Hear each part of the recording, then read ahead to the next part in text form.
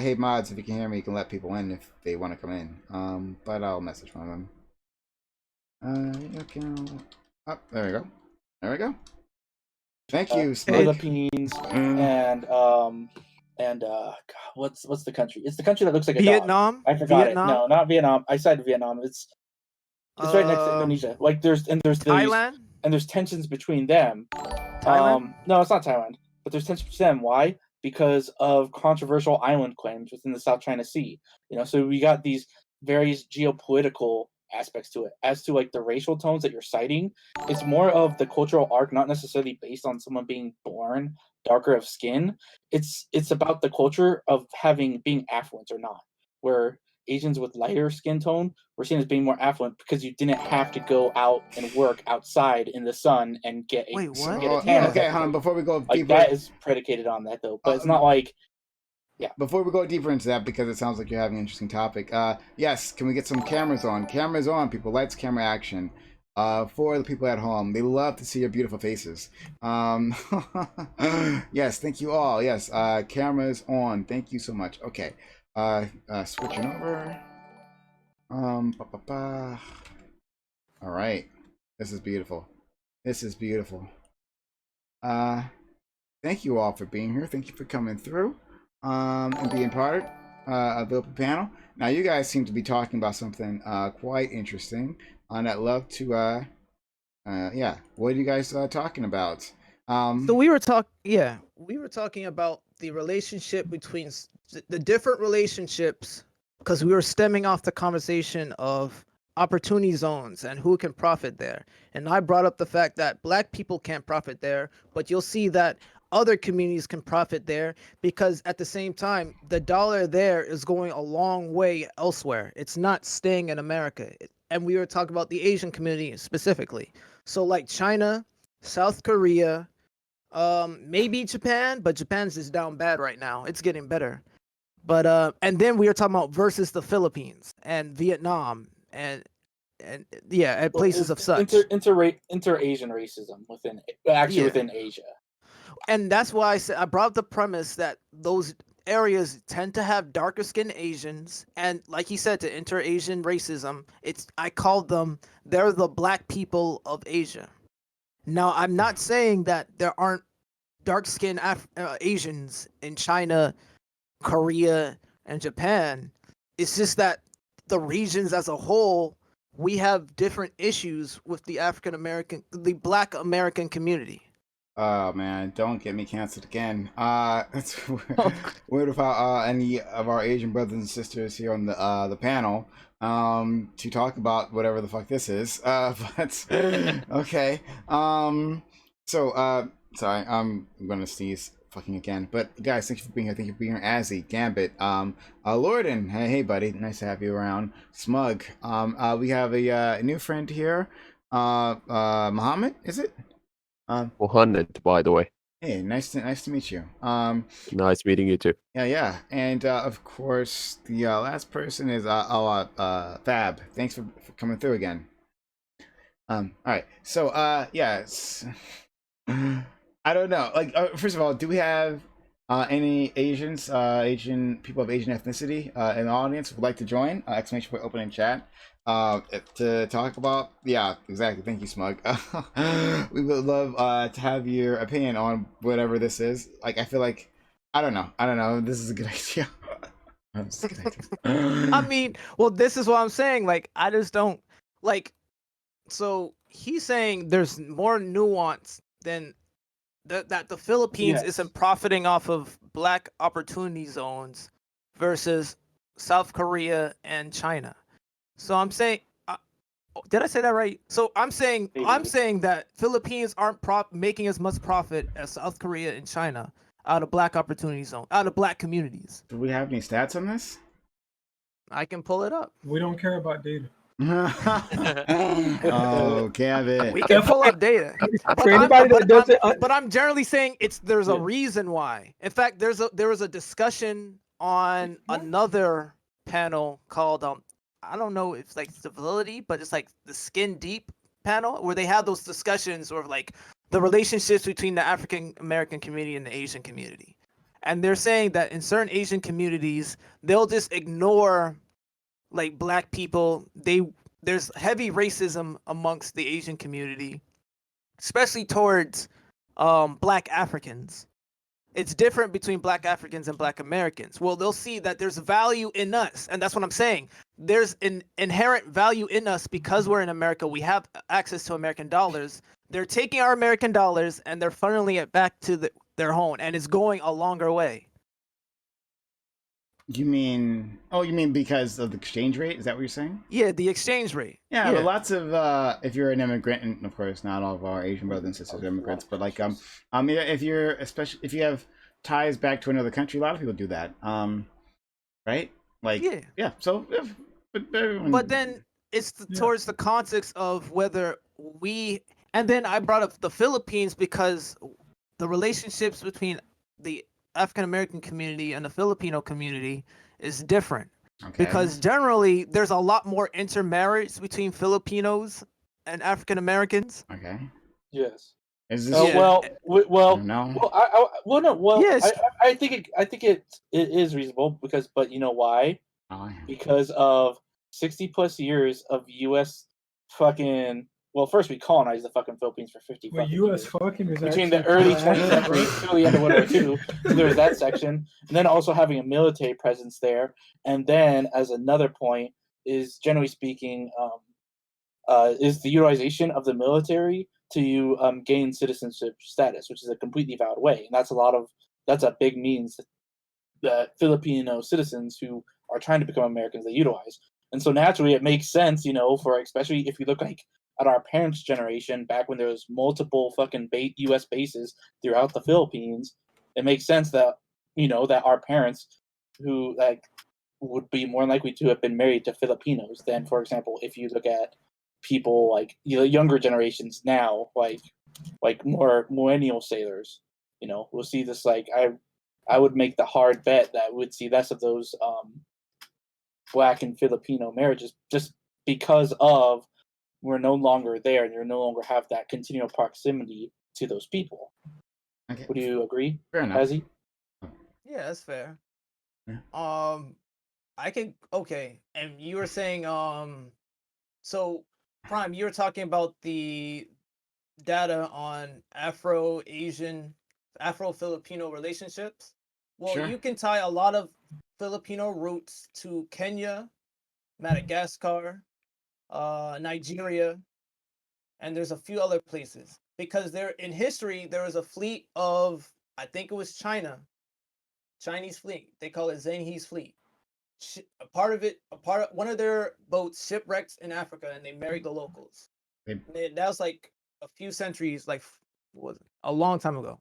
And then over time, the mixing of people, and it brought forth a new people. Filipinos. So hold on, let me do the quick fact check on that. That sounds wait, gentlemen, please. This is factually incorrect. Oh, I'm sorry. I'm not trying to be rude. Please check. No, not the Zhenghe's fleet, but the fact that the mixing of those different ethnic groups between the Kenyan Nigerians and whatever African natives you're talking about with the Han Chinese or the Mongolian Chinese or the native Asian individuals did not bring forward the Filipinos. That's factually incorrect. They are actually a way different gene pool, and they are more closer towards the people of the South China Sea. They are more closer to the Malaysians. They are more closer to the Japanese. They are more closer to the people of Papua New Guinea, Indonesia. Please check the genetic data. Thank you. Mahanad, I'm sorry if I'm pronouncing it wrong. What you're saying is that as he's talking out of his ass. That's what you're saying. Where's New Guinea? I am saying that right now.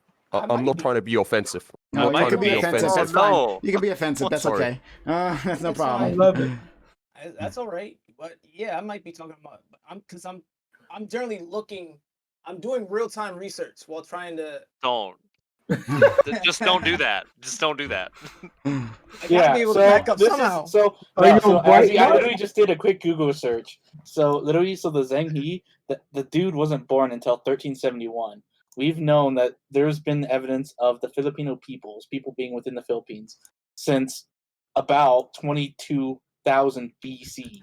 So Alright, there was Y'all fact definitely check me. people fucking there. Yeah, there's definitely people there for a very long time before they came over here. So Alright, it so I wasn't was like there wrong. was just like this group of islands. Okay. I was speculating. Yeah. Let's I'm go happy with that we have our fellow brother here to correct these takes. Yeah. Okay. Well, Man. if that's the end of that, I don't know. But yeah, that's it. I guess we'll continue. Hey, Fab, are you around? Are you here? If not, mass colonization. you're not there. All right, why don't we throw him back into the waiting room? Then he can come back when he's ready. But yeah. Let me just do this real quick. All right. Okay. So there was a topic that's come up. I might have to use this topic again later on, because it's a good one talking about the Equal Rights or the Equality Act that just passed. I believe it's the Equality Act. It's well, it passed the House. Yeah, the Equality Act. That will say that you can't discriminate on a basis of sexual on sexual orientation or gender orientation, right? Expanding civil rights protections. So that just only passed House of Representatives. So it has to go through the fucking Senate. That'll be a fight. So I was just reading an article talking about like how this is going to be an attack on the religious community. One, do you think that's true? Like this is an attack on the religious community? And two, should we give a shit? Does that matter? So yeah, anyone jump in. What do you think? What exactly is the bill saying? It's expands protection. So it says Is it like Bill C-16 for America, or I don't know what that. I don't know what that is. that's the Canadian bill? Why a lot of people don't like Jordan Peterson. Oh, I don't. what exactly what that bill said? I don't remember. I don't follow fucking Jordan Peterson. It was like a pro-trans bill. I know, but I don't remember. It was basically adding to the criminal code as a like enhancement charge where people could like people's like sentences could be elevated if they consider some of the root of it to be transphobic. Okay, so like a hate crime bill. No, this isn't that. This is expanding civil rights protection. So it's saying like you can't discriminate, like in terms of employment and stuff like that. You know. Oh, okay. Yeah. Yeah, But also in terms of like marriage, you know, and all that stuff, like a whole list of things. Yeah. From the sounds of it, as a religious person, I don't think that impedes religious freedom, but I am taking your word that that's all that this thing says. I don't know. It 100% does not infract on like any religious freedom, because it's all like it's related to like any sort of discrimination in like employment or voting rights. Like you don't get to choose those when it comes to religion. Like your religion, you can believe in whatever you want as long as you have some sort of documentation. And really, I don't remember the exact qualifications that show that it's a legit religion, but you can't use like, oh, I don't. My religion says I don't like black people, so I'm not going to hire any. Like you can't use that as an excuse, It's only right? like it's only like actual religious institutions that have like a semi, I guess you could say, exemption for discrimination. Like you can't force a Catholic parish to employ a gay, trans, black woman as a janitor. Like they can be as bigoted as they want, but they're a church. But when it comes to like the baker who owns a bakery, who Right. happens to be religious, and says, yeah. I don't want to serve X, Y, or Z because of my religion, that's not a thing. Here comes the thing, right? Such individuals own their bakery. What forces them to serve their product to such a person if they don't want to serve their product to a person? Are those products general goods? Well, here's like I actually had to write a large ass paper on this, so it's like here's a question: Are the products general goods? Define for me general goods. Okay, so a general goods, for example, because this is where basically we're going into Masterpiece Cakeshop. I mean that's what we're hitting.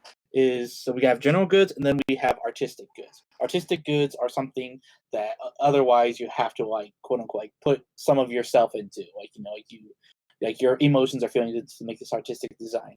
General goods would be like if you're a grocery store and you're fucking like like a can of beans. That's a general good. There's no particular speciality to it, as opposed to like a creative or artistic good, which is for example a custom cake, or you want a custom car or some shit like that. Does that make sense? Yes, it does make sense. But at the Wait, end, isn't it a private property? Just 1 second. Gambit, I put in chat a link to an Anti-Equality Act article, so you can take a look there and see what you think about that. But Cool. Go ahead, Mohammed. Yeah, at the end of the day, even if it's a general good, doesn't that, after all, it's a private bakery, a private property. The owner is free to serve whoever and whatever they want. So isn't America the land of the free man? Yes, to a certain extent. So this is where we Then get how into far does that go? Yeah. Exactly, and this is where it gets into the utilization of public goods. So, for example, like, is your business connected to a public roadway? Perhaps. Do people utilize public means to get to your business? Wait, If what? yes, then you are utilizing a public infrastructure. You are benefiting from the public infrastructure for people to access your business, and therefore, I mean, that's how I mean that's how the law is able to regulate your business. How do you think like basis?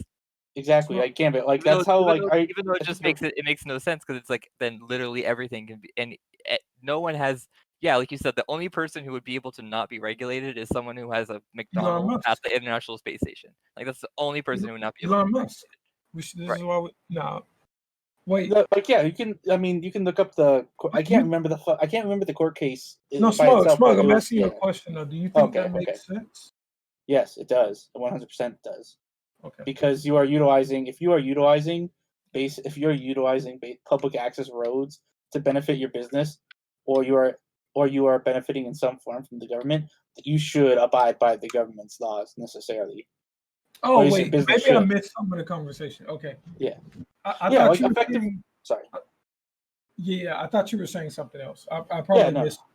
No worries. I can't remember the fucking court names because like it sucks. I want to go into law, but I can't fucking remember it off the top of my head. But You're talking about the Oregon. You're talking about the Oregon court case where the baker it was about the highway. LGBT. No, well, yes, yeah, I'm referring to that one directly. But to Gambit's point about like the public roadway aspect of it, it was a court case in regards to like a hotel that was discriminating, but because that hotel was like right by a fucking federal interstate, like they had to abide by the Civil Rights Act. Yeah, but the court case that I am referring to like directly into this, it's Masterpiece Cakeshop versus Mullins. But also, people should recognize that Masterpiece Cakeshop, at least the decision that the Supreme Court gave, was not saying that the business owner had a religious right to discriminate. That the Supreme Court made no decision on a right to discriminate. They made a procedural decision that the Civil Rights Commission in that state was biased against this specific person and didn't fairly apply the law, and so then they kicked it back down to the lower courts and kicked it back to the Rights Commission to reevaluate. So just as a primer, don't think that because the court made a decision on this situation and then they quote unquote sided with the baker, that now the baker and everyone has this right, because they don't. Yeah, and in fact, even then, like even when it got later on, like initially when it was going through the courts, initially they were arguing ardently that it was for a religious purpose, but then when they were going to the courts, like this is kind of like a dog shit argument, so they changed it to be more about freedom of expression, and that's how this is going more for freedom of expression, because historically there was a Supreme Court case that occurred. I think it was like Brown versus like Piggy Park, where basically it was like this guy who ran like a local chain of fucking like pulled pork shops was denying black people service based on his religion, and obviously that shit got shut down immediately because he couldn't substantiate that his religious convictions allotted him to discriminate. even if you could substantiate that, though, that still wouldn't be allowed. Yeah, well, maybe. Like if you can substantiate, that's where I draw that line of artistic goods and general goods. So for example, like within the bakery, I am actually for someone you should not be forced, for example, like should a Jewish baker be forced to make like a fucking swastika cake? No, you shouldn't be forced to do that. However, But though, if that Jewish baker was making us like generally just making muffins, and a Nazi came in and wanted to buy those muffins, then right, yes, they should be legally obligated to sell those muffins to right. that Nazi. But that's the difference between like the general good and artistic is like Yes, if it's the same cake or muffin or whatever it is, and you're asking them to put a specific design on it, they can choose like if they not to do are it. going to like I don't want to do a design like that. Like that's Yeah. fine. And then, It but has what was nothing to also do with what the was person Yeah, that like, they're serving it to. basically what y'all saying is you can deny the request, but you can't deny the customer, right? That's all y'all are no, saying. yeah, To some if the extent, but customer, not yeah, if the request, necessarily. That's what the request is. if the request is basically to make you do a form of expression, so you doing Right. Yeah, some that's form what of I'm saying. art, That's yeah, what I'm yeah, saying. yeah, that Yeah. request, yeah. Yeah, I can't discriminate based off traits of the customer, but I can discriminate based off what But the customer has. But even it like if the this is such a like a weird example, but like going off of like the Nazi again, like yeah, if they ask a Jewish person or any person, I don't want to make a Nazi cake like with a swastika on it. Like if I was running a cake shop and they asked me to do a swastika cake, yeah, I'd be able to say no. It's like I'm not gonna draw a swastika. But if they were to ask me to make a cake and they're like, yeah, I'm gonna serve it at a Nazi party, Yeah, I that's, wouldn't be I don't think I would be able to say like I don't think I would legally be able to say no. I think Yeah. I'd like That was the that's other, exactly what I'm saying. yeah, that was That, the other argument that the cake shop owner was trying to make as well, was he tried to take it a step further, other than like the request of like, hey, design this cake, cover it in rainbows, do all this gay things to it. It was, he's like, I don't want to sell you a cake that then you will use at your wedding. Like, I don't want to sell you these general muffins that you are then going to use at your wedding. And that is the other argument that is being thrown out there, that is sort of more in the gray area. You know, there's the two kind of opposites of like, you can't deny someone general goods, and then the other one that you can deny someone an artistic good. But then there's this kind of middle argument of, well, can I deny you a general good that you're going to use for an artistic purpose? So it's sort of like this. Just a clarification here that we're kind of missing. Nazis are in a fucking protected class. sure. That's the other thing too. Well, yeah, no. Well, Yeah, yeah, obviously, yeah, it's obviously being used as a hyperbolic point to get it across. Obviously, right, yeah. But wait, but is this the bill that Joe Lewis used to talk about? HR. he was talking about it. He brought up earlier today HR Equality Act. 5. Didn't we have it? He's talking Didn't we talk about this HR. on 212 or 112? I don't know the numbers. Yeah. But HR 449.99. No, Is that what we you're talking talked, about? we talked about this like 2 months ago on the All Black panel. But no, don't worry about it. yeah.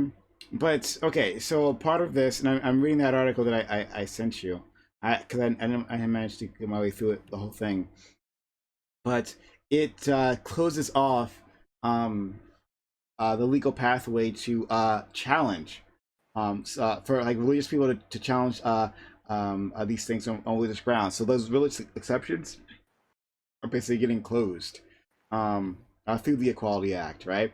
So someone to say, yeah, I don't want to for this. I think for this cake shop thing, I think it's probably would fall under that. Saying you don't have that option anymore. You can't be challenging on religious grounds. Because that's the way it actually used to be in 1990. There was a Supreme Court ruling about that. But then we had the Religious Freedom Act in 1983 that says gives people a way to challenge government requirements that they feel impinge on their religious rights. So is that okay? Is it okay? Oh yeah, that's not okay. Okay. At all. I wanted to make sure. I'm trying to give you a full picture, so I don't want to like. Yeah. You know. Yeah, I'm reading that section of it now. Yeah, for sure. No, y'all go ahead. I'm gonna finish reading this. Okay. Yeah. So, fellas, like, should religious people not have the option, to strike back at this, right? Or to say like, well, I have a deeply, religious faith belief, that says I can't operate. I don't want to operate with trans individuals or something within my organization or whatever, right? Should they be able to, at the very least, be able to challenge it? I think the only way you would be able to say something like that is if it's an operation that is like tied to your religion. That's the only time you would be allowed to be like, I'm sorry, uh, person that I don't, not even agree with, like person that doesn't fit in my religion. You can't be hired by me, is if it's tied to the operations of that religion. So if you're running a church, Exactly. you would be able to make that claim because that's literally like that is your religion, and that is an entity that's tied to it.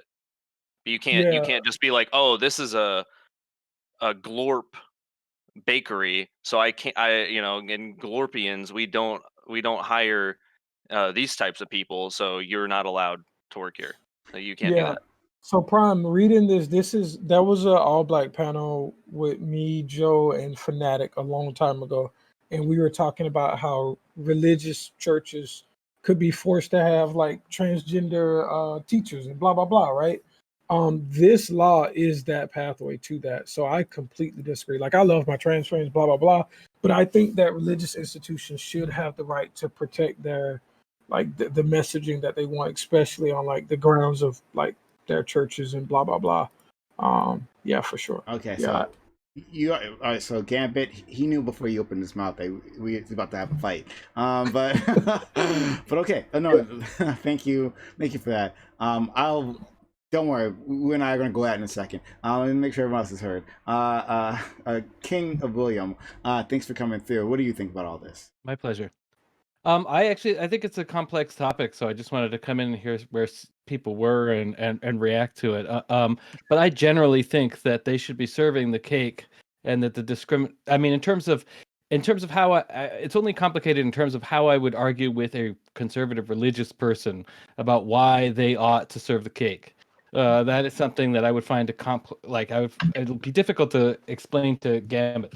But I'm perfectly happy with the bill passing, and I don't think that anybody should be discriminated when they're trying to buy a cake. Wait.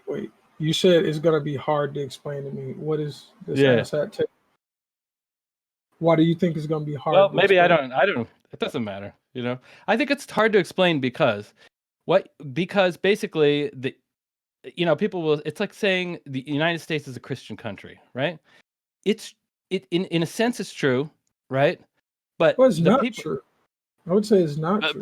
By numbers, it's Just because a a large it's a type of true. By the No. founders of this political It was arrangement. built on a Protestant Yes. Christianity. You have to understand that. But at the same time, the current day position and the current ideology or lifestyle that the United States run with is colliding with its Protestant Christian base of ideology or roots, as you can say. That's an interesting topic, and I'm really glad you said that, and I'm glad you kicked in. I just wanted to finish what I was saying so that I didn't make people crazy in chat or whatever. But basically what I'm saying is, yes, it was founded by Christians, and yes, even the people who ended up writing the Declaration of Independence and the Constitution. I'm not saying Thomas Jefferson, but I'm talking about the whole intellectual movement that leads to that. Yep. It is theologically based in large part, and it comes out of the Protestant Reformation. So, but the point is that they introduced freedom of religion. They were deists, though. They were deists, right? Right. I mean, I can instantly see myself getting lost in the details of that, and I don't want to. Sure. But I am speaking broadly. But what I'm saying is that that those devoutly religious people wanted to create a secular society where people could practice with freedom of conscience. The idea being that you can't have these mediations and so on and so forth. So I think when a religious person is going to interface with the public in a secular society set up by Christians to be secular, what they should do is be secular and not discriminate, even based on their own religious tenets. This is not a religious this is not a theocracy, and it's a place that it has a proud history, I would say, of freedom of religion and freedom of conscience. Wait, the context of this conversation isn't I'm a manager at Sears, will I hire trans people, right? Of course that manager should hire trans people. Right. The conversation is I have a church that upholds what I believe is my Bible. And if there are things that I feel like are incongruent with that, should I be forced to, at my church, honor the same practices that I would if I was like a manager at Sears? Well, that's tricky because you're trying to bring me. It's not that tricky. Because let's say Salvation Army, you're bringing in the public, people who are do not necessarily subscribe to the, to the doctrinal underpinnings. Those people are going there as public who need food. Just in my town, there's lines down the block. That's not the same thing, bro. I know where you're going, but that's not the same. Not even coherent. You think that we're saying the Salvation Army should be able to deny food to transgender individuals? They should not. Do you think anybody's arguing that? No one's arguing. Okay, so then are we? Is anybody on the panel arguing that people at the pulpit should change their sermons to meet the Equality Act? No one. Well, we're arguing against I think that. We're saying you should not have I think to. they're two totally different things here. Yeah, we are. I'm not asking your position. Okay, tell me the different things. Tell me the two different things. I just want to ask you a question. No, wait. I can do this easily. Okay, just to make sure you understand what we're talking about. Sure. I have a church, right? Mm-hmm. My church has a daycare, let's say, or my church has Sunday school teachers, or blah blah blah. Should my church be forced to hire individuals that have views that are incongruent with the church's overall narrative? I don't think so, but I don't think in that case Okay, you so are. agree. No, because in that case, well, when it specifically comes to religious institutions, if you are hiring someone, you say, and you have a requirement that says you have to uphold our, X doctrine, and one of those X doctrines is, I don't know, pick whatever subject, just as a doctrine, and you yourself don't abide by that doctrine, they have that ability to not hire you. It's when it comes to someone not hiring you on the basis of whatever protected class because of their religious belief. It's not that religious institutions are now going to be forced to hire trans people, even though their doctrine is against trans people. It's not. No, it won't. It won't. No. The difference is the courts have already allowed that specific exemption because the Religious Freedom Act. That's being repealed. The shit that you're saying is being repealed in this act. Well, the Supreme Court has the reason why the Religious Freedom Act was passed was because the Supreme Court specifically said that you have to have a specific religious, like the law has to. Can you listen? It's funny because Gambit is right next to him. Let's just finish his point. Go ahead. Fab, the shit that you're using to say that people won't be able to do this in the future is literally what's being repealed by this act. So don't refer to the Religious Freedom Restoration Act and say that's why this is not possible today. When in the legislation that we're looking at, that's what's being repealed. Yeah. That's what you need to understand. I was referring to what I was trying to say is the courts have already made that determination, and the Religious Freedom Act was trying to give another avenue, but the courts will already deny these claims that these people are going to make. And so essentially it's not going to say that like repealing the Religious Freedom Restoration Act, I should say, is going to give religious institutions some extra layer of constitutional protection, because it didn't and it won't. The court has already recognized that if you have a religious objection to a law, your religious objection has to be the law itself has to specifically be targeting religion. You can object to the court's opinion and the rationale behind that, and that we should amend the Constitution to allow these more generalized objections to laws. But even Antonin Scalia, one of the most conservative members of the court, agreed with that opinion. So I have no thought that the court is now going to let religious people just be exempted from laws. And the Religious Freedom Restoration Act didn't give them that exemption. It just gave them an avenue Yes. to You're aware that it gave him an avenue to file court cases. That's literally all it did, was give him an avenue to file court cases that were just going to fail anyways. So all this does is it stops these people from being able to file a court case that's going to fail anyways. okay. So regardless of how you feel about possible outcomes, do you think removing the ability to challenge our government by these religious institutions is a good thing? Regardless how you feel about what the outcome will be. Generally, it's removing an avenue for what some people would call religious justice or whatever keyword we want to use. It's specific. It's specific. It's not saying that all religious objections are like you can't even just have a religious exemption. It's saying if you do have one, it has to be a law that is specified against religion. That's it. No, listen. I really want you to understand that I asked you a question. I'm looking for an answer. Do you think the removal of the Religious Freedom Act is a good thing? That's the question I asked you. I didn't ask you how do you construe it. I asked you, do you think it's a good thing? Yes. Okay. Mohammed, you had your hand up previously, so we'll make sure we get you. Yes, I was asking for any of you gentlemen to post the whole details of the law in voice chat, if anyone would be kind enough. If there's a document, I'll just post the whole law in there. Yeah, here's the law. Please.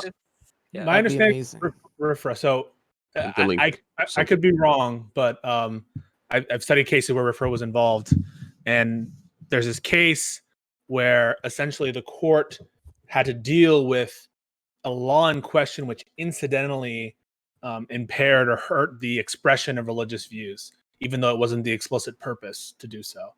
And what Justice, I believe Scalia said in that opinion was essentially when the intention isn't to burden any particular religion or to harm religious expression as such, then we're going to treat it with quote unquote like rational basis review, which is a low standard of review of the law. So for instance, I think in that case, it was Native Americans' use of peyote in a certain place. And that usage was not tailored to any religious discrimination. It was just a general ban on using drugs. I think it's called Employment Division versus Smith, if I'm thinking of the case. Yeah. And in that case, sort of the court's like, well, it incidentally burdens religious beliefs, so we're not going to apply the highest level of scrutiny. Now, you can imagine a law that was like, you shall not pray before a golden idol, right? That would be a law that's kind of like explicitly targeting religion, and that will apply a higher level of scrutiny. Now, what I think RFRA did, and I'm pretty sure one aspect of it applying towards a lot of states was struck down in a case called City of Bernie. But I think what RFRA did was, if any federal law incidentally affects a religious belief as a matter of federal law, but not as a matter of constitutional law, we're going to apply strict scrutiny to it as a sort of judicial standard of review. So what it did is, I think it heightened the standard for any federal law which incidentally burdens religious expression. Which is weird because the law can't tell the court what basis to take. Well, sure it can. I mean, the law can establish rules of decision a little bit. Yeah, there is some like it can't tell Justice Sotomayor, like, you have to use strict scrutiny. She could be like, no, it doesn't. Like, oh, I see what you mean. Yeah, so there's some as a matter of the constitutional separation of powers, there's some question about whether can Congress say, for instance, in a case of Tom versus Jones, Tom wins, right? And it seems pretty clear they can't do that. But there's a lot, to be honest with you, Congress usually wins those fights in terms of like the level of the standard of review to be applied. Think about, for instance, in immigration cases. So in those review of immigration cases that are brought up on administrative review from DHS or from, it's called the immigration court, those are given huge deferential standards to the fact finding by the administrative agency, in this case, Department of Justice, right? As the judge. So Congress can do a lot to influence the rules of decision, more than you would think. Oh, so I think the issue here is that HR 5, the Equality Act, would prohibit churches, temples, mosques from from putting people who have a different sex, sexual orientation, or gender identity into positions Oof. of authority or leadership. Yeah, that's hard. So it's basically saying, like, yeah, but at the same time, churches did hire people who are homosexual and gay. It's just that you wouldn't see them in certain positions because there's a whole establishment of it. Just the optics. That's the rule. Just that's the rule. It seems that churches have won a lot because there's a recent Supreme Court precedent which states, religious. You can even like discriminate on the basis of whatever, right? So there's a big what's called ecclesiastical exception or the ministerial exception, and that is especially with these justices. I'm pretty sure if this law were, I don't know the provisions of the law, it probably wouldn't pass. It probably wouldn't hold up. Yeah, because it has been passed yet. It's just been introduced. It wouldn't have the. It would probably be struck down. It was passed the House. Yeah, it was. No, wait, really? Equality so it passed the House, but now it needs to pass the Senate and the president sign it. Law. So it was introduced on the 18th of this month. What I'm telling you, the only thing I'm saying is, I suspect if they pass a law that said the Catholic Church needs to allow women to become priests, I'm almost certain that law would be struck down by this Supreme Court. As applied, like the Equality Act is not going to get struck down if like some church is being told like you have to make this gay person if it tells the Catholic Church you have to make this gay person a priest. The Equality Act itself is not going to be struck down. The court is just going to say no. It might be. I wouldn't put anything past the court. That's not how it works. That's not how. That's far more complicated. Fab. That's not how it works. That's not how it works. It's just, as applied basis or officially. So that's in the court's discretion largely, right? So just let me try to reach, because I think what y'all are is asinine. We understand that laws are going to be complicated. There's not going to be a law that passed that says Catholic churches must allow women to be priests or whatever you just said, right? The law is going to remove a protection that enables that, and then that will by force that behavior to be but they'll notice it. They'll sue. Right? Yeah. That's what I'm saying. So like this asshat take of they're going to pass a law that says this. No, they're going to remove some sort of protection that allows that behavior to go on. Yeah, I'm saying it because that's how the religious ministers are going to say, you're telling us that we can't discriminate on the basis of sex. When we pick priests, we explicitly discriminate on the basis of sex, and you're saying we can't do that, and so we're going to sue you. Right? Which is why this is an attack on religious freedom. Yeah. Well, they would say. I mean, They would say. Listen, I'm an atheist. I think that. No, you don't have to be. That's fine. We're not religious to understand that this is an attack on religion. You can say I agree with the attack on religion, but acting as if it's not is because this doesn't just affect. It's an encroachment on religion. No, but it doesn't just affect religious organizations. It also affect gender-based organizations as well. Like you can now say because feminist organizations would now have to allow men to take leadership positions. Do you understand? No, it's a good argument. Yeah, this is a good argument. Well, I want to say, because this is the argument that you would have for everything, right? So imagine that your church said that, I have to, part of my religion is murdering people, right? Please come on. That's not what I'm talking. Go ahead. A realistic example. Look, what if your church is dead? What if your church is dead? That's a little deep. That's a little deep. Make your point. Make your point and finish it though. Yeah, all I'm saying is the argument on the other side is, well, we allow neutral laws of general applicability to affect churches' conduct all the time with respect to like how they build, all sorts of stuff. And now the question is this getting at the heart of religious expression? And I think if you ask religious people like Mr. Fanatic, I think he would see a firm line that's easy to detect between murdering someone on one hand and telling churches that, they can't have their time-honored religious traditions and values, right? I mean, I'm not advocating one way or the other right now. I'm just telling you that those are the two perspectives. You've made really, I mean, obviously, why everyone jumped in was because there's too much of an extreme between those two positions that now we're not even talking about anything. We have to be more nuanced, right? Let's use an easy answer. Let's use an actual case then that's going on. It is called, and I linked it in chat, I'll link it again. The case is called Arc Encounter LLC, Crosswater Canyon versus Don Parkinson. So this is a case in regards to employee discrimination, wherein you must sign a waiver saying that one, you are a devout Catholic that believes in creationism, and the second phrase is that you will not have sex while you're working. So you will stay abstinent until you are married. And the court held up that these are legal practices. Well, at least until this legislation has passed thus far, that it's legal for this company that is utilizing public funds, that is benefiting from subsidization, to actively engage in workplace discrimination. So it seems clear to me that they can do that. I mean, the recent cases involving the school teachers, right?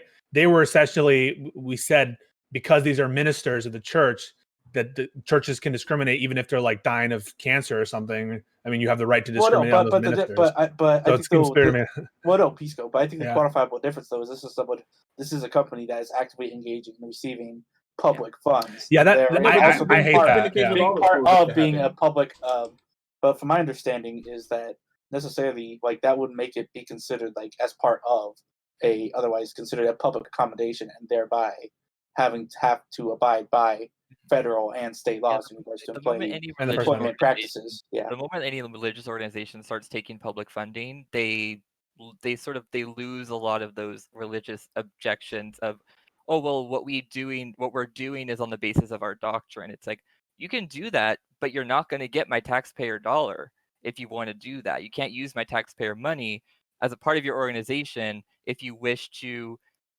express this view that the taxpayers, legislature has decided that it's not okay. Such a bad argument, though, because like the reason why the churches have been given these specific freedoms and these specific exceptions is because of the role that the church has always played in the United States.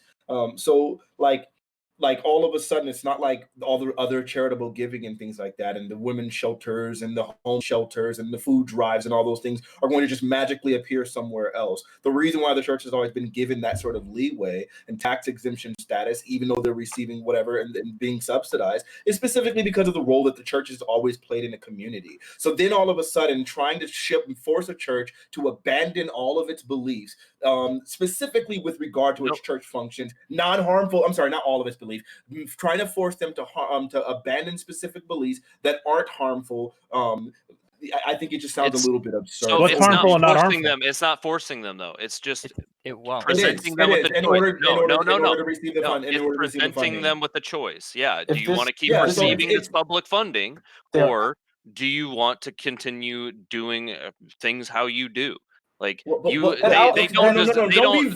Don't be vague and vacuous. What do you mean how you do? This isn't being vague. What things how you do? Simply saying that the people that are in my church, that the people in my church within positions of authority, the clergy, have to share my beliefs. That's things how we do. So then, like literally just saying, if I want to have my organization be my Christian-based organization receiving Christian funds from our Christian churches, from our Christian parishioners, the idea that we would say, in order to take part in this Christian organization, receiving funding from Christian parishioners, you need to be a Christian yourself so that we can make sure that our beliefs are being upheld, considering where the funding is coming from. The idea that we would say, no, you can no longer do that sounds a little bit absurd to me. Cool. You don't get to keep getting public funds then. That's how it goes. Unfortunately, every time you've been wrong so far. Relax, Fanatic. Chill, dude. That's just Fanatic being Fanatic. Like in the context of the case I put this voice chat is getting entertaining. Like I'll put it in here again, like the court case again. This is a company. This is a religion. They claim not.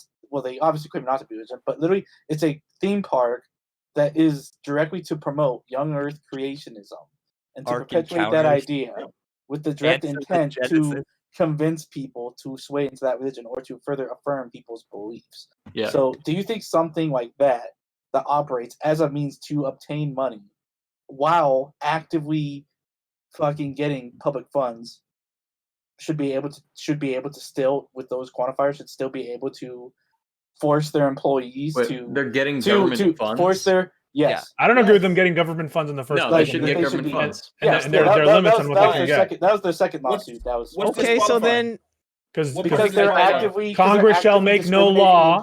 Congress shall make no law respecting the establishment of religion.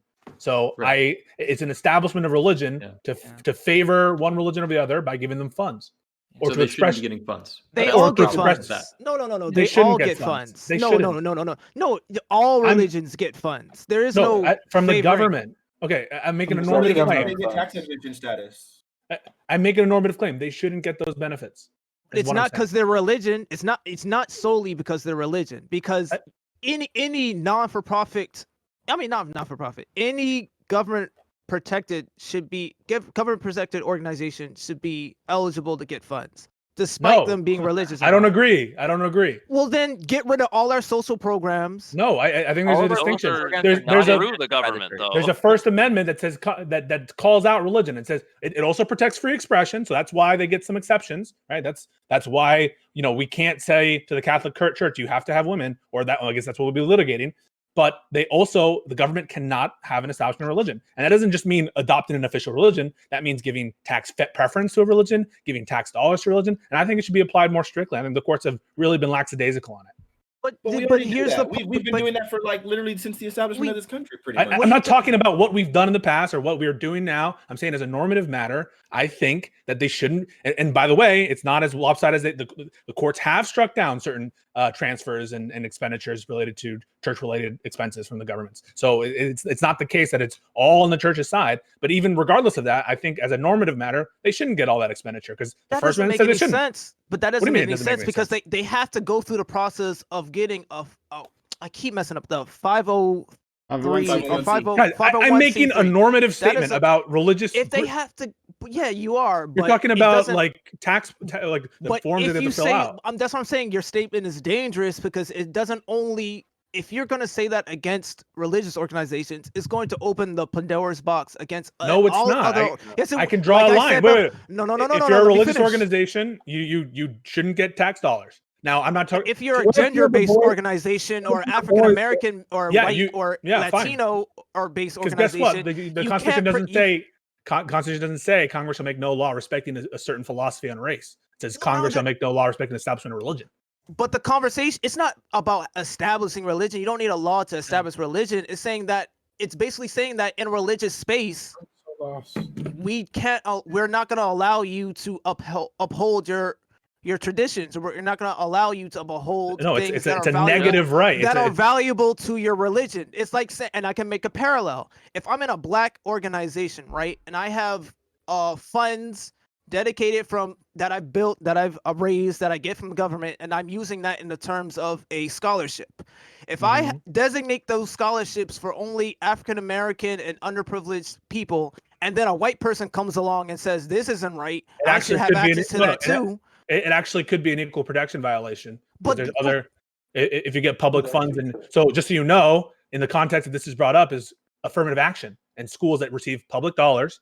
And the question is, to what extent can you have affirmative action? The court has had to deal with that problem, and they've said, you can't have explicit race quotas, but you can have this kind of balancing test. That's whatever. So that could be a problem as well. But more to the point, there is a difference, I think. Does everyone here acknowledge there's a difference between a religious organization and a non-religious organization? We can't agree on that. I don't know. But you got to acknowledge there's a weird there's a line where people. It's a little gray. Scientology. Right? I'm talking about Scientology. Yeah, Someone starts saying like, "Well, I wrote a book and I have some people and we're a religion," and you're like, "Well, what do you do?" Yes, and you're like, "We make a lot of money." Yeah, and how would you guys feel? How would you guys feel about tax dollars going to a Scientology? $1 million going to Scientology? Let's say Scientology is not a religion. It's just a cult. It's not. You get to decide what's a religion and what's not. The distinction. I didn't know that we all here got to decide what religion was and what's not a religion. I'm sure I don't have listen. No. If we want to keep the analogy fair, sure. If tax dollars were going towards Scientology, but Scientology was known. Hold on, and Scientology was known for performing specific public services and public goods that produced a net benefit to society. Who decides that? Huh? Who decides that? They don't. It's not about being sorry. it's about what's happening. Wait. So if we knew that was the case, and then it would be comparable. So if we recognize that Scientology was, I don't know, the vast majority was really, really huge on charities and women shelters and food banks and food drives. If they were doing all of those things, wouldn't matter. I got you, but I'm going to finish this. If for that reason we were giving them some sort of 501c status, I'd have no problem with it.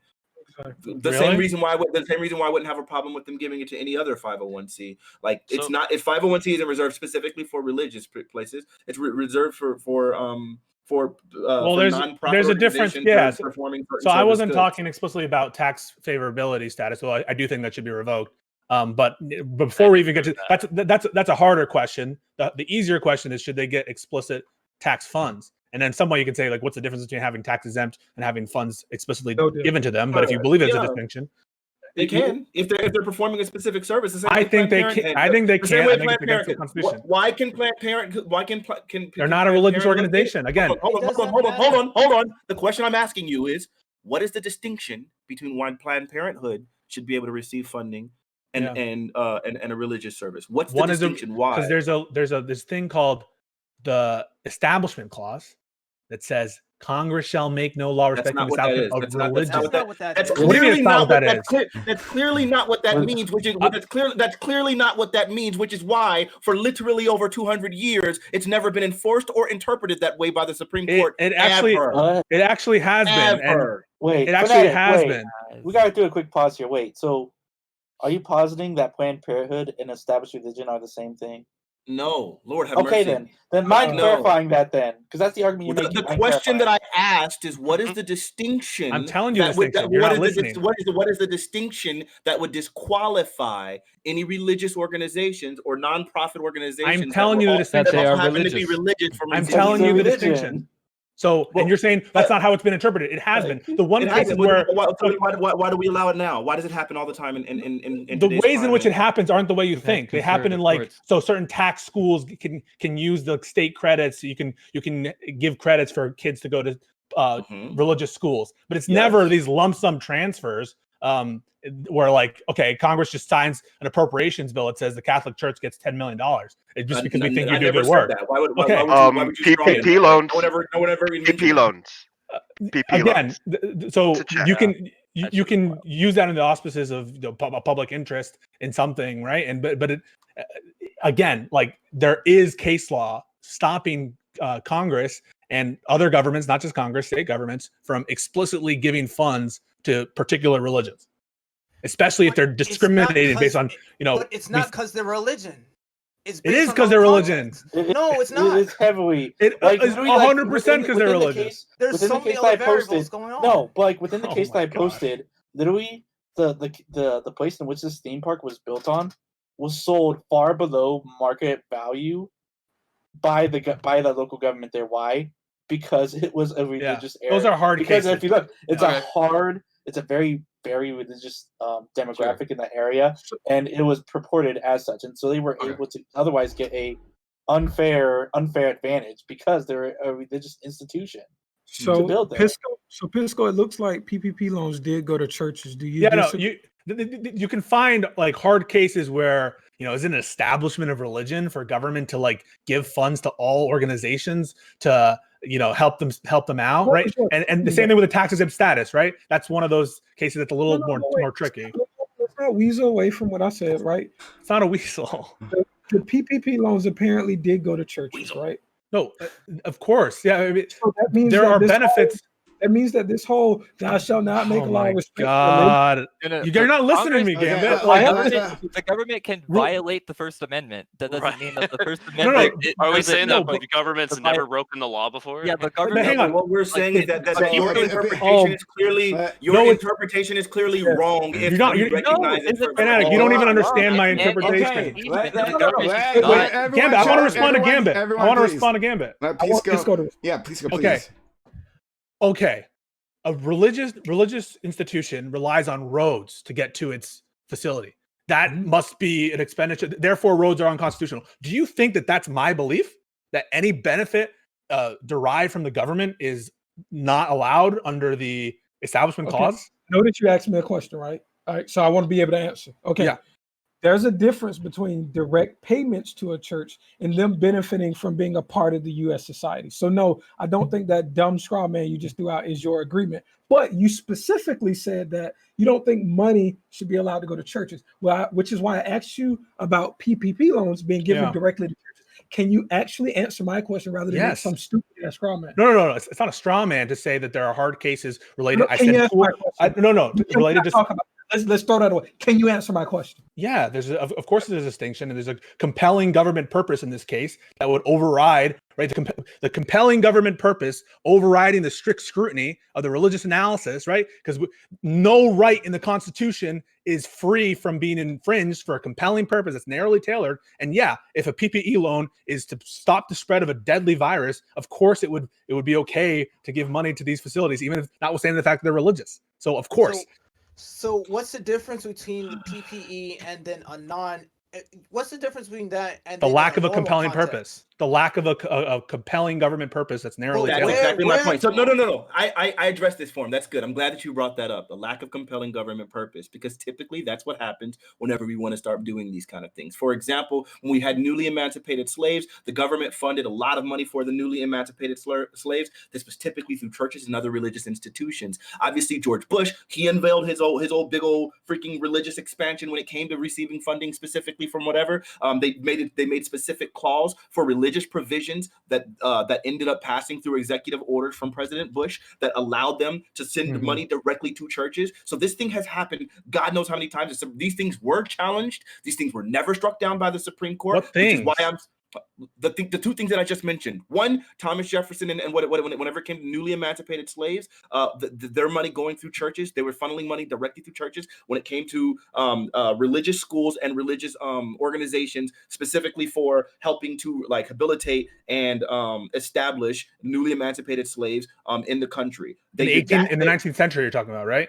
This No, is that before a lot of the case law related to establishment. So there was that, and then George. That was one of two things that I mentioned. Okay. The other thing that I mentioned specifically was George W. Bush, through executive order, expanding on various things that had been passed through Congress. Oh well, it's stalled in Senate. It was an expansion of it was called. It doesn't matter. It was called religious provision, which they were creating exceptions specifically for churches to be able to receive funding from the government as long as they were doing specific charitable things, and it came with specific provisions that prevented them from worshiping in anything that was subsidized from the government, but they were still allowed to, and it prevented them from discriminating against the people who would be receiving the services, but they were still allowed to discriminate when it came to who they were willing to hire and who their employees were, who their employees were.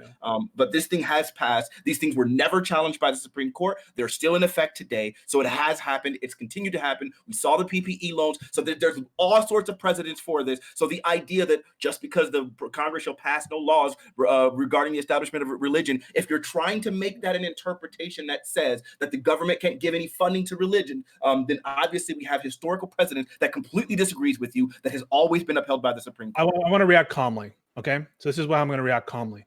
One is there is no right in the Constitution that is when it says Congress shall not abridge the freedom of speech. Of course, the freedom of speech, as Prime noted on the other discussion, is constantly we have to draw lines in places where that, of course, must be violated. So when I say Congress shall not establish a religion, I'm not saying in any case they should never give money to any church-related activity whatsoever. The analysis usually is one of strict scrutiny. And when there's a compelling government interest that's narrowly tailored, that's referencing a legal standard. Now, you can also point to precedent in the past, which I disagree with. I disagree with the recent ministerial exception cases. I disagree with a lot of the policies I'm sure that the Bush administration did. I disagree a lot of with the church's interpretations about the Establishment Clause and what they mean.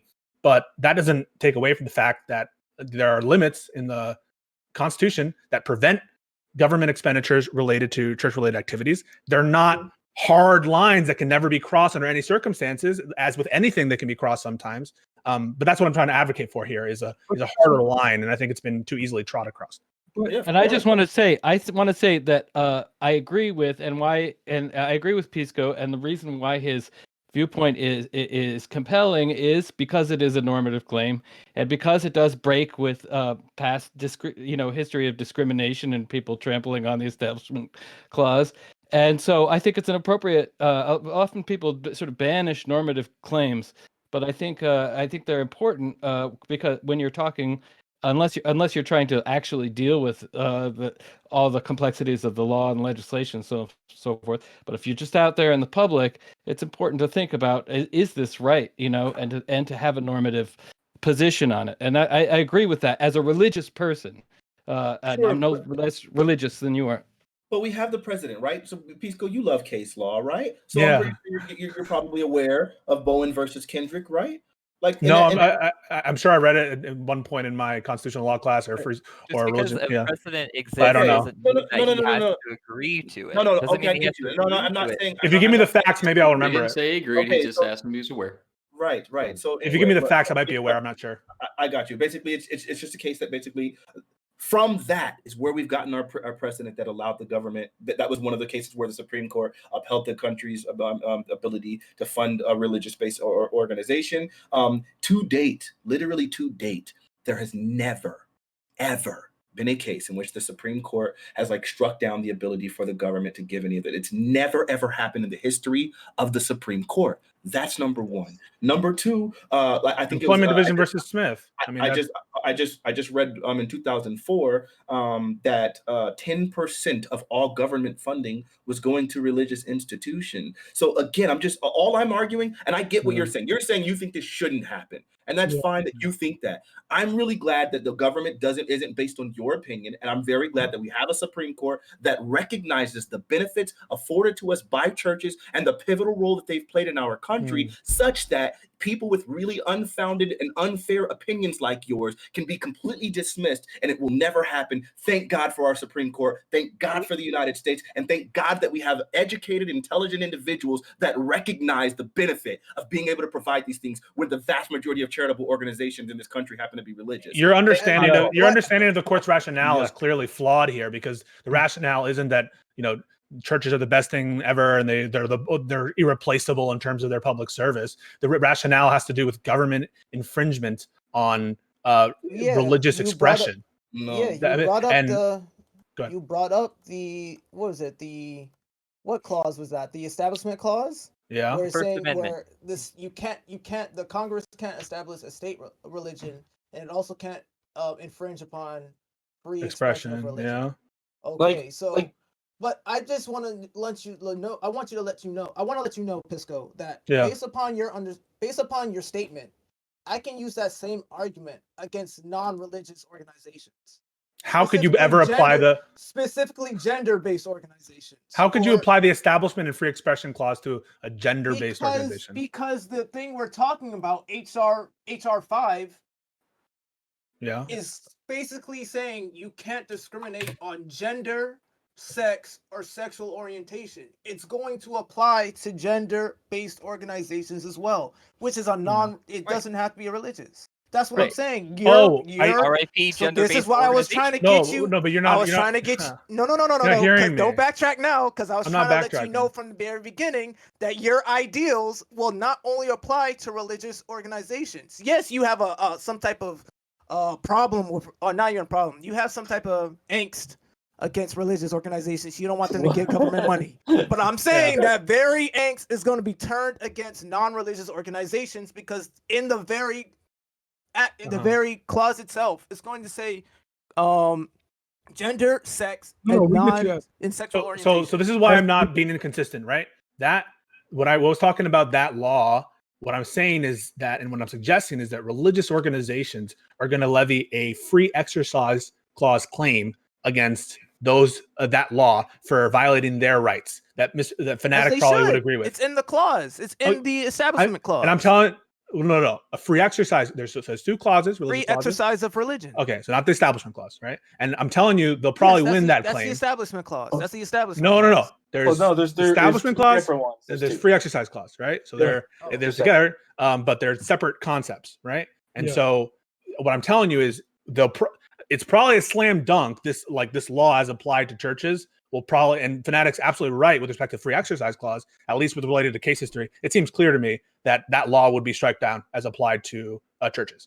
The separate conversation that we've been having right now is about the Establishment Clause case law and the extent to which governments can provide benefits to religious institutions. Clearly, they're allowed to apply some benefits, right? Like roads and stuff that we'd all agree on. And Fanatic is noticing, and in fact, he's correct, that there's a lot of recent case law where a lot of benefits that seem like, in some cases, just transfers to religious institutions have been upheld, sometimes not by the Supreme Court, by lower federal courts, or the Supreme Court doesn't hear a lot of cases every year. So he's referencing that case law. I think he overstates that case law and he misconstrues a lot of it. But he's right that the tenor of the court has been more accommodating of churches. And what's that? Okay. It's just the language. Right here.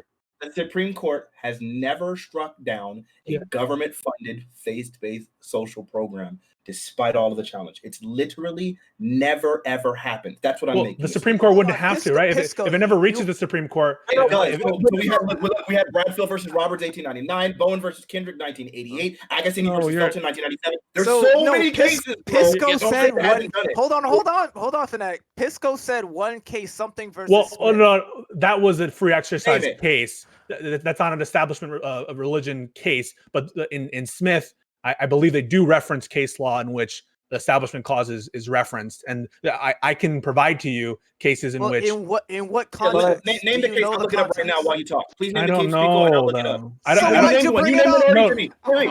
You already named one. Give me. No, employment division versus Smith is not really an establishment clause case. It's a free exercise. So it's unrelated. No, it is related. Oh my God! Are you really shitting me right now? No, Pisco, you said there were two laws and we were talking about one, and you brought up something related to the other, right? So that means it's not about what we're talking about. No. So literally Fanatics said that the churches had like won every religion case or had never lost a case with respect to the religion clause. I don't know the extent to what in terms what of funding. In terms of the establishment. In terms specifically of receiving funding from the government, the Supreme Court has never, ever I don't have against the church. Because we can give you cases where religious if you give me 5 minutes, I will produce to you some. I'm sure there's just okay. Yeah, give me some time. Sure, okay. So Fanatic, just for a simple just to make sure we're not talking past each other though. But I think you would agree though, Fanatic, that those cases in which even if that religious organization did win, it wasn't out of the justice going, well, they're so nice. Christian group did, this Christian group just did so much. We'll give them the pass here. No, it was more. It was predicated on an interpretation of the establishment. Oh wait, no, not just that. Or smoke. So you're saying if I look in this court case, I will see the judge's opinion saying, "Hey, they helped out 10 million people, therefore we're going to side with them." Let me show you how you're being horribly inconsistent. When Pisco made this dumb idea that the PPP loans were given to church because they decided it was like a global pandemic, that also wasn't decided in the court of law, right? So you're attacking. It's not gone to the Supreme Court. No one's challenged it because it's obvious. No, but you said I don't know. No. Your claim was that the PPP loans were given to churches because it was a pandemic, and that was some kind of way how they rationalized the idea of giving this to churches, right? So you're attacking Fanatics' idea because you don't like the religion and blah blah blah. But why didn't you attack the ridiculous? It's the same case that Pisco was trying to make. You're not understanding. Everyone a favor. You're not understanding the main contention. Yeah, you're not. What's the main contention here? Hold on, because I got motherfuckers trying to fucking jump on me. I'm asking a very simple. It's a very simplistic question. Don't take this. It's not some fucking. Okay, let me ask the question again. What I'm saying is that this is getting chaotic. Both of them rationalize their ideas on why those in power behave the way that they do. You're attacking his claim on why people behave their way when it's the same thing that I could attack Pisco for his idea. So GSU, so you literally didn't fucking listen to me at all. You are literally just fucking talking, responding just to fucking talk right now. That means you literally didn't fucking. Okay, Smoke, say your case. So I will say the question again.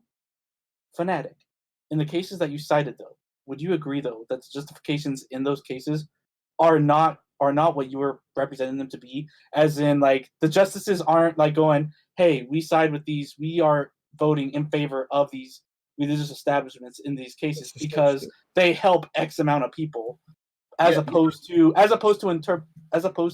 a interpretation of the establishment clause.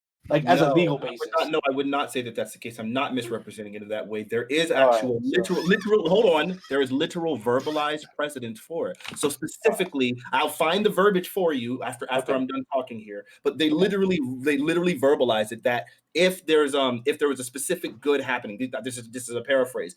If there was something that they were if they were serving a specific good or service for the community, that was their precedent. I don't know the exact verbiage. I'll find it. I just read it. Okay, thanks. Yeah, if you could send me the case, just the general case, I know how I know how to. Oh, I already linked to waiting Pisco here. for a I'll link the same thing that I just read to Pisco to you as well. Yeah, Here. cool. Thanks. Okay.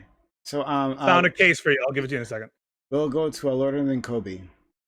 Yeah, I had a question for Fanatic, and it's like, you don't believe that religious institutions have a right to this public funding, right? That's not what we're arguing. No, hold on. It kind of is. No, it's not, because No. there's a very big distinction between arguing whether someone has a right to something or arguing whether someone should be barred from something. I'm not arguing that they have a right to the funding any more than whatever. It has to, we already have the establishment that like literally that the Supreme Court specifically said that there has to be equal access and equal opportunity for this money for both religious and non-religious institutions. So there has to be a competitive environment for these funds. So in that case, so it's not about whether or not they have a right to the funds, but whether or not they should they have a right for opportunity for the funds. Yes. Okay, yeah, I agree. So why are religious institutions allowed to have advantages essentially against the private or even public charities that have to follow certain employment rules? Define advantage. What advantage? What advantage? I have a case for you. If a religious institution, because a gender-based organization. Wait, let me please. Yeah, if a religious institution is allowed to not hire certain people to certain positions based on the religion, why should they be allowed to have access to this public funds when that's not an advantage? Yeah, they're following different rules. They are following different rules than a private charity would be following. A private charity has to follow certain rules. Why shouldn't the religious institution have to follow these certain same What rules are those? About discrimination. What rules are those? Is this some kind of misogynistic take? So be careful. So one is the free exercise argument. The other is the establishment clause argument. And Fanatic, I have your case for the establishment clause. This is Supreme Court Everson versus Board of Education. This is 330 U.S. 1. I have it right here. Neither a state nor a federal government. So this is their analysis of the establishment clause. 1, neither a state nor the federal government can set up a church. Neither can pass laws which aid one religion, aid all religions, or prefer one religion over another. Neither can force nor influence a person to go or to remain away from church against his will, or force him to profess a belief or disbelief in a religion. No person can be punished for entertaining or professing religious beliefs or disbeliefs. No tax in any amount, large or small, can be levied to support any religious activities or institutions, whatever they may be called on, or whatever form they may adopt to teach or practice religion. That has nothing to do with what you said. No, it's nothing because they're non-for-profit organizations. They don't get taxes. Please stop, Azzy. What they're saying is that you can't create a tax that goes to benefit a church. That's what we're talking about. To do with what we're talking about. No. Wait, so here they struck down organizations. Pisco. Oh my God. No, Pisco. You just shot yourself. Excuse me, gentlemen. I think we have been jumping topics too much to the point that half of us doesn't know what we're actually talking about. Yeah. From that gentleman talking about tax exemption for different organization, religious movements or ideologies, and the other person talking about the equality law that have been passed in the House or the Senate or whatever Congress have in the United States. We're just jumping topics. Like, can we stick to one topic and go in one path? I understand what Pisco is saying. I think maybe some other people are confused, but at least I understood exactly what he was saying. What I'm saying is that what you just read out says that you can't create a tax that's collected specifically to go to the church, which is different from taxpayer money going to the church, because those taxes weren't collected solely for the church. So I think you have a misunderstanding of what you just. Can you read it again? Okay. Can you read it again? Yeah, I mean, do you want me to? No, just read it again. No. I don't want you to read it again. Okay.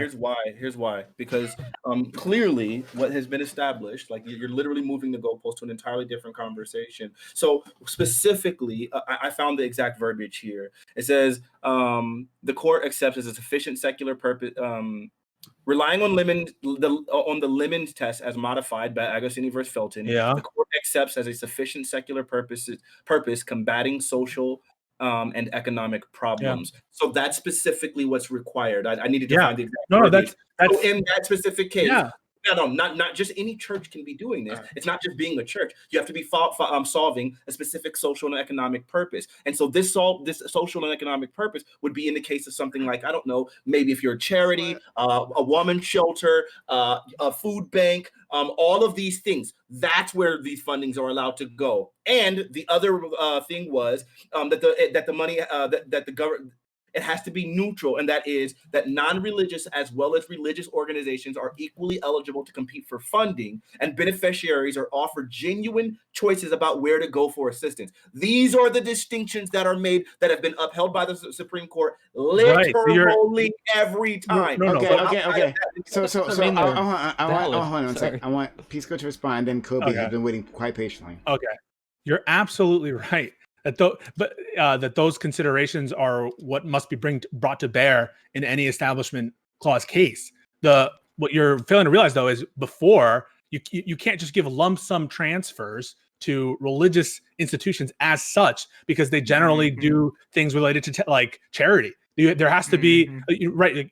Every one of these decisions are like challenged. Pre-specify. Was this busing program for all schools everywhere? Is it for the children? Is this to teach religious scripture as such? So these are highly complicated cases that involve the nature of the public benefit at issue, and it's not just, you can't just with reference to the generally charitable nature of religious organizations say that all expenditures related to religion might be justified under that basis. Let's go to that makes sense? Kobe. Sure. So yeah, I think this has been jumping around a little bit. I think that this conversation is a great example of why we need to build that wall between church and state. It is so frustrating to me that in the 21st century, the most powerful country on earth, we're trying to figure out whether or not we should allow churches to have special rules. They shouldn't. I don't know. I feel like the kind of most of the stuff I wanted to say had already been said, so I'll just say one more thing. I thought somebody said like this idea, oh, churches are not for profits. I guess all of those like snake oil salesmen that have like 50 person like private jets, I guess they really did pray to God, and I guess God did just give them that jet. Yes, those are that's money from the church that they. Everyone, please. Don't interrupt Kobe. Yeah. Anyways, religion bad. We shouldn't have it in our society. We shouldn't be giving it special permissions. And also, I'd like to like a minor question for all like the godheads on the panel. Do you think that like a school should be able to decide to not teach evolution? Really quickly, what is that? Prime, can you answer this question? You were there for the doobie conversation. What's the response to that? Regarding the idea that churches are using tax funding or their charity money to make themselves profitable? Do you remember what the distinction was made there? It's simply that. Well, you probably remember. No, I don't. I'm sorry. I do a lot of these. It's really simple. I got you. It's okay. Look, it's really simple. It's the idea that there has to be a very clear distinction between their purposes. They're not allowed to use any sort of nonprofit funds. They do have oversight for that. They're not allowed to use nonprofit funds to further their religious institutions. So in other words, like, yeah, you can get your tithes and stuff. You can get your money, and that money that they get, the tithes, those things are allowed to go to whatever the church determines that they want to do. But when it comes to money that are offerings and things like that, which are typically distinguished in a church, you have tithes and offerings. They're two distinct properties, two distinct envelopes or baskets. That money is allowed to be used for the nonprofit organizations and things like that. And it's funny that you laugh, and I get it. It's really easy to laugh with your like really simple take, but we got to recognize again the point that I keep on driving forward here is that the vast majority, the largest charitable organizations in this country are Christian. The vast majority of women's shelters in this country are Christian. The 64% of all charitable giving in this country is religious. So do they need to be though? Oh, that's such a stupid argument. So that's technically true. But like the biggest charitable givers in India are probably Hindus. The biggest charitable givers in Saudi Arabia are probably Islamic. That's because I'm trying to do the stats. Rich people are more active in their community, their church communities than fucking poor people. A lot of the rich people in this country are psychotic white evangelical monopoly capital parasites that are able to work within these institutions to launder money. Also, I just want to say, last night the Lord spoke to me and he told me I need a GTX 1080. Mute him. Let me just respond to that really quick.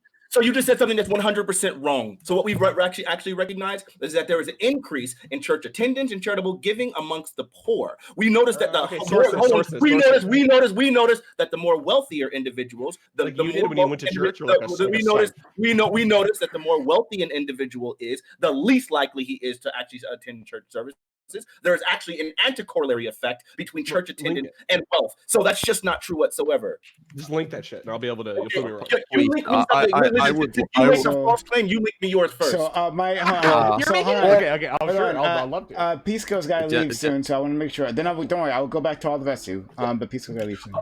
No, I think this conversation is lovely. I think that what Kobe just said is really helpful to put into clarity, which is essentially, of course, there's going to be some significant contribution of charity on the part of Christians in this country. If Christians make up a significant amount of the population, what people and ecclesiastical people need to prove is that were you to take away those churches, the charity giving would stop. And I think that is a lot harder to suss out. I think you must think very little of your fellow people and your non-religious counterparts to think that they would all of a sudden stop giving were this church gone away. Maybe there'd be less inefficiencies related to ecclesiastical spending if the money actually went towards entirely the charitable purpose. Do you think you can look at the rate at which non-religious people give and say that we want a rate higher than that? You don't think that you can't look? So this is the problem of correlation and causation, right? So no. I didn't ask you to correlate anything. I asked you a simple question.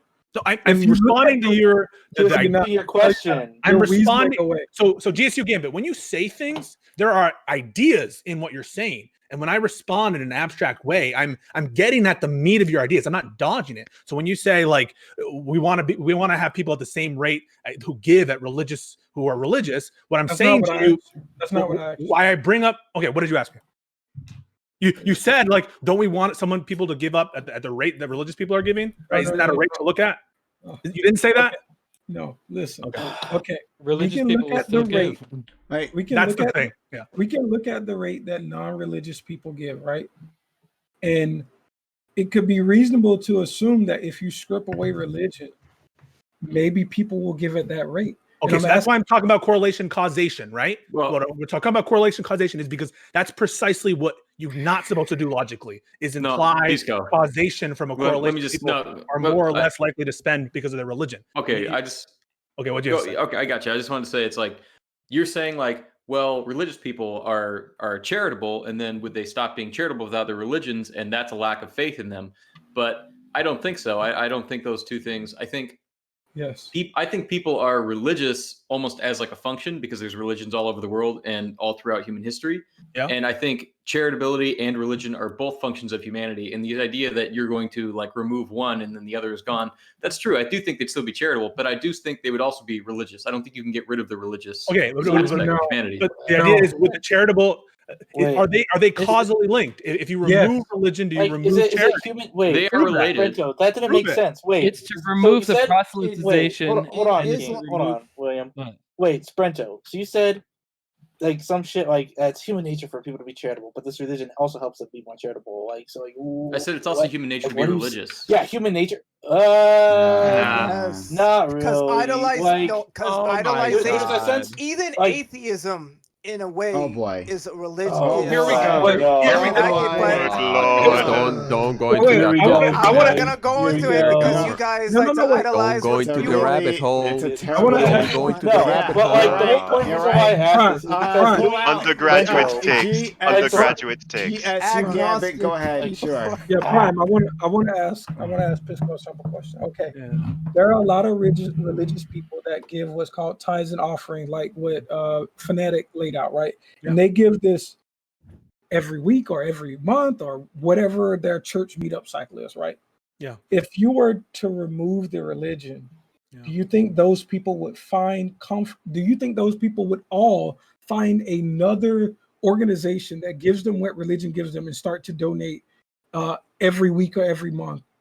Yeah, I will answer your question. I will say, first of all, I don't propose that we get rid of religion or try actively strip religion from people. So I just want to put that out there. I think people should be free to express their religious beliefs Obviously, we have to have neutral and generally applicable laws that apply to everybody, and they should have to follow those laws. But I think within the parameters of those laws, they should be able to exist. Okay, so on that point, on the question of whether if you take away this regular service where they're constantly paying tithings and offerings, it would seem to disrupt a steady source of charitable giving in a way that secular causes don't really provide.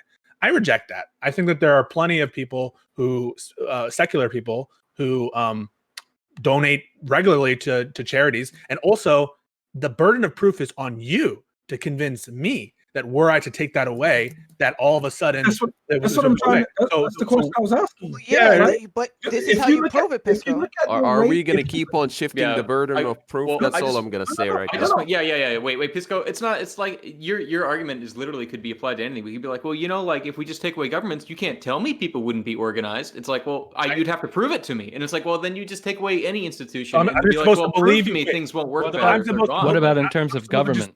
I'm just supposed to believe you. So you're telling me that if I do this, right? If religion goes away, charity goes away, right? Pisco, you're trying to transfer. The burden of proof is on me to disprove that. It's not like it doesn't completely go away. It was still Pisco, there, but it's a method of it. There's data on the amount of people that are religious and non-religious that give, right? I'm explaining to you why that's not helpful, right? It's precisely not helpful because you can't disentangle the religious influence on charity giving. That's precisely that's what we're saying. Exactly my point. That's exactly my point. So this is what I'm are we talking about the correlation of religious communities and charity? By the way, all right. What am I missing? What am I not understanding, Gambit? Let's go. All right. We have historical data, which I know you love, right? On the people that are religious and give, and the people that are not religious and give, right? And we can look at that graph over time and say, which of these groups give more? Now, but Gambit. No, don't interrupt me. You can talk after me all day. We can disagree all day, but I'm going to finish. Okay. Right. If you're saying that if we remove it, I have to prove to you that those rates aren't going to change. And I'm saying that if you want to remove something, you prove that those rates will be the same. You're trying to transfer your ownership to me when it's your ownership. I don't want to take away religion, excise religion in like authoritarian way. But I will answer your question. Well, if you support laws that disenfranchise, we don't know that we don't know that they're like the population. This is the problem with correlation. What you're doing here is precisely correlation, right? We don't know. Let me just give my church as an example. Is this like my church church point where you are unaware and you're not familiar, and you're saying it's not common knowledge? No. Are you saying it's bad to correlate that religious people give more? Okay, guys, everyone shut up.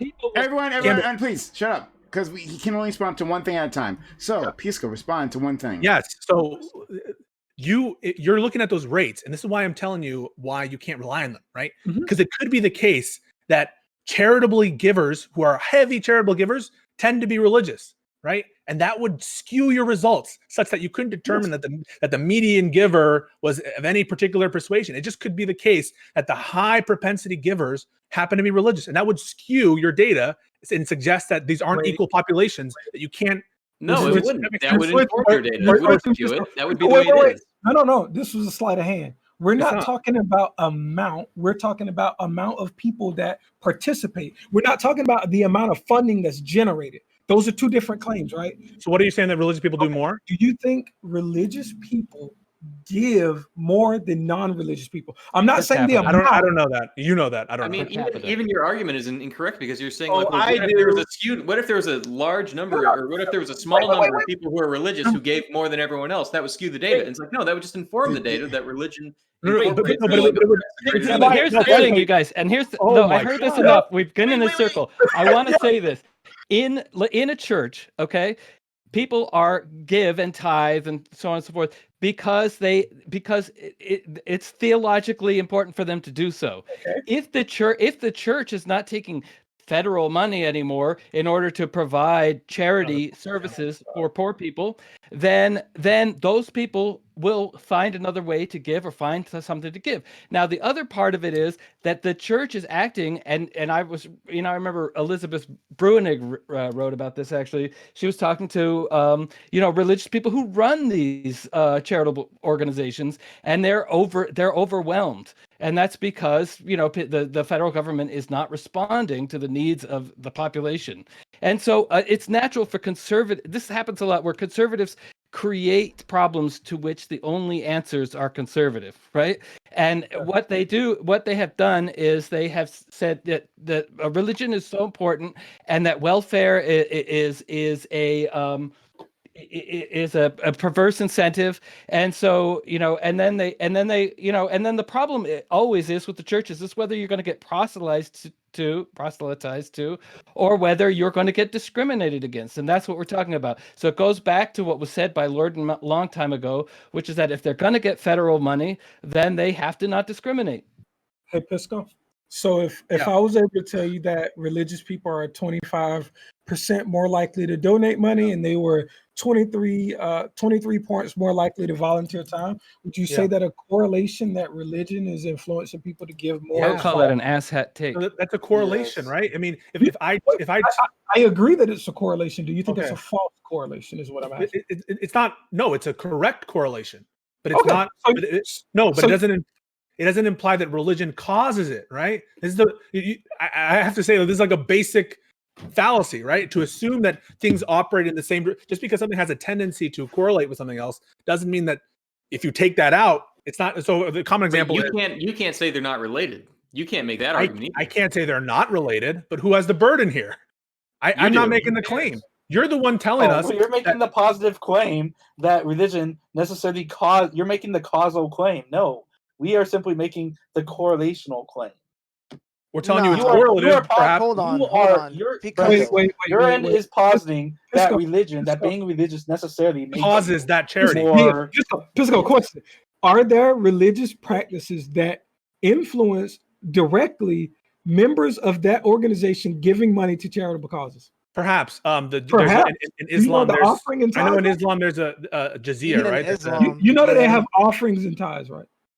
Yeah, and I know that's a normalized practice. Oh my part God! Of religion, right? So you're again, yes. The religious institutions. Stop, y'all. The numbers are here. If you need me to read it to Kobe and I have been going back and forth. You're not understanding the numbers and their implications. No. We've been reading these articles all day, and it really does statistics class. It really Everyone, shut up! Like when you do that, people cannot hear you. They can't hear you.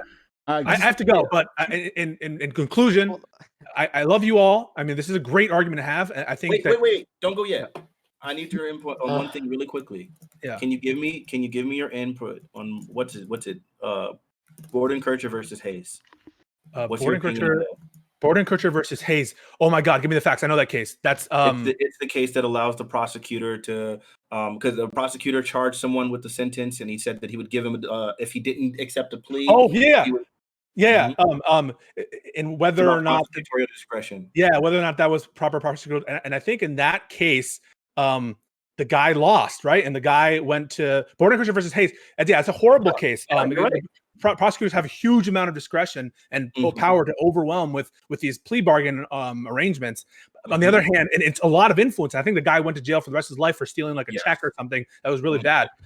So yeah, but on the other hand, I don't know how you could live in a society with prosecutors that didn't have that power, but it feels weird to give them that power. It's a hard case. You know, I actually brought up Bordenkircher versus Hayes in all my interviews because that was the case that most struck me the wrong way. It's a fucked up case. On that note, Mr. Fanatic, I'm so glad that you're citing cases that are like really cool. You guys have a great discussion.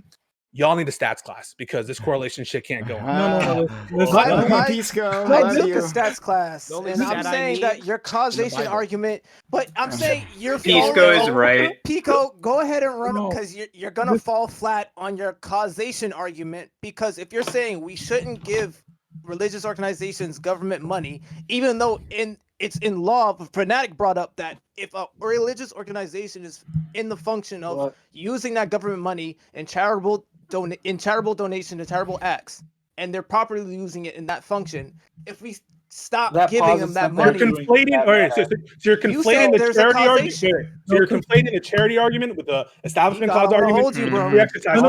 All the arguments are in your head in like a big soup, and like you've just said stuff that relates a little bit to each one of them. I'm saying you're falling flat. Goodbye. I hate. I don't think you understand what argument. Yeah, I hate Pisco, but he is 100% right. What you're actually arguing for? I'm saying you're mixing three different arguments. No, I didn't. It's not three different arguments. It's one argument. They're all related. Fanatic brought up that religious they organizations are are giving government money to do charitable acts.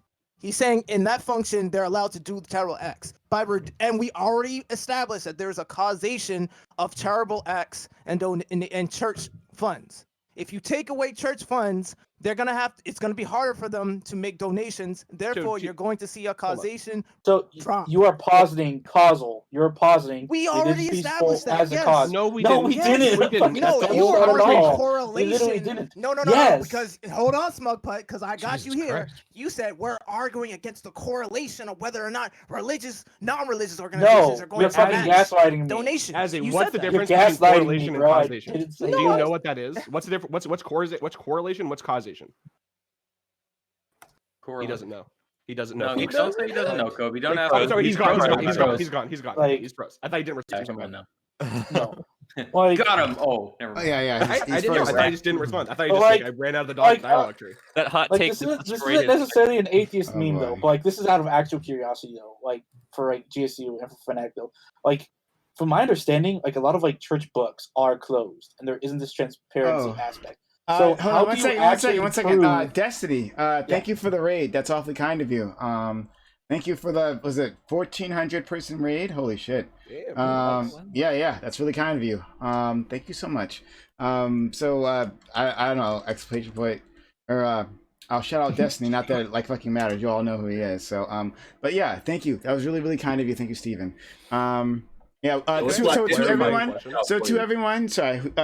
who's new here, my name is Prime. We're doing open walk on panel. We do those 6 days a week. Right now we're arguing over the Equality Act. Well, we're kind of shifted a little bit, but it's shifted away from very dumb. But anyway, we are arguing over like religious freedom and should there be taxes up and all that. This argument has been gotten really fucking crazy all goddamn day. They definitely shouldn't. Okay, we're gonna get into that. If you are if you enjoy this kind of content, this is an open walk on panel where members of my audience just walked in, started yelling at each other. It's great, right? We do that 6 days a week. If that interests you here, do me a favor, hit that follow button, hit that notification bell so you know when I'm going live. We do invite only panels. We do on Monday, the Reverie. We get a lot of big streamers coming through there, including Destiny himself. We on Tuesdays we get our Amazon Lily, our woman/femme panel. On Thursdays we do our all black everything panel, which we did earlier today. It was a lot of fun.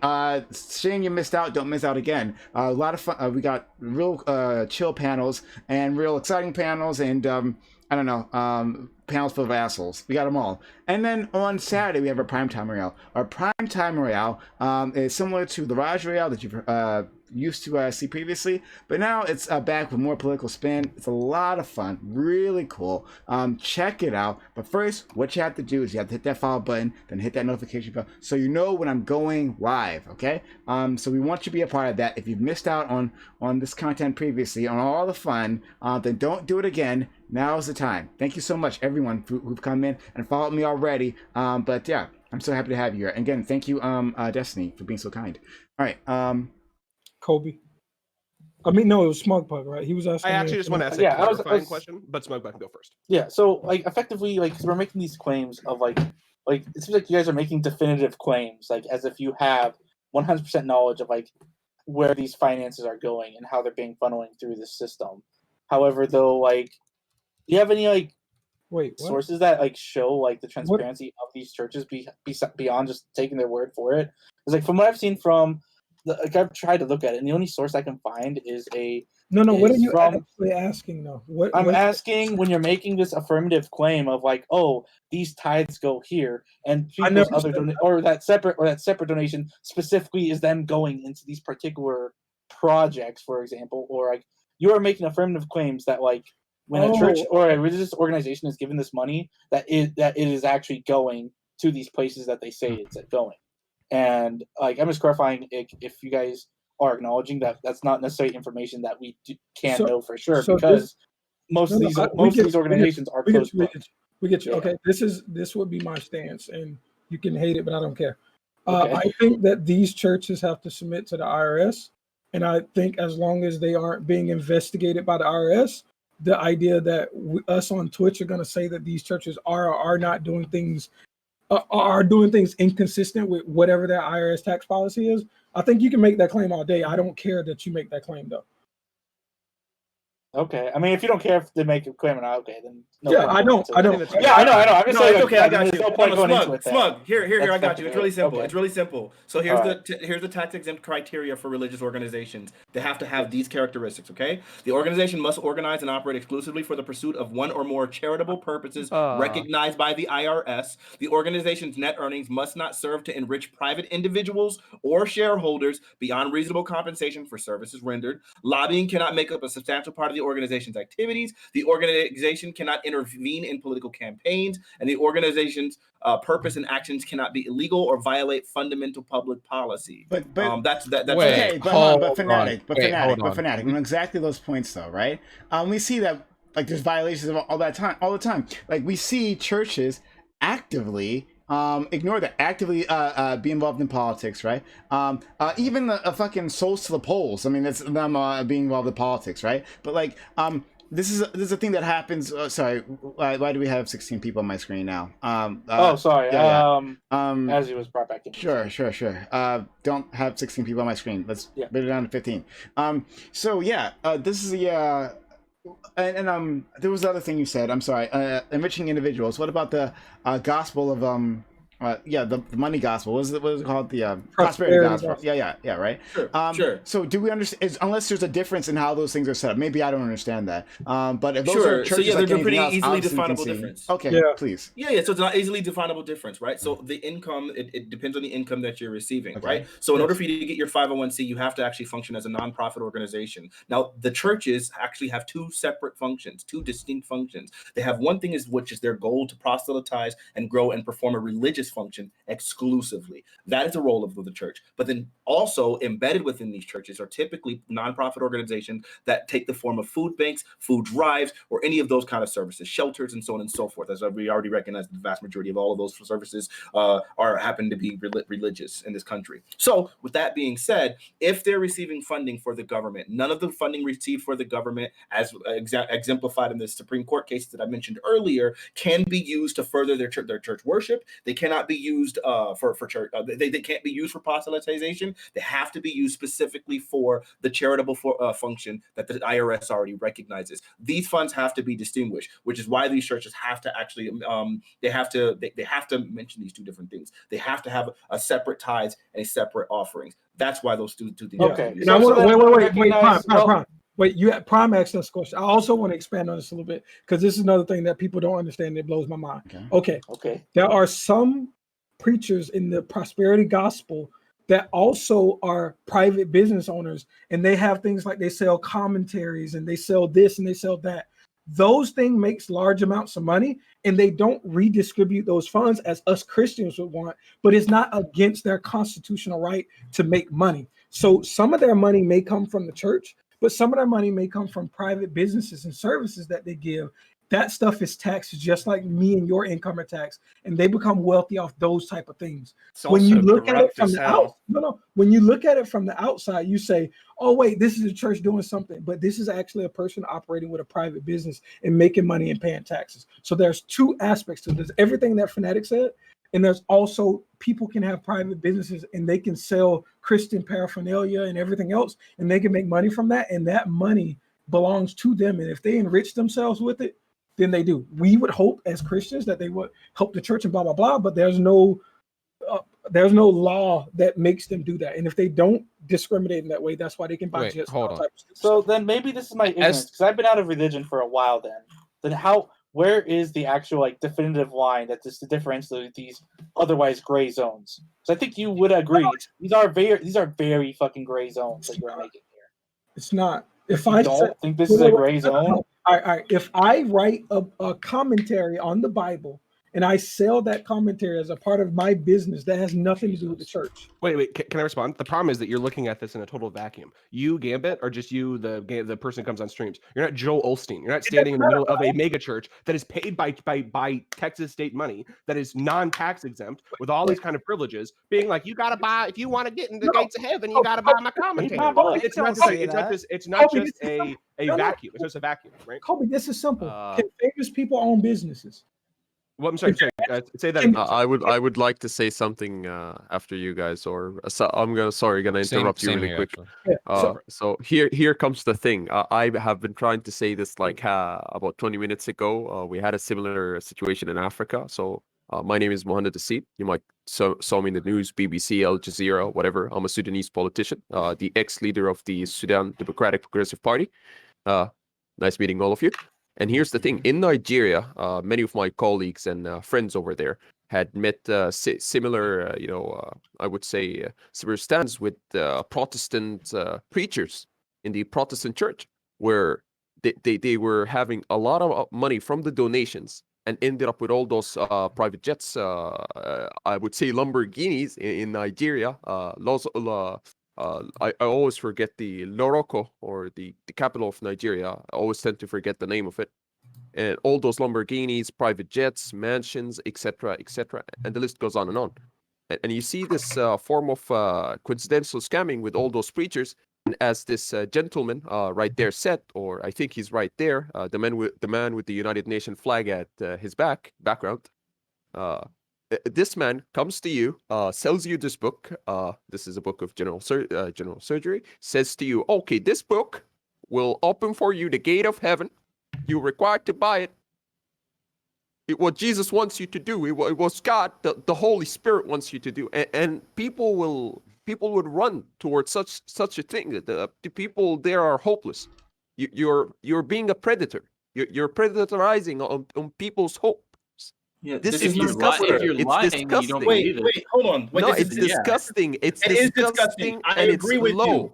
I agree with you, but it's a complete non sequitur. So here's where the problem comes into play, right? So we understand that all of these things can be very, very terrible. I'm not a fan of Joel Osteen. One of my earliest memories of Joel Osteen was when freaking Hurricane Katrina hit and he refused to open up the doors of his church and had all these black people sitting in these freaking stadiums, like when he had an actual church that they could have stayed in, a humongous mega church, and he refused to do that. I think Joel Osteen is a scumbag. So if you want to just levy the complaint that you think that some of these people who are receiving 501c status are really nefarious individuals, you're not going to get any disagreement from us, which is why he said we would think as Christians, we would hope that these people would donate all of their funds. It doesn't make sense for you to be so healthy when so wealthy when the vast majority of your parishioners are incredibly poor. It doesn't make any sense. That's something that seems really anti-Christ. I don't believe that Joel, whatever. I'm not going to get into that. My point being, that's a valid complaint, but it doesn't do anything. It doesn't add to the conversation when we're just talking about what are the parameters required by our IRS and set forth by our government and upheld by our Supreme Court that have established and allowed religious organizations to be tax exempt, and what are the qualifications necessary and why. We understand that. When the church is trying to hoard money in the name of religion, and here comes the problem, and it continuously does. They completely raise after I finish it, you can go. Okay, that last thing I'll say. So talking about nefarious individuals does nothing to detract from the fact that I'm talking about the church. You're talking about nefarious individuals. You're talking about nefarious. You're talking about nefarious. You're talking about you can't. He's interrupting over and over. You can't just sit there and try to use. You can't cherry pick bad examples and say that those specific individuals represent the entire church. If that's what you're doing, if that's the type of argument you hope to engage in, then you're okay. So then if that's choosing your opinion, leaders. I'm not just using Sally Mae that makes fucking Now, corporate. hold on. Do you know how many church leaders there you mentioned are? Joel Osteen. One guy. I have a link here. Thousands of church The United States government is funding child abuse. The U.S. Roman Catholic Church used a special and unprecedented exemption from federal rules to amass at least $1.4 billion in taxpayer-backed coronavirus aid, millions of which going to dioceses, paying out settlements and paying for bankruptcy from sexually abusing priests. That's what the U.S. government's paying for, folks. That's what I go to work. I'm going to work in 20 minutes. About $1 of my taxes are to go pay for some pedophile priest to get off because God. That's what plus we on. need to have IRS. Sorry, That's no. just a mischaracterization. I just, again, as Gambit said earlier, I would disagree with that. I would, unless of course, and they're meeting the requirements and they're actually performing some specific service or some specific good, I would think it doesn't make any sense for them to be able to do that. I'm not a Catholic. I'm not a big fan of the Catholic Church and some of the atrocities that they've committed. But at the end of the day, not just the Catholic Church. Christians engage with too. So Fanatic and Gambit. It's the church in general as well. Religion by itself is child abuse. I would argue. but that's actually. a fallacy. Telling that's just no, ignorance. no. You're not contributing to the conversation. You're not in the Overton window. Please get out. Let me. What the fuck? You literally just tried to I would. Okay, let Casino Let me finish. finish what I was Please, saying. let Fucking Casino. A. Okay. Yeah. So I would argue that telling some like young child who's probably like 5 or younger that like if you don't believe in our God, you're going to burn in hell for eternity is a pretty big like example of like like child abuse by itself. And Well, it's anybody indoctrination. who argues like differently, I don't know, but you're just wrong or like brainwashed in categorized underneath like, mental Just take what's useless. child Can we just abuse, move on? by the Let's way. just move Does that on. have to do with anything? That's nothing Yeah, to do just move on. anything. I It's just not- literally- excuse it's me not Twitter. before we I'm go any going off of further, I want to clarify the child something, abuse please. claim from I'm not before, yeah. anti-religious, a religion, by the way. I do am. realize that sometimes those individuals turned out, those leaders of specific churches turn out to be horrible individuals, but not inherently the religion itself supports such horrendous and disgusting acts. Same thing would go for Islam, Judaism, the Hindu religion or Buddhism, etc., etc.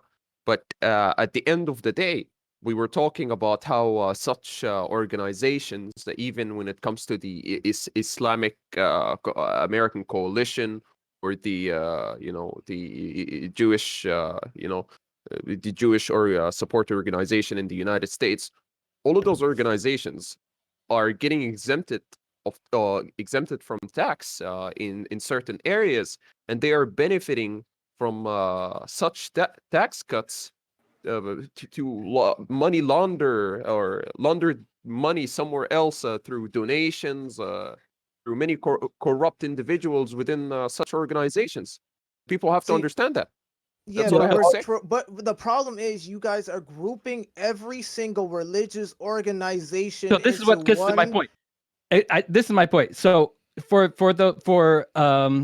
Gambit and for Fanatic, what particularly about your church and your church experience do you feel is threatened?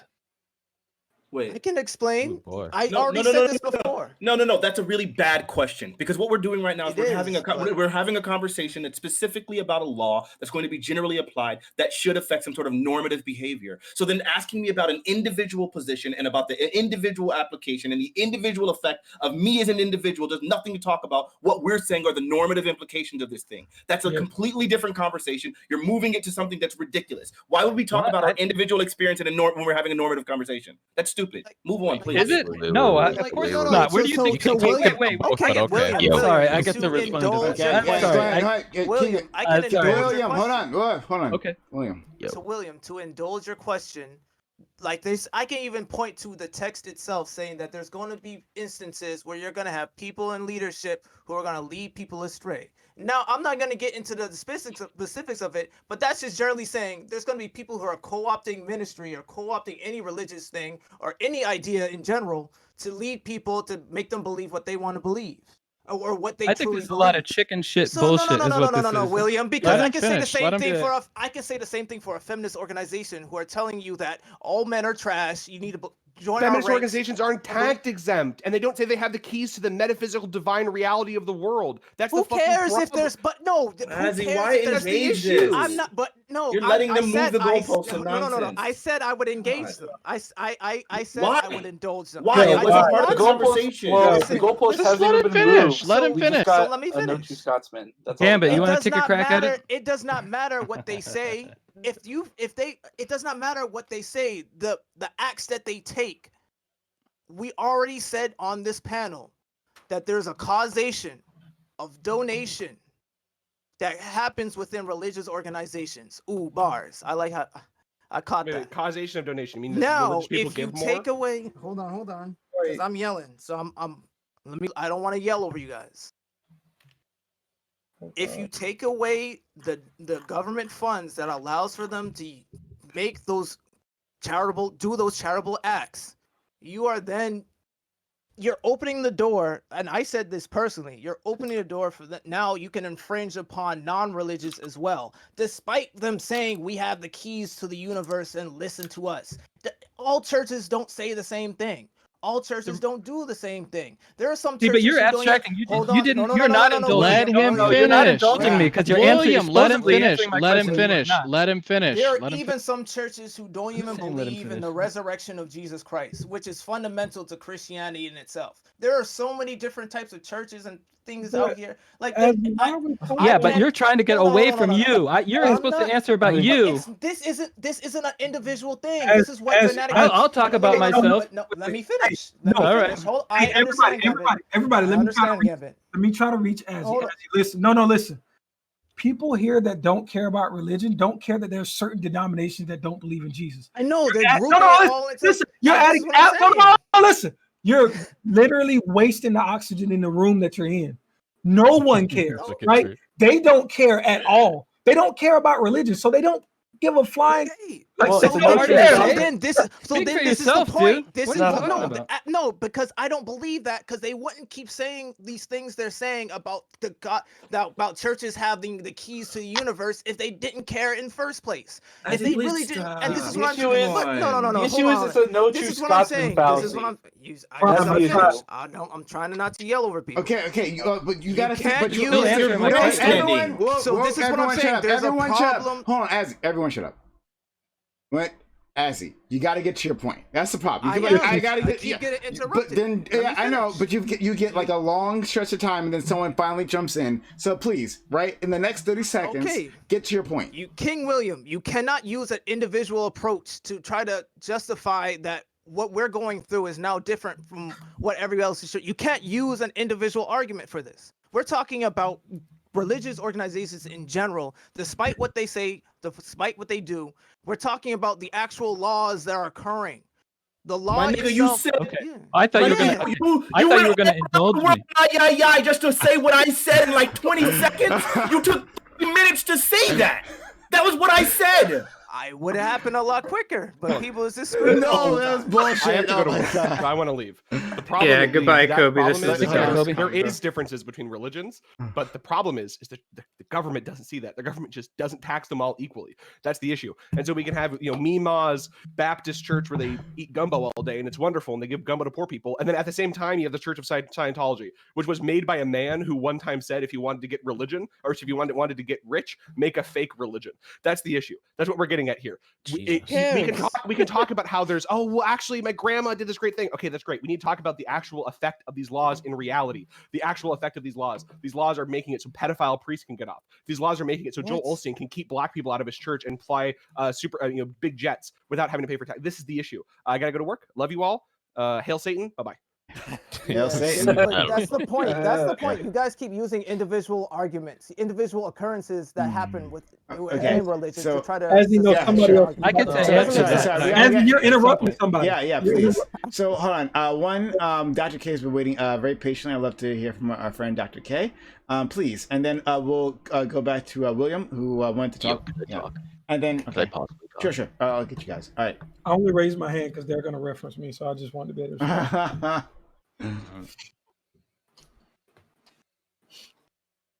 Oh, good. Yeah, go. All right, cool. Conversations for me and religion are always fun because I'm a transgender communist who's also religious. I get a lot of fun conversations based on that, but plain and simple, religious institutions shouldn't get a cent of government money. All right, that's all I wanted to say. Is really even one penny is too much money for a religious institution from governmental. You want to say what the basis of this is? This is just the Constitution. What part of the Constitution? Congress shall make no law respecting an establishment of religion.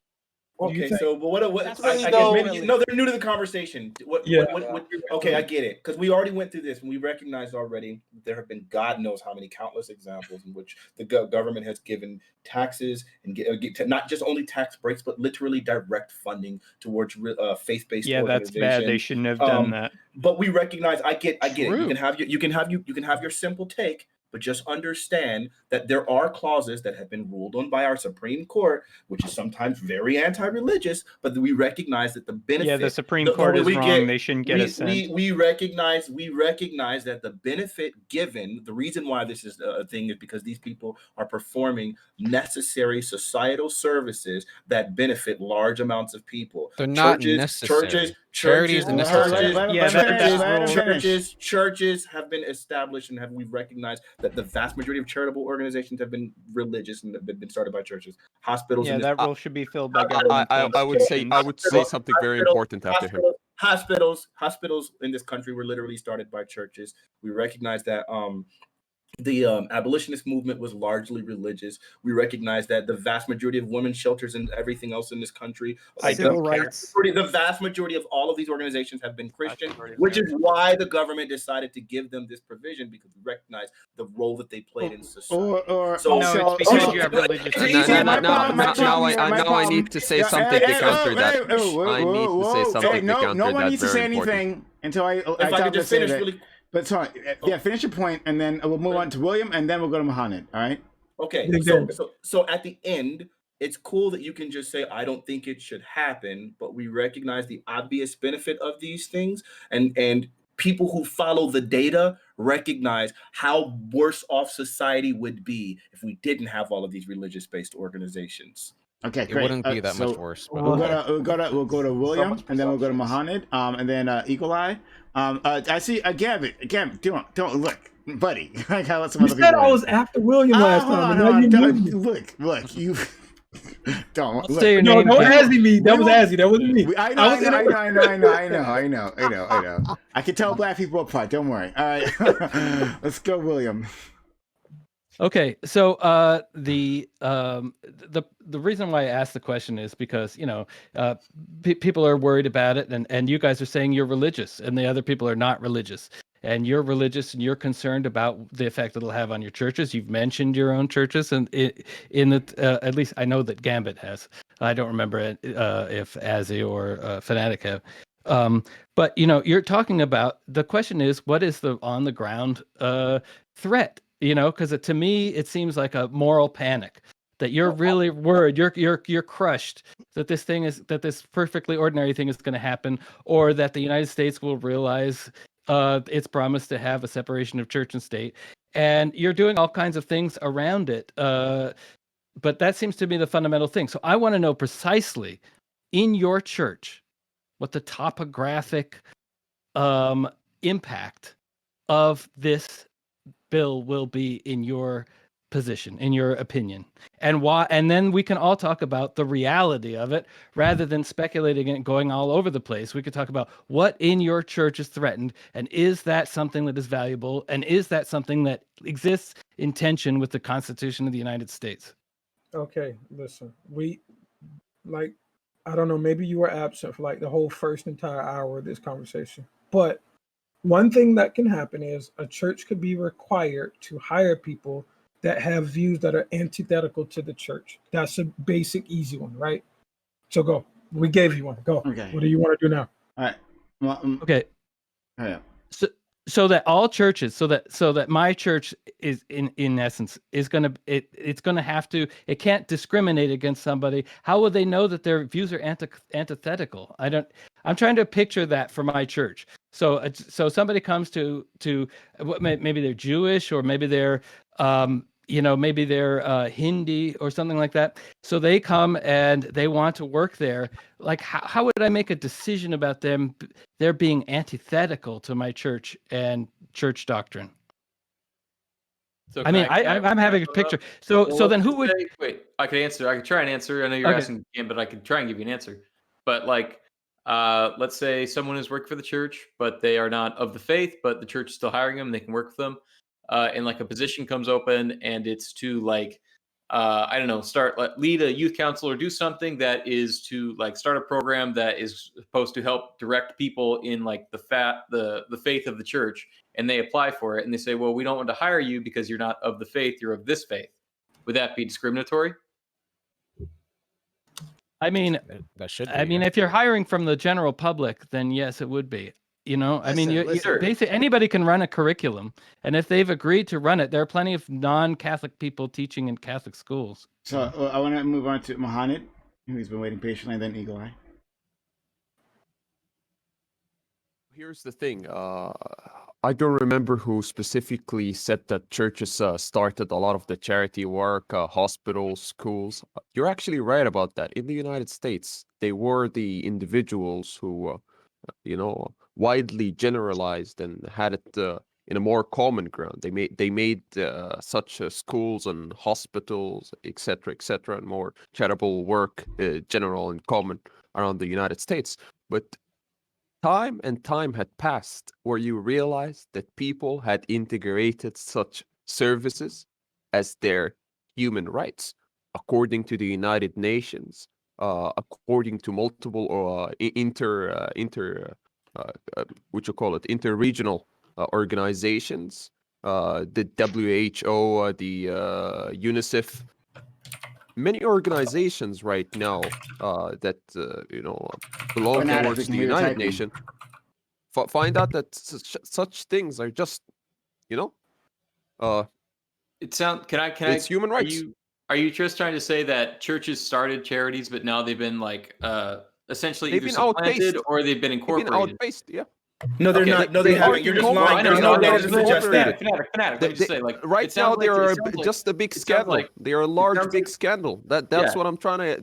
That's the whole thing that I'm trying to pass. It sounds like what your argument is. It's like you're like churches are the root of charity, but now that we have like the plant, we don't need the root, and you want to get rid of the roots, and you think the charity will remain. No. They are not the roots. They are not the roots.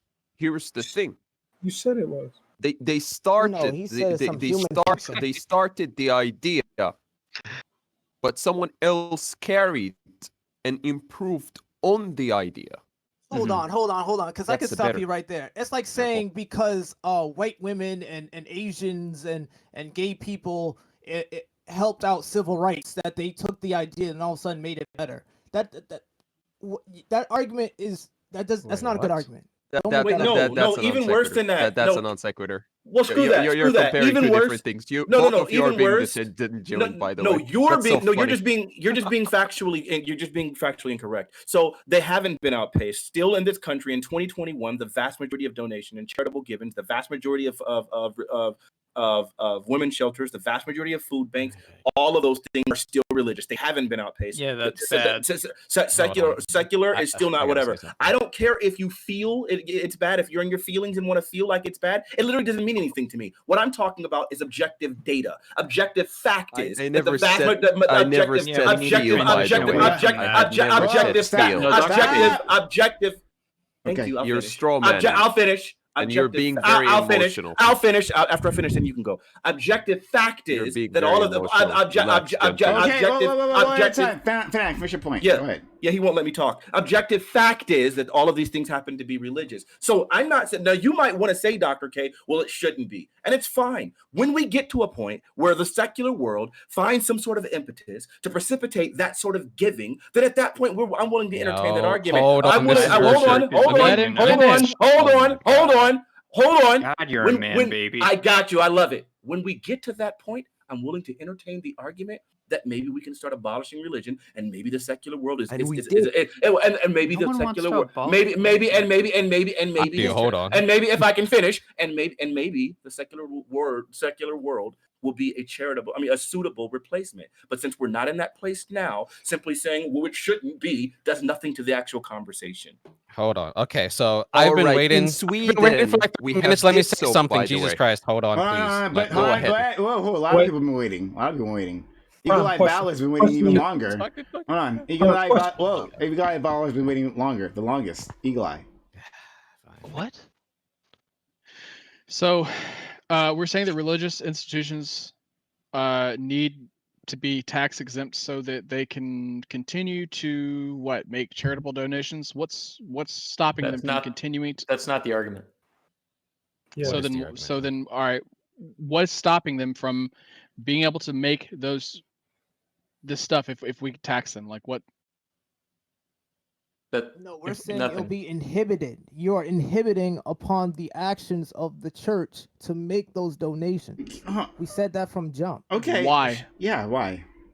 Because they use that money to do the action. Yeah, well, okay, but hold on. But other organizations that don't have that status can give charitably, right? Can do great works, right? Like that's fine. The Girl Scouts why? make a lot. But the point raise is, a lot of money. point is, why? Please, can we not?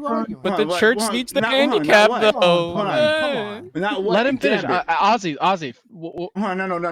No. Gambit. What? Not what? Can we talk about what the subject was? I don't want to argue against Az's points. Okay. And the other, I mean, I felt like no. This is I've been waiting for a long time. PrimeCayes, please, come on. Holy fuck! Don't give a shit. I'm deciding. Stop it, please. Yeah. Go ahead. Yeah. You asked me a question. Yeah. Okay. Listen. I think that I understand where Az is going. I understand where the people against him are going. There's no resolution to it. Okay. As he thinks that if you remove the tax status, that they're not going to be able to give as much, blah blah blah, and he thinks, oh, they should give it anyway. Okay, cool. That's their opinions. We don't have to engage that further. All right. Fair enough. All right. Casino, you can go now. Okay. Thank you. So did you not finish quick, Eagle Eye? Sorry, hon. Did you not finish? I apologize. No, I had several things written down. Okay, go ahead. It bothers me because I feel like churches do a demonstrable harm, and I think that if we take away their tax exempt status, I don't think that stops them from being able to do what it is that they do. If the churches make less money, I think that's fine. I don't think churches exist to make money. They shouldn't exist to make money. Okay. What's your next point? Okay. Oh my God. Do you finish Eagle Eye? Jesus walked with the poor people. He didn't walk with the fucking rich people. Okay.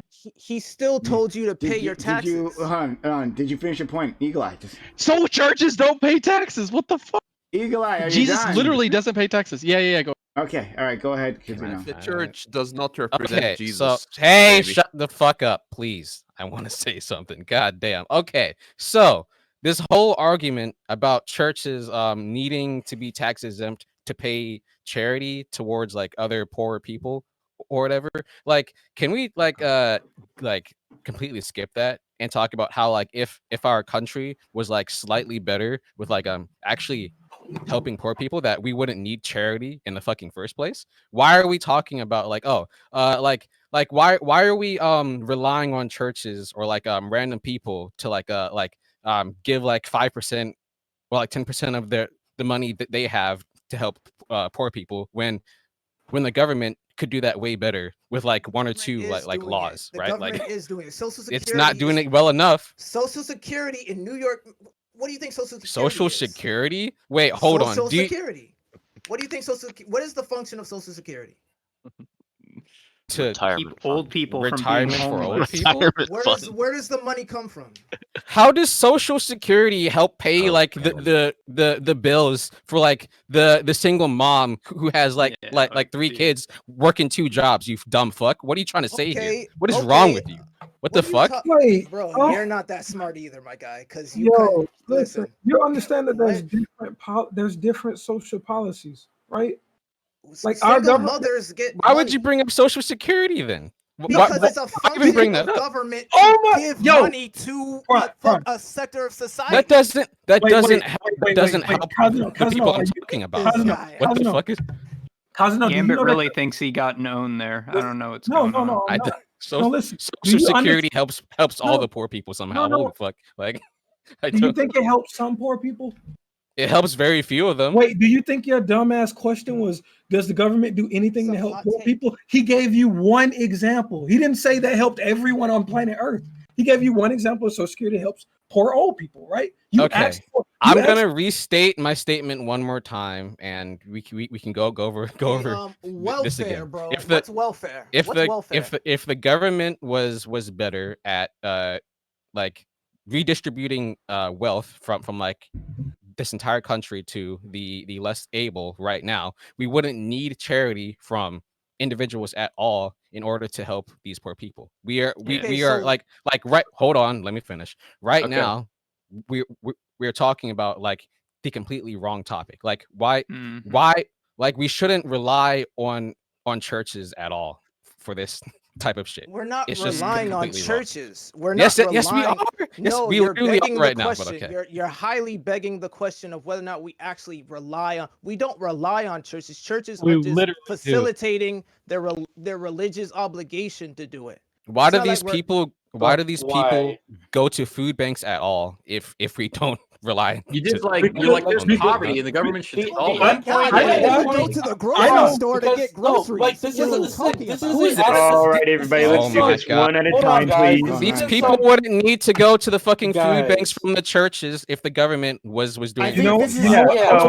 your argument is so brain dead. Your argument is incredibly brain dead. Let me explain to you why. I'm religious, Holy he's smokes. correct. Please stop. Please stop. Look, we're talking about right now in our current political system, the efficaciousness of a specific application of a new law that just passed the House.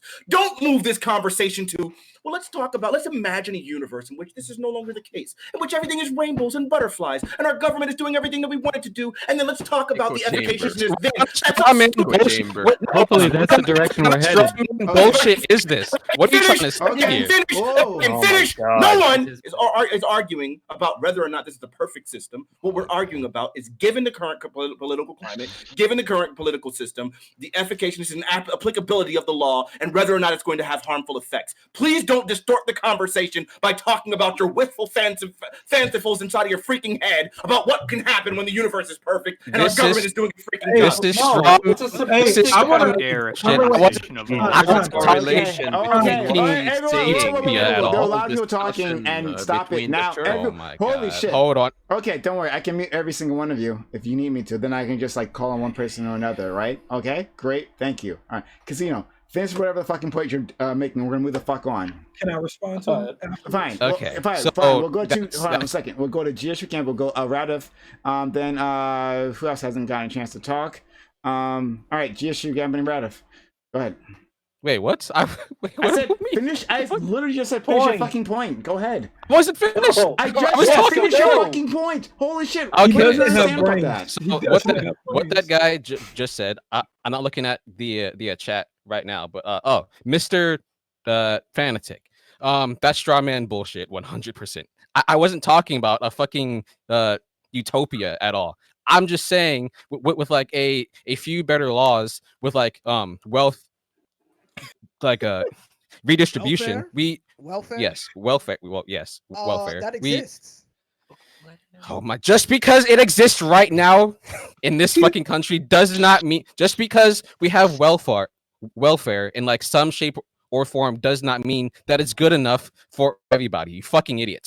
Stop saying that. Oh, we have welfare for like 50 people. That means we don't need to make it better. That's literally your fucking argument right now. Shut the fuck up, please. You're not adding anything to this conversation. Okay, well, hold up. So, someone else had to say something. Like, your argument is literally just, the world isn't perfect, and if the world isn't perfect, why isn't the government making it perfect? If it was perfect, we wouldn't need charity.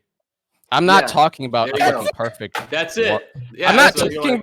Hold on. Because Christians don't don't have ever enough say solidarity perfection in any sentence I uttered at all. Please tell me. He's saying I'm that not like talking about- you need for charity I'm from talking like about a fucking utopia. I'm not talking about fucking perfection. I'm talking about a few welfare laws is all we need, so that way we can get rid of like church welfare, and also get rid of churches in general. To be honest, like that's what I'm saying. Okay, dude, I agree with the anti-theistic take here, dude, but you're going about it the wrong way. Okay, go ahead. Gambit, you can respond. Is a world without poor people utopia?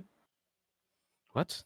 Is a world without poor people? Depends on how you got rid of the poor people. I'm not even asking for a world without poor people. You realize this, right? Eating them to Mitch McConnell isn't ideal. You asked me a question. I'm fucking answering you. Shut the fuck up, okay?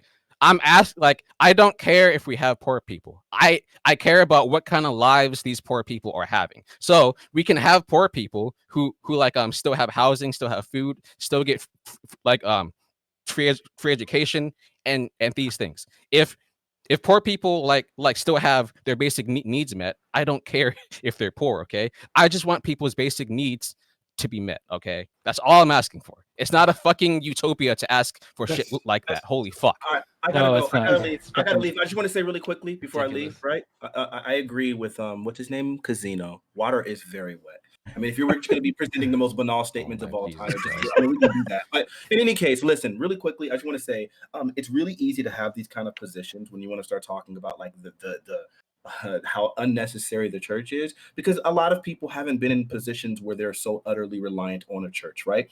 When it comes to blacks in this culture, the reason why there's always been such a significant correlation between African Americans and religiosity is specifically because of the pivotal role that the church has been playing in literal sustenance for a bunch of people. When we talk about these food banks and things like that, these were given by the churches, and largely the recipients of these things were black. The disenfranchised blacks of the 50s and the 60s. I remember at one point in the 50s, it was in order to get a loan, because loans were because black people didn't have credit, the way that they would actually get their loans was they would get letters from their pastors or the clergy within their church, and they would argue to the person's character, and they would use that as information to justify giving to people a loan for them to be able to apply for a car, because we didn't have any credit because we were so disenfranchised. When we look at, I said water is wet. Goddamn. Okay, and when we look at the fact that when we consider about with how often that the government has specifically used the church to supplement and complement its efforts to try to take care of some of the poor and some of the disenfranchised. There's a reason why the Supreme Court has never ruled against a religious-based charitable organization. It's because they have provided a super pivotal role. It's really easy from a place of privilege to just sit back, never have been in that situation, never had to sleep at a freaking church because you were homeless. It's easy to sit back in those kind of situations. Wait, you know my privilege? Do you wait? You know my life? Just got attacked personally. I need to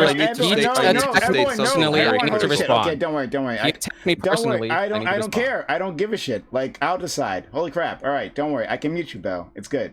Don't worry. I can do that. I don't even know who Casino is. I wasn't talking about you specifically. I was talking about a general statement, right? I don't even know you. I didn't know that you were white. I actually assumed you were black from your voice. I wasn't sure. I don't know. This wasn't an attack on you. I'm saying in general, it's really easy to have that position from a place of privilege. You notice the same similar thing happening when people who've never had to deal with like trans rights or gay rights or who have never been a woman, like not understanding like some of the implications about the way women have felt, like whatever. So all I'm saying at the end of the day is, if you do a short dive into the history and the implication and the role of the church when it came to sustaining black people, then you can understand why it's so insanely alarming for you to say, oh, well, they shouldn't get 501c. They don't need more money. Those charities aren't beneficial and all of those things. Either way, at the end of the day, if anyone wants to debate me on this kind of stuff, y'all know where to find me. I need to go to sleep. So one question before you leave, Mr. Fanatic, right?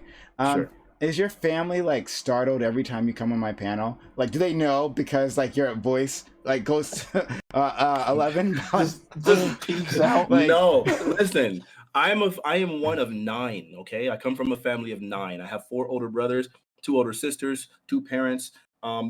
The idea of like we had family meetings. Mm-hmm. You weren't going to be quiet in a family meeting when you have 9 people trying to jostle for the freaking floor when you have an hour to have it. So raising your voice, they're just like, oh, this nigga's just debating people. Because if I talk to them we can talk about what we're gonna have for dinner, we might raise our voice a little bit. That's just our life. So you're primed at a young age then.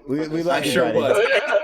I'm the youngest. So that meant at all times, my oldest brother is 10 years older than me. So if I wanted to speak, I had to raise my voice because they were already trying to dismiss me, even though I'm the smartest, I'm the most attractive, I'm the largest, the thickest. I mean, like, I needed to fight for mine. And the best at music, right? The best at music. And the best at music. There's a song on SoundCloud, on Spotify right now called Ariya, Ariya. My name as an artist on there is Fanatic, Fanatiq. Check it out, and then you tell me if that music doesn't completely belie the interaction that you see me have today. Go the link in chat later on. You get a chance. All right. I'll put the link in chat. I love y'all. All right. Peace, we'll go to Mohammed. And then who else has their hand up?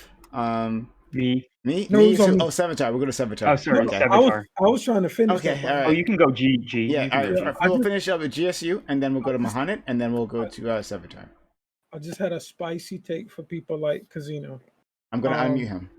Yeah, that's cool. Yeah, if you want the world to not rely on religious donations, then secular people like you should start to support those programs that religious people support. So instead of getting on Twitch all day talking Like about how what? you care about the poor and everything else, start donating and creating food banks and go get your secular friends and do what religious organizations are doing today. That's my advice to you. You think we aren't right now?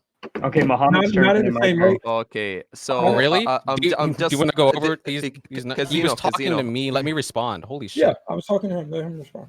All right, God go damn. ahead. Okay, so what's the current rate right now? What you said, like 76? Wait, no, you said like 67% of the current like food banks and like charities we have are like our No, our, I didn't make that claim at all. The That's only majority claim coming that- from charity. don't- Goes what to was sustaining the what church. was Yeah, the I'm trying to tell you if percentage you'll let me that they talk. gave? I'm trying to tell you if you let me talk. Okay. The only percentages that I referenced were the amount of religious people that give versus secular people, and the amount of people that volunteer time versus secular people. I made no claims about food banks and what percentage of them are religiously owned. Blah blah blah.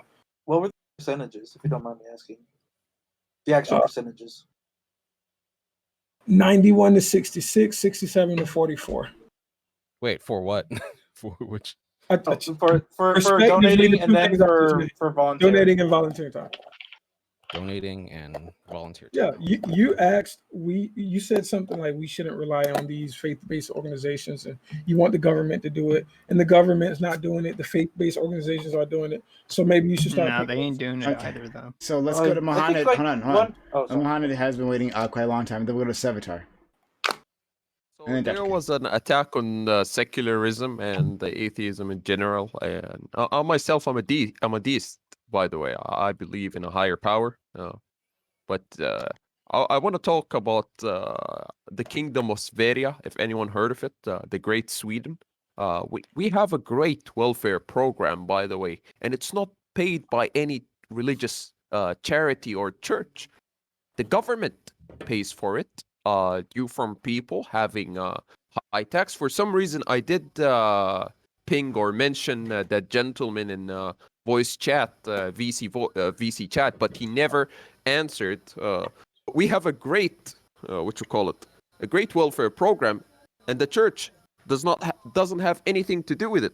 It's only from taxpayers and from businesses, and it does a better job than the goddamn churches. And majority of our charity goes outside. God damn it, people! Wait, are Learn you from saying us. that your government collects taxes and gives social welfare to people in your country? Hooray! Yeah. we So what do- are you saying is what I'm about to say. So generally speaking, Exactly. as we analyze, Check Sweden as we welfare, analyze check Swedish welfare. countries, yes, it is. No, our So charity governments are. goes So wait, to please, African please. countries. So when we talk about charity, we're talking generally about the purpose for charity, helping out the less well-fortunate within our societies, those who are vulnerable. Just so happens to be that based upon countries with better social infrastructure, that they've clearly demonstrated that secular states are able to produce more funds, more resources, and more manpower than any sort of private charity ever could. In fact, there are studies suggesting, in fact, and I can get you those studies later on if you want to play in League right now, that a lot of the money used for these charities and stuff like that, these private institutions, don't actually go to helping the poor people, but for like maintenance on the buildings themselves. Many of these churches are a lot smaller than the government, while maybe these churches collectively can make maybe $50 million to $100 million. States can quite literally throw billions at this and achieve the situation better. And also, there's a lot of negative utility with the churches. But I do want to provide a compromise here, because I think it was Fanatic who brought up the very valid point that one, the conversation is about a bill that recently passed, and two, we're talking about the United States, where over a third of the country unironically believes any form of more governmental power is communism. So we do have to remain practical here.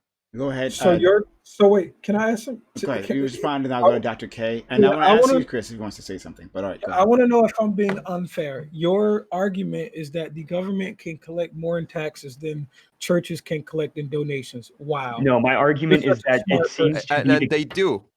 Okay. They could do. That's not No, no, that's not his no, argument. no, That's not his argument, though. Go ahead, Sevatar. Yeah, so my argument is that states are just better at accomplishing the goal of charity than any private Where do institution the ever states get could their be. money from? the money that you're talking about. It does. GSU, the whole point is that the state is more efficient than going through a fucking church. Why would you use that's the whole point. point? It's Is not cheaper the whole point is not using the church as a middleman. This isn't a fucking. No, hold on, GSU, because you're busy fucking condemning everyone for being like stupid or idiot, and yet you're literally advocating to have a fucking middleman system. Like, how's that fucking smart? I'm not advocating that. That's literally what you are, but okay. Unlike the government, churches actually like push their cult and their religiosity onto people as like a caveat for giving out this charity. Not all the time, mind you. There are many Protestant charities that don't do this, but there are also, again, the vast majority of them still like put their caveat. Oh, by the way, Jesus loved you, and hey, have you heard of our literature and stuff like that? The government doesn't do that when they give out their help to their people within their country, like in Sweden. Savitar, I'm gonna give you a free fucking home run here too. Is for example, the Salvation Army, literally bans transgender people from their women's shelters on religious grounds. So beautiful, Dr. K. Yeah, that's a another perfect thing. example. So that's another thing we need to bring up as well. For it's like, yes, these churches and these private religious organizations do good work as they give food to the poor and clothes to the poor, while also saying that anybody who's trans or gay is a pervert that is going to burn in eternal hellfire. This is like there's good and bad here. We'll help you Can I as long as you aren't respond to trans, Dr. K and basically. Savitar? Please, Can I go ahead. respond to this? Okay, listen. All right, this is a zero head take again. This is all y'all give is zero head takes. It's so stupid when I'm here sometimes. Okay, listen. You don't want to resign to the facts, man. I'm sorry. Let him finish. Let him finish. Okay, listen. When the places where they banned transgender women was because those facilities were meant for AFABs, I guess is the name that we would call it, right? And there were reasons that they didn't want to integrate those shelters with trans women. It wasn't just on the grounds that they're trans women. What reason? He's justifying trans Let him exclusion. I finish. can't Let him even. He's finish. actually biting the bullet on it. That's Please, crazy. hey, everyone. If you're not named GSU Gambit, don't speak. I'm going to mute you. The next person speaks while GSU Gambit speaking gets muted. Don't care who you are. Thank you. GSU. Okay, yeah, listen. Okay. You can say that this is bigotry or whatever. I don't care. The thought was, actually, they pointed to, because we discussed this on an open panel. Dr. K, you were there, I think. There were actual cases of some type of assault, and you can say that it was bigoted to use those cases to further their legislation, but they used those exact cases where there was some kind of assault, and they said that because we don't have the infrastructure to support this and we think it could be harmful, we're not going to support this. We actually hashed this out on a Prime panel before. Y'all can go look this up. I can't remember the exact stuff, but there were literally things that we talked about. Yeah, sure. This fucking bitch, man. No call him. Don't no name calling here. I don't know. Say something else. Yeah, sure. What's your name? Brento Box. You can go. Can I go after Berto? Yeah, of course. What was the question? The question. Well, I was listening. I was listening. I just was like, so we're talking about how like me, Kay, and Muhammad are claiming that the secular state is far more efficient at achieving the goal of charity. It's not charity within itself, but achieving the goal, which is helping the less fortunate within society. Social services. And unlike private religious institutions, the state, at least in the modern day, actually respects basic human rights and doesn't discriminate against you because you like cock when you have a cock. Or at least less so than churches do. Yeah, because I didn't get to finish. Sure. I didn't get to respond to this. Okay, go ahead. The government collect more in taxes than churches collecting donations, so they're able to do more. This is not about doing more; it's about being more efficient. Let me finish. What the fuck do you think is more efficient? No! You're strawmanning. You're strawmanning. Relax. Shut up, everyone. Chill. All right. When you say they're more efficient, what exactly are you pointing to? They're touching more lives, you dumbass, because they have more money. Hey, no need to add hom. Yeah, that's not very nice. Idiots language, my guy. Language. I'm not insulting you. I've been very calm right now. Come on. Okay. All right. Sure. Well, here. I think I can answer Savitar's question. Hurry up, answer. Then I'm going to go to you, Chris. Sure. Then I'm going to go to Clavicus. I don't know, but I could take your word for it, and you're probably right that the government is more efficient at it. Ideally, you want the government to be efficient. So yeah, if the government's more efficient at distributing charity, then that could be a thing that's probably true. Sure. And the government doesn't. It is true. And the government doesn't have. Let him finish. The government should have a neutral equal rights stance on wherever it applies charity. So yeah, it has that benefit too.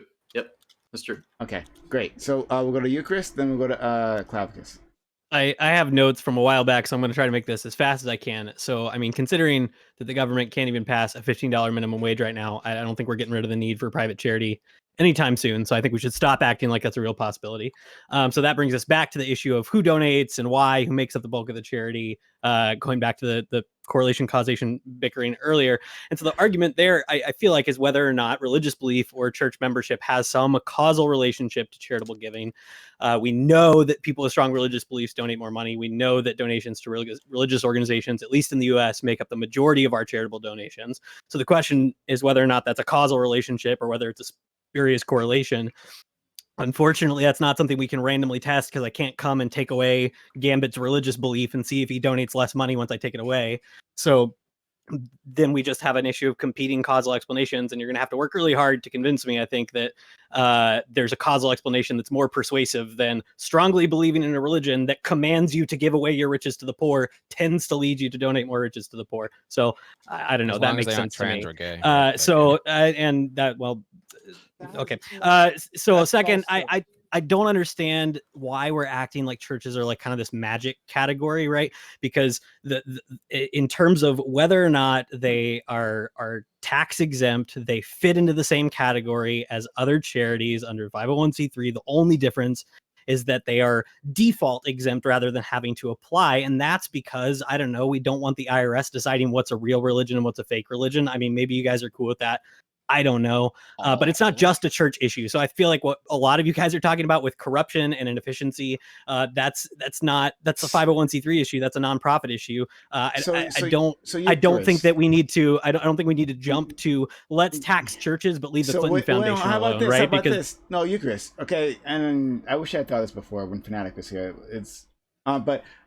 All right, so it was been brought up about, oh yeah, that's the thing that's so great about churches, you know, is that they do these charity work, right? But you brought up an interesting point just then, saying that like other charities like have to apply for that status, and churches get it by default, right? Okay, all right, then why not churches have to apply, but not because they're religious, right? But because they're charities. Like, so if they're going to be a charity, right? If they're actually going to accomplish a goal, and not all churches do that. We understand that. I don't think Gambit would argue that. I don't think Azzy or anyone would argue that not all churches are charitable. So instead of giving it automatically, we just make them apply again, not on the basis of religion. So to my point, I think that's like, we're talking more about broader 501c3 reform than we are about like whether or not churches should be an issue. So that goes back to like the overall actual topic, which is the point. I feel like that started this way earlier. It's not really whether or not churches should be taxed. It's not. It's about maybe how we handle nonprofits, but really the issue is the Equality Act kind of stuff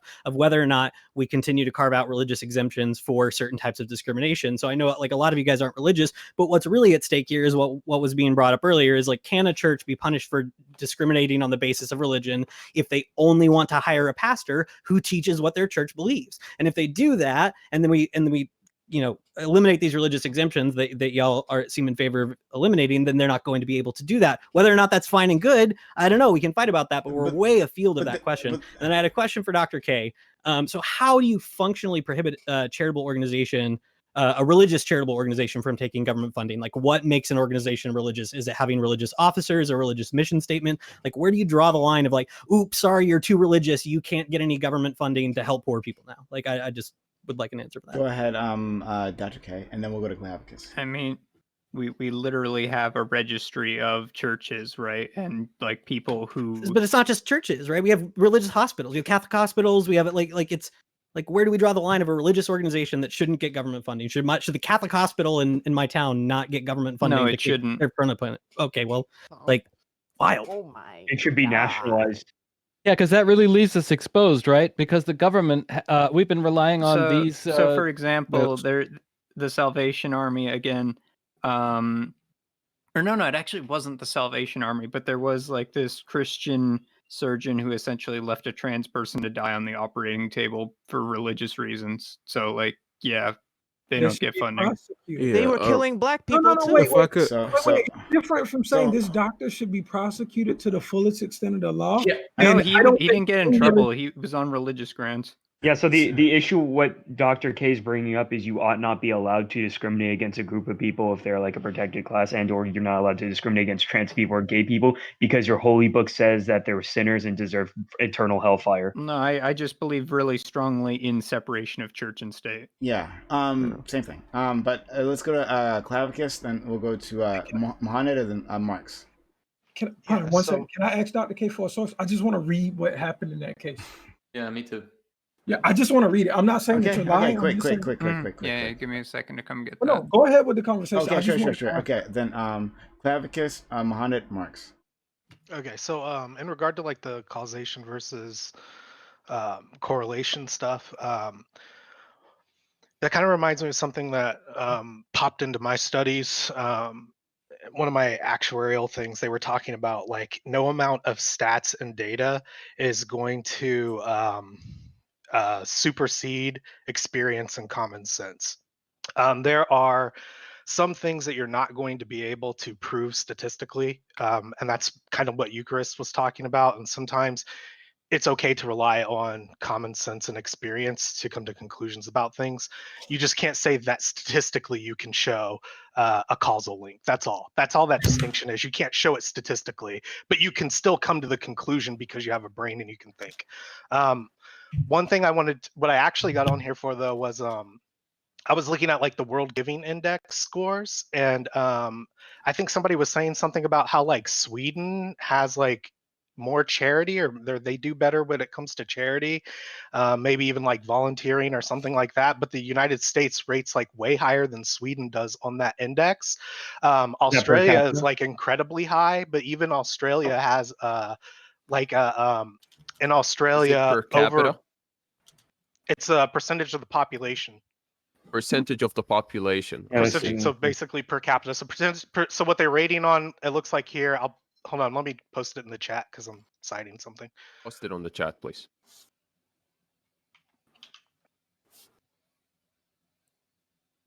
And I'm just looking at this really quick. This isn't something like I did a deep dive into. I'm just like looking at some real quick stuff. So I'll bounce out of the chat after this because I'm not going to argue about it with you. If you give me any kind of pushback on it, that's cool. I'll accept it because I haven't looked that far into it. But they rate on percentage of population giving money to charity, percent of population who has volunteered time for an organization in the last month, percentage of population who helped a stranger in the last month.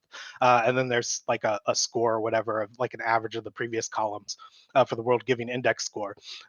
Australia is really high on there, for instance, and then I just did like a quick look on that, and a majority of charitable giving in Australia is actually from religious people as well, and then coincidentally, Australians seem to be like less religious than people in the United States, so that's interesting. I don't know. You can suss that out or make sense of that however you wanted. But I just wanted to throw out that data out there because I think it's really important to keep this as factual as possible. Okay. Go ahead, Mohamed, and then Mark. Thank you so much, Clavicus. Really appreciate it. Mohamed? Hello? You're muted. You're muted. We can't hear you. I muted my mic. I wanted to talk about an already concluded topic, so you can just skip me for now. Marx. Oh, yeah. Hold on, you didn't want to respond to what he just said to you? He basically called out your lies and you just didn't want to respond? I'm checking why are you other like this? websites and other indexes, and it turns out he's maybe using an outdated one, and the Guardian one is perhaps wrong. Cheers. Okay. You can go and Olof Huteveta Churchen Havstavudum. Oh man, We goddamn, don't know what that you was said, wrong. but- Oh my god. Dang. Oh no. TOS. Look. Delete the vibe, Look, Brian. Delete the Gambit, are vibe. you okay? Gambit, are you okay? Like after what you just experienced? Fucking obliterated. Oh man. Was that Swedish you were speaking? Yeah, Swedish. That was sweet. Awesome. Yeah. Go ahead, Marx. Yeah, so the basis of my response, I have to ask this first. Are we talking this whole entire conversation? Are we talking ideally or like practically? Because that would be like the basis of my response. It's Just a generally bit of anybody. both.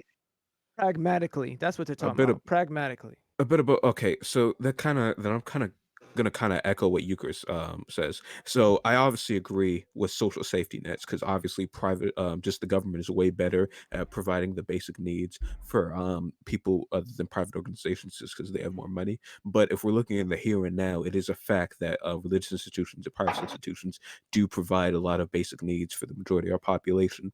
And if we're talking practically, putting in legislation that would, one, decrease the church's power by getting them rid of exempt, getting them tax exempts, would hurt people in our community. And two, having to pass legislation that would create a robust social safety net in America to fill the material conditions that the church already passes. I mean, if we're just talking practically, I don't think like these two solutions you're not going to pass them. Brian, we can't hear you. But if we're talking ideally, then I mean, anything. I guess that's fine. I just want to know what we're talking about here. Marks. But I think what I said to Eucharist in response to Eucharist, I think answers that, right? Like, why should churches have automatic tax exempt status, right? So if it's true that other charities have to apply for their exempt status, then why not churches, right? And again, wait, what? They do. Churches? They Wait, do. yeah, my church. My father literally, my father literally specialized in helping churches get their 501c3s. Yeah, you have to submit in fact, paperwork. They made it even more strict. Yeah, they made it even more strict in 2020 because fake churches were No.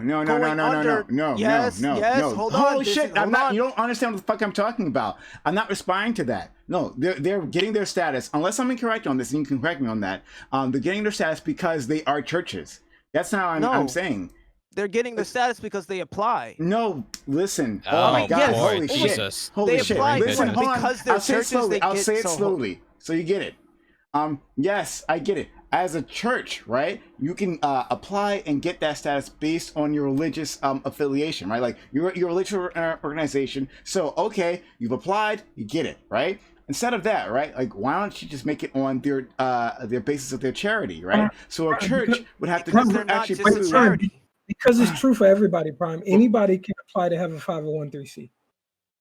Anyone on this panel right now. I get that. Yes, I get that. I get that. I think I have an answer. I think I have an answer. But yeah, wait, What because I you're wanted to asking answer. is, Okay. what you're asking is like, basically, why do churches pre-qualify to apply? Whereas if I want to like make a shelter for sick cats or something, I have to justify that. Churches don't have to justify their status to apply, correctly?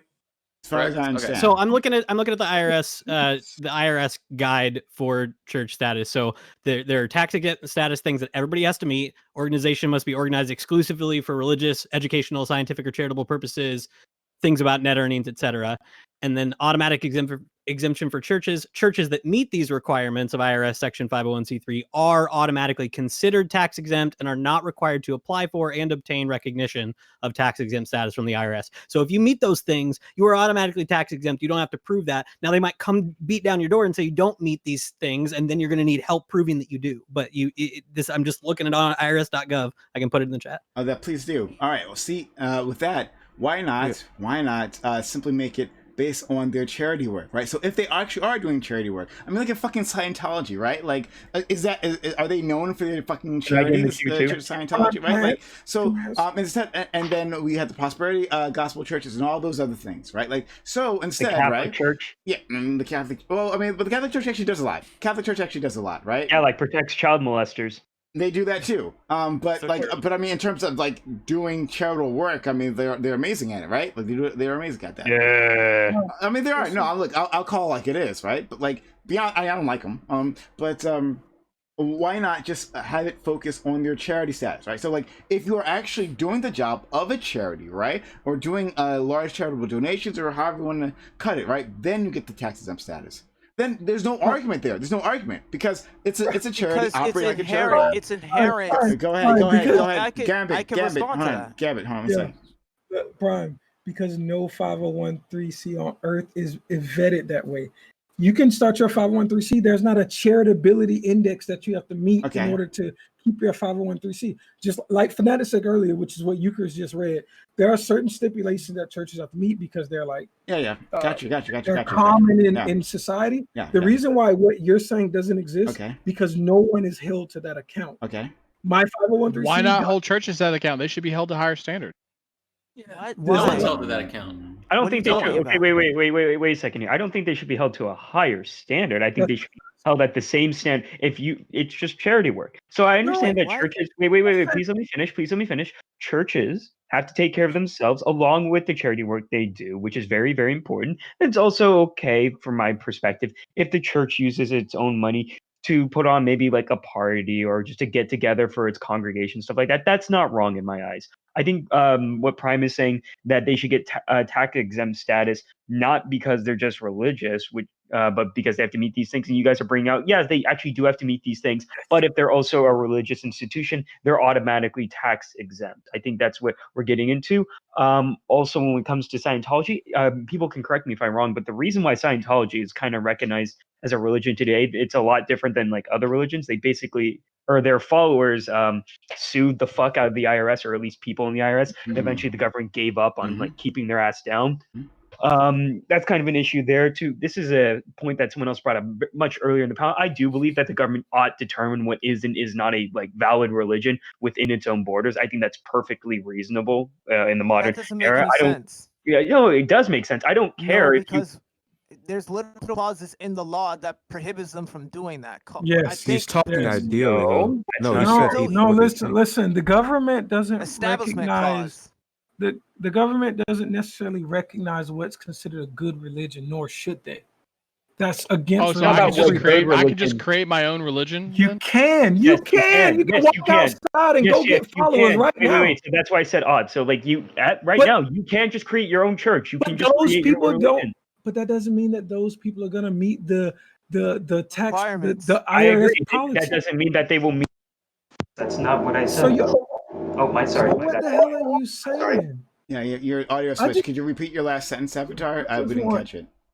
Yeah, so I was just trying to clarify a few things. It was clarifying like what Scientology is, clarifying your point, Prime, that like what's his name? Eucharist said that reading the IRS website, if you are a religious institution and you meet these standards that he said earlier, you're automatically tax exempt. Rather, it should just be if you meet these requirements and you've proven to meet these requirements, you are tax exempt. It doesn't matter if you're a religious institution or not. I'm pretty sure that's probably what the case is. Okay. So religious institution, the word religious institution isn't within the exemption requirements. Like there's no clarification within the. I'm looking at the IRS website right now. There's nothing saying about religion specifically. I'm just making sure. I don't think there is. There is none. So it's not because they're a religious organization that they're automatically exempt. In fact, No, I guarantee you. Oh, okay, so can you refute that? It's page 2 of the PDF that I posted. It's page 2? Page Yeah, 2, I'm looking at recognition the of tax exempt status. If you meet these, you're automatically considered tax exempt. Next paragraph says there's no requirement, but churches can seek recognition of that tax exempt status. But they are default said to have it if they meet those requirements. Yeah, this is This is to respond. Wait. I want to. Wait, hold on. No, I just let I didn't finish. Respond. You interrupted me. I didn't finish. No, listen. Yeah. Prime threatened everybody with mute to let you finish. Come on now, you gotta relax. So like I was saying, Eucharist. Okay, so Eucharist said, okay, so churches can then go forward to prove that they meet the requirements, even though in some circumstance they are automatically recognized as charitable organizations as and they meet exception requirements. Isn't that what he said? There's no automatic there is no automatic recognition. They must meet those 3 requirements. Those 3 requirements are what churches use, but it's not. That's just the avenue that churches use. That's what Eucharist is saying in the law. So, what I'm saying is it appears to be that if you meet these requirements, you can go ahead and you're a church, you are default exempt.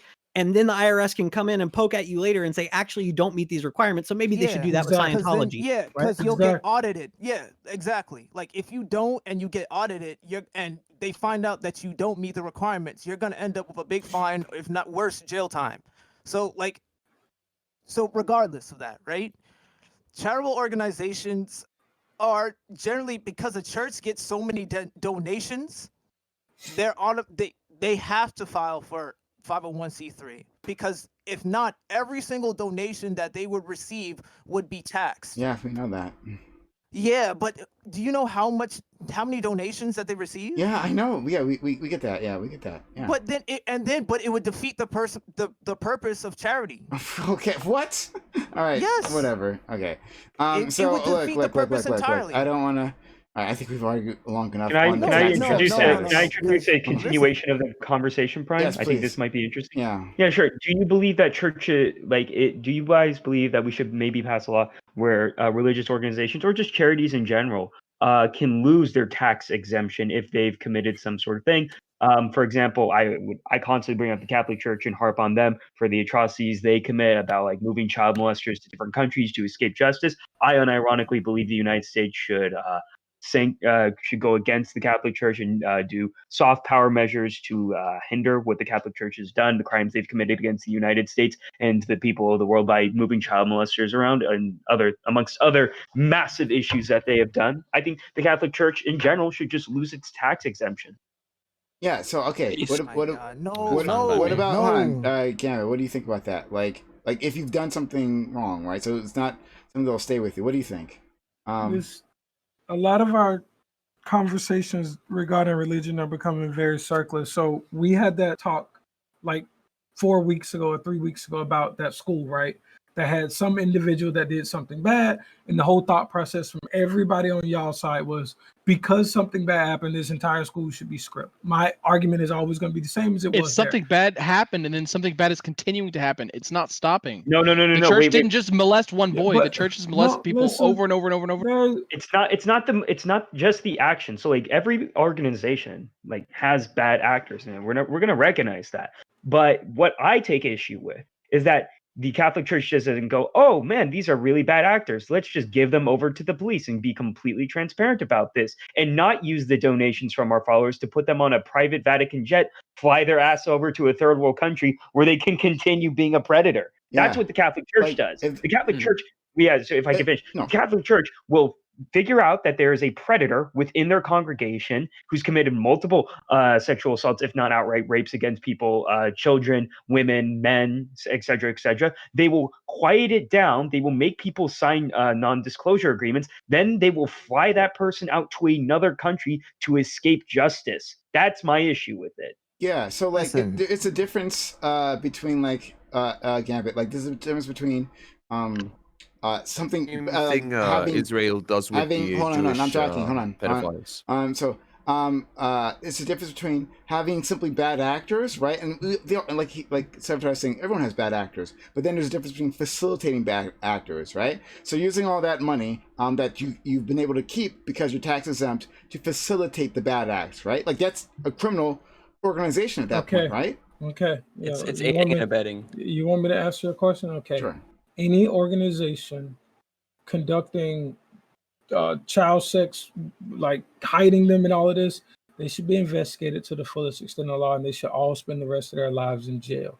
However, if there's no criminal case, I don't know what to say. Right? No. We can't work off a world without cases. That's not the question. Well, there are plenty of criminal cases, but beyond that, doesn't even matter. There are plenty. I mean, that's the thing. We know there are plenty of these criminal cases. Listen, Brian, this is simple. Okay. Brian. If there's a Catholic Church that's condoning child pedophilia, the whole organization, yes. No, they don't condone it. No, not condone. But yeah, no one said. No. I'm saying facilitate. Facilitate. Moving them to different places to be predators somewhere else. Yes, that's condoning. I'm not exactly sure. Okay, maybe we're arguing semantics. I'll post a Wikipedia article for you guys. Okay, use whatever adjective you would like if you don't like the word condone, even though this is literally what it means. But yes, if there's an organization that is in any way perpetuating, facilitating, condoning, liking, complicit, all of those adjectives, we can name 1,000 more. I think they're verbs, but go ahead. Facilitating. Yeah, definitely, for sure. Yeah.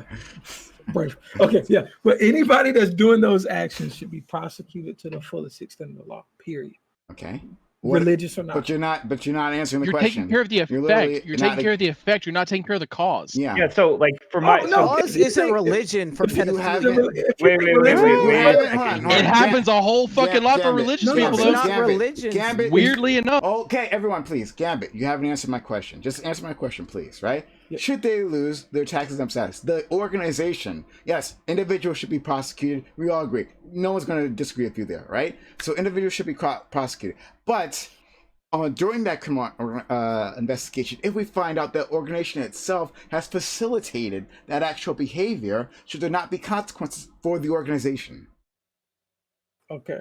Depending on what level of the officials that are facilitating it, potentially, yes, I'd be A-okay with it. Okay. If the top dog of the organization is perpetuating and he's just passing down that responsibility to everybody else and he's orchestrating all of this, yeah, absolutely. But if there's one guy doing it and there's one other lowly guy that's helping facilitate it, so then I don't think that goes against I'll the just say entire this, organization. that's not how that works in other organizations, right? Like for well, theoretically for banking, right? And like for the medical field, right? Like it doesn't have to be like the CEO or whatever of a hospital, right? That has like sent out orders. Yeah, I don't want to argue over titles. No. Whatever I'm you not arguing consider. over the titles either. I'm just saying that it doesn't have to be coming from the top. I'm like, if your organization has had a failure, a massive systemic failure, whether or not like the people in the C-suite understand what happened, right? Fargo. Like, you can still be held accountable for it, right? So like, I feel like the same thing should be true for the church, right? Like, let's say they did know, but like let's say the Pope,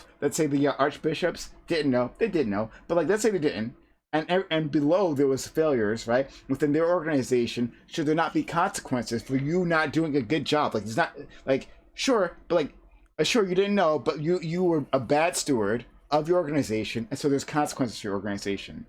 Does that not make sense? I think there is somewhere in this realm something that I could agree with. I don't know if we're gonna get to it here, but yeah, I think generally any organization that's doing this and it seems that they are facilitating it on a mass scale should be punished in lots of ways. And if taking away 501(c)(3) is one of those, then hooray. Okay, right. Fair enough. Then you answered the question. All right, you, Chris, I want to get you back in there. Yeah. Just really quickly. So, I mean, there are ways that people lose 501c3 status all the time. It's been a long time that I can find since the IRS has published this, but in 2011, they published a list of almost 300,000 organizations that had lost their status because of failing to file their 990 forms for 3 years or for violating any of the other principles. So, yeah, we have mechanisms.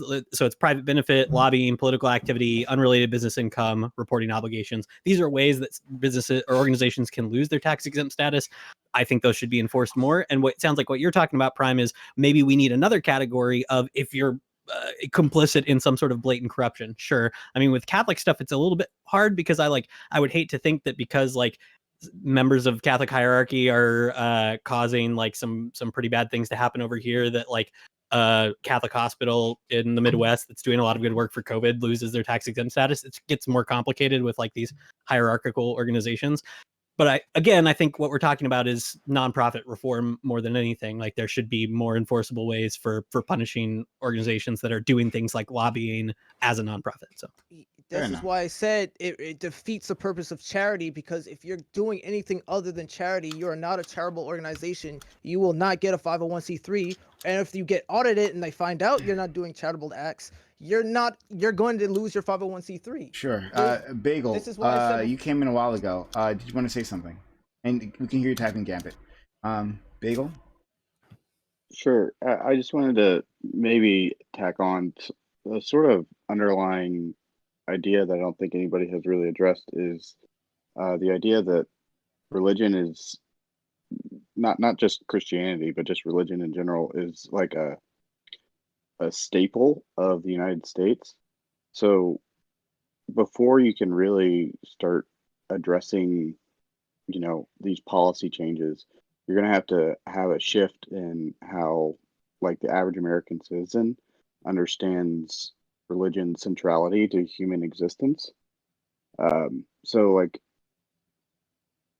if you were to just take a poll of any American on the street, they're going to generally, a majority of them are going to say that they are religious in some way or another. And until that sort of changes, it's hard to equate churches with charities because they have a special status in the minds of people, across the country by being what they are. So I think a lot of sort of policy objectives need to account for the fact that this is just how people think about religion as a central place in American life. So are Before you you can saying, actually, if I can, are you saying that religious organizations are more than charities? yes, yes. Okay, Yeah, so there's yeah, I agree with you. I agree yeah, with you. Yes, religious organizations do function in Okay, more than one ways than just as charitable but organizations. Marks, just Though, just to everybody make here the agrees with that, but we're yeah. arguing oh, over. Yeah, we're arguing over like their tax exempt right. status. Like everybody agrees that they not do more than like really, charity. because we started off talking about whether or not they can discriminate against sex, gender, and sexual long orientation, we and then we never actually got a chance discussed. to finish. I But mean, do you just want to move the conversation to its like logical standpoint? Like, are we going to go into like a straight up No, it's anti-theistic meme? no, I think it's what Eucharist said, which is what I said originally. That's why I say Eucharist is the real God, because I Yeah, said that before too. Because yeah. if you To answer you, babe. if you start attacking churches based upon, okay, they have moral mistakes, but they're moral organizations. So if they make moral mistakes, okay, we can just punish them on that. Okay, fine. But we're not talking about that. We're talking about legal action, whether or not the Equality Act is going to now forcibly make churches ignore their doctrine and put people who are may not be aligned with their doctrine, who are not like sex orientation, and gender. That's what we're talking about. And that's So what we're we talking about whether or we're not talking about whether or not we should. Yeah, think so we're all it's saying really like simple. Wait, so wait. hold on, one second, one second, everyone, one So I second. didn't- Hold, stop, please. Marks, go ahead. Finish your. You want to say something? Yeah, I was gonna answer Bagel. So I kind of made your point earlier, but like in this like current topic, we're talking about ideally. So like the question was, I think should churches, if they commit like something against the law and facilitate it, should we take away the tax status? So we're talking ideally now. To answer Azzy's point, I think you were talking about earlier about like the new bill that was passed, and like I just posed to you, this is probably going to start another question. Should if churches, if there's a separation between church and state, I mean, should churches be allowed to like basically break the law of the U.S.? I mean, it's already Well, so discriminate against gay people. And okay, but then again, I say there are churches that have gay people in leadership, and they're called gay churches. They're churches that have women in leadership. Sure. Yes. Wait, or yeah. not gay churches. That But was a, but that was you a, can clearly hold on. You can clearly tell that they facilitate and they have homosexuals in or people Facilitate of different sexual homosexuals? orientation. How do they facilitate in homosexuality? This sounds like a lot of fun. I'm not saying no. I didn't say. I did not say they facilitate homosexuality. You said We're facilitate. yeah, I'm talking Robin about Williams having. has a thing on that. I just want to finish, bro. Yeah, this is why y'all Let get him finish. Yeah, let impatient. him finish. I'm sorry, AZ. You can go. Like they allow people. What we're talking about is employing people to be in leadership roles. This is really the main argument: allowing people who are not aligned with doctrine to be in leadership roles. That's because and I can say already, churches have people who are homosexual, who are in their choirs, who facilitate their choirs, who facilitate other oppositions, who give out food. There's plenty of we get you. Could I respond? Yeah, I didn't finish. Fab has been waiting for a long time to say something like that. Just to really hardly push back against this idea that the Equality Act will now force churches to install gay pastors or install just even leaders in their church. If Pascal referenced it like when he was on here, this that there's the I mean Pisco. Pisco, sorry. People call them different things. I'm so sorry. Is that it's called like the ecclesiastical church? No, not the church. No. That's not what I'm saying. Ecclesiastical doctrine. No, in a legal sense, the ecclesiastical exception is that if that discriminate laws against discrimination don't apply to a church that like the Catholic Church says we only employ male pastors. That's the Establishment Clause. No, that's not. No, it's a different thing that exempts them from protected class. So churches are It's free able to exercise. discriminate on who preaches their doctrine or who is installed, who is So, but the problem is, baptized in their church. yeah. Here's But the problem is though, what you're saying, is that they've extended it, right?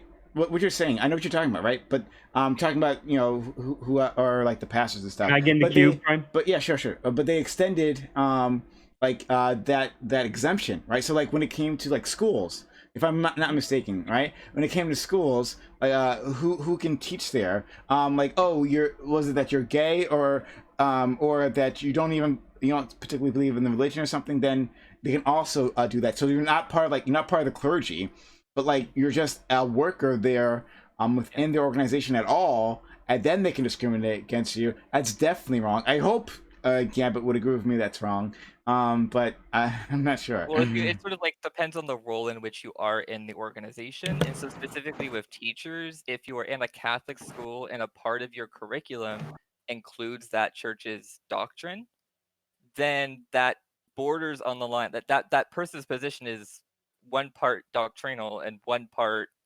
something else. They're a janitor, but then they also do the Sunday service. Okay, like they have two roles. The teachers are leading a Bible study, but they are also teaching you about Thomas Jefferson. It's like, okay, they're still employed, but they're still, if they have a doctrine part of their job. I get you. Okay. If they are just a janitor, I don't think they would be exempt. Sure. I gotta go to bed soon, so I just wanna say, okay, so just to bring it back, and I believe Eucharist said this as well, because if we use the Equality Act to start determining whether or not we can take churches to court or fine them if they don't allow people who apply for leadership positions who are online with doctrine to be in those positions. I feel that once we start doing that, it's not only going to affect religious organizations, it's going to affect non-religious organizations. And I brought up if you have a feminist organization, we got it. So, oh my God, let's not just go back on that, please. No. It's really simple. No. Let me in here. We don't have a concept. This is really simple. I appreciate y'all. We didn't talk enough about that, but we just harped on religion. We did talk enough about that. Holy shit, we talked about it. We covered that. Peace Corps already covered that. We already covered that. We talked about non-religious organizations. Oh my God, yes, we literally did. We spent like an hour doing that. Yes, we did. Yes, we did. I'm gonna check the VOD. Have a good night. Okay, bye. Wait, hold on, Ozzy. I got one question for you before you leave. Oh my God, no, please, just go. Bye. Sorry, thank you. We got to move on. Sorry. So we had Gambit. You still there? Yes. Hey. So, what was my question? God damn it. Should the janitor be able to be discriminated against? No, not the janitor. Janitor. Excuse me. Not the janitor. Not teacher. So what our friend? Yeah, for sure, absolutely. You think so? Yeah, sure. So like, if they're gay, right? A gay teacher should be able to be fired from the Catholic Church. Is that what you're saying? Like a Catholic school. Yeah, for sure. I think okay, cool. Bad, can I step in here real quick? 100%. So it's really simple. So like the issue here is whether or not people believe that various religious organizations can discriminate against protected classes if it's like in line with their doctrine. I'm going to argue no, that's not okay. If a church or religious organization or religious group is doing a practice that I find immoral, I believe I ought pressure them to stop doing that shit. I doubt that many people would be okay if I, like, for example, started a form of Christianity that said no black people allowed. Because that used to be a dominant thing throughout the United States for a very long time. You can make an easy comparison between black race being a protected class and sexuality being a protected class. Would you be okay? I doubt anybody here would be okay with a church saying, all right, guys, this is like Romans 8, no black people allowed in the church because they're subhuman and shit like that. I doubt anybody be okay with that. The difference between being okay with it and then being legally able to do so. But okay, I don't think you should be legally able to say no black people allowed in your church because they're subhuman. Then you should advocate for a constitutional amendment that then removes the freedom. No, of you expression, can freedom of literally religion just from say that exemption. churches are. You can just get rid of the legal term that you were talking about here. Yeah, Churches cannot No, discriminate but against that legal protected term is classes. based on the First Amendment, so you would need Okay, sure. to Then you okay? amend it If I grant this, then yes, I would amend the Constitution. Okay, I don't Yeah, care. yeah, perfectly. Yeah, that's Cool. fine. I don't give a shit what your holy book says. I don't care what your voices in your head So- think. What you think the voices in your head are telling you to do. You're not allowed to discriminate against protected classes. That's fucked up. I see you, Eagle Eye. One second. I just want to ask this one question. Then, Gambit. So is that as well? Like that'll be fine if they could just discriminate against race, right? Yes, I wouldn't care. Okay. All right. Well, you said it. Here, So. I've- Oh damn. That's so I have a question. Eagle Eye's been waiting, and then we'll go to you, Brento. Well, that pretty much answered my question. My whole point was going to be that, yep, basically that churches used to discriminate against black people. Would GSU Gambit or any of the other religious panelists be okay if churches were started to actively start discriminating against black people, saying can't have black people in positions of power and leadership positions? But if he says okay, then whatever. Yeah, At least he's consistent. Jesus, he's actually biting the bullet. I literally don't care at all. Can I jump in? Brento. Sure. Okay, yeah. So I have two questions, but I think I know the answer to you guys' first one, so I'm just gonna ask it really quickly. So if a teacher who is gay and is working for, let's say, like a Catholic school, right, and is openly gay, let's say that's the case, do you think they should be able to be fired for being openly gay and working in a Catholic school if it's against Didn't I Catholic just doctrine? ask? I just asked that. No. Okay, No, they so shouldn't be. people say no, right? Okay, so my second question is, Man, okay, that's let's the get second there real question. quick. But there's a loophole. There's a loophole. Well, I I need have to a say second something. question. There's a but loophole okay, actually. But before we go into the loophole, I have a question. Sorry, the second question. Let's say someone is working for a public school and they don't discriminate in any direct way, but they've been vocal about being anti-gay. Should they be able to be fired? Yes, you're not allowed to push your views Okay. onto other people. Well, you're not pushing your views on it. You're not allowed to just express your No, views. no. You're not pushing your views. It's Yeah, I just know, known or that you're express them. anti-gay. They were openly You are not- anti-gay. Yes, you are. Wait. Open. They're not pushing it. They're not promoting it. They are simply just. Yes. Then based how are they on that, openly? you are not Then they allowed can't be openly to anti-gay. expose. Yes, I believe in a public school system. It behooves the teachers to not express their personal opinions about That's these not their kinds job of to subjects. express their opinions. Exactly. Okay, so that means there's like a stance that you have to hold to work for a public school, but you have to be pro-gay or at least not openly hold against on. gay, or to work for public school, but you cannot be against it working for a Catholic one, or you No, can't so be for a openly Catholic- working for the- Catholic. Wait a minute. standard- Please. Let me explain the. There's I a need to difference. explain the loophole There's a really di- quick. No, gentlemen. I have hold on. All right, whoa, everyone. So Mohammed's just waiting, so we'll go to Mohammed, then go to Casino. Okay, fine. All right, thank you. So here's the thing: if you're a homosexual and you're working for a Catholic school, they could say, according to your contract, if they are kind enough to allow you to work in the first place, you cannot express your homosexuality within the parameter of the school or engage with any form of homosexual open discussion with any of the students, whether inside or outside the school, or else your contract will be terminated. They could be nice enough. I'm saying, quoting, nice enough. I got you. You're to making include stipulations, this. but I'm speaking more broadly than that. More broadly than that, most likely they won't do that. But I'm saying if they are kindly enough. Well, I guess I'm saying more broadly because I'm comparing these two things, right? So someone who works at a public school pushes nothing and does not promote it, but then they go home and on Twitter they say that they don't agree with homosexuality and they make it public. And then there is a gay teacher working for a Catholic school. They don't push anything during the school, but then they go home and they are openly gay on Twitter and posting pro-LGBTQ things. Okay, Is it with their which one should be fired? Wait, hold on. It was my turn to talk anyways. If Jesus any. Christ. Okay, so I would argue that there's a big difference between just being gay or like just being trans versus like your actual beliefs that you hold. So someone working at a Catholic school who's just gay, it's perfectly fine for them to work there. But like someone who's like actively anti-gay, who can actually like change like being anti-gay, like is like completely different. Like you can't even compare. Yeah, one's a those two. sexuality and one's a like social position. These are two different things. That's a belief. Yeah, okay, it's a belief versus a sexuality. Like I would argue that, like, even though I'm a You can't determinist, change you can't change your sexuality, right? sexuality. You can't change your beliefs. So it's the immutability. You think to be gay or maybe to be trans or anything in the LGBTQ is an immutable trait. Yes. So yeah, and trans this is people. so trans people Wait, don't even do you- believe this. What? Like this is so zero head. There are trans people that say I decided to be trans at age X. They don't necessarily name the person, please. Name one. I want to hear this shit. Can we not get into the trans debate? This is gonna like Prime. No, You can no, do- LGBTQ, which is going to don't encompass anything. It's what I've got. Don't let him walk away from what he just said. I need you to name one trans person. You want me to name You're not going to somebody? walk away from Oh what my you just God. said. Yes, So, name a I have person no right now. idea about the people on Twitch. Okay, so Exactly. I haven't Fine. talked personally to the people on Twitch about what made them make their decision. Okay. I would assume you can poll them when you see them and So ask it them, would right? be great. So you can't name like a single if person. even I mean, ideally, there'd be no religious. So you were just schools, talking out of your period. ass. All right, It would there be you go. great if No, I for literally know one somebody day, on my Facebook. one day, literally one of these streams, we could get throughout the entire stream without mentioning trans people. Like, it would be, like I don't know if we've accomplished it in months.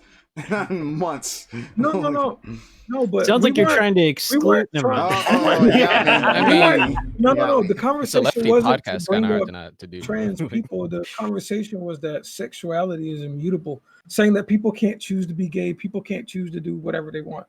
That's you like can't choose to be gay. No. You think you can choose to be gay? No, I think you're saying choose to be. Hold on, maybe let's wait. Let's I be can't charitable. live. Hold on. I think I'm trying to be Do charitable. you choose to be straight? One second. Hold on. I want to be charitable to our friend.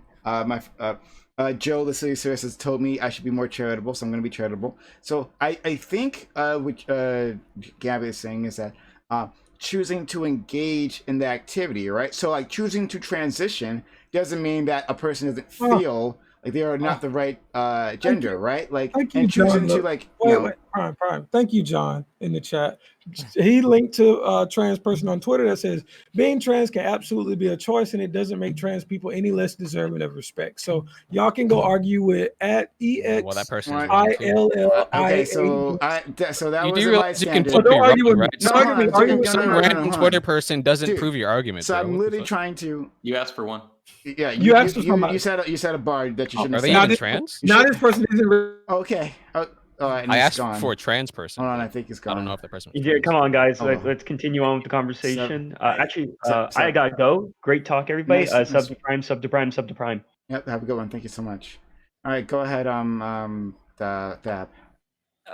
Just to go back to that Brento's question and sort of the public school versus the Catholic school, gay, anti-gay sort of situation. The only difference between those two is, I mean, let's just sort of kind of almost flip the argument. What if there was a pro-gay church, pro-gay Catholic church, in another alternate reality, we have a pro-gay Catholic church or pro-gay church, Pretty fun. and it'd be pretty fun. And gay Pope would love it. Anyways, they have, you know, a religious belief that you have to be pro-gay, and then they employ someone who they know is straight, and they are not okay with straight people, but they employ them nicely. But then this person is, you know, talking about being straight on Twitter or whatever, and they fire them. That would be okay.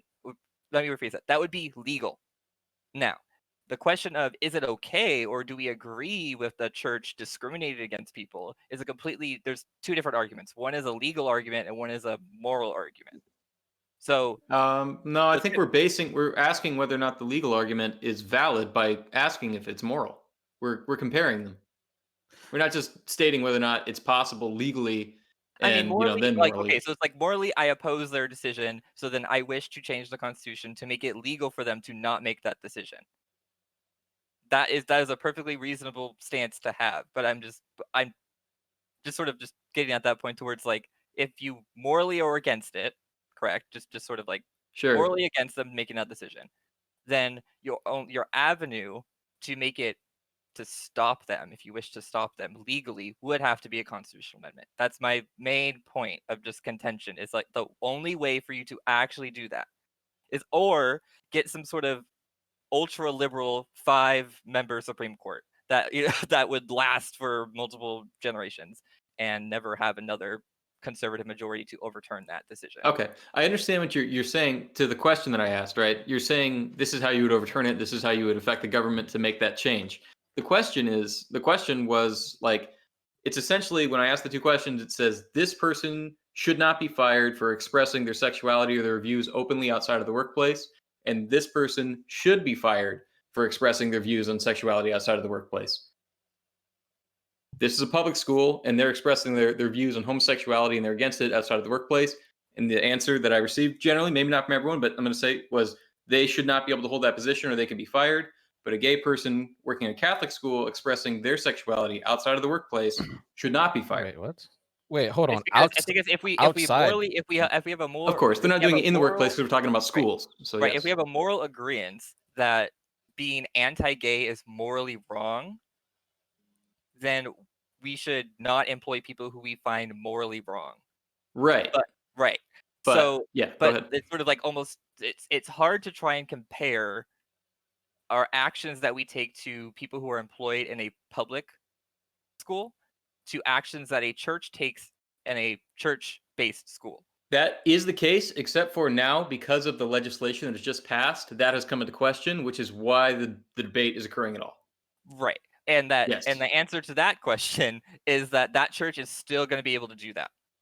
It's still going. The courts have already decided that they were able to do that because there are state laws that are just the same thing as the Equality Act.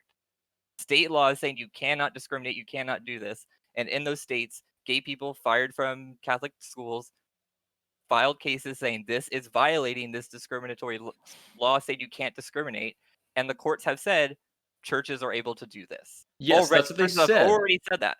They've Okay, so already just to said that. check, they did already say that. Things have changed recently with the passed law, and we're asking, It's the is same that thing. still The the Equality case? Act. The Equality Act is the same exact thing that's on the state level, and it's the same exact thing that the court has already addressed on the same exact basis that would happen again. It's the same exact thing.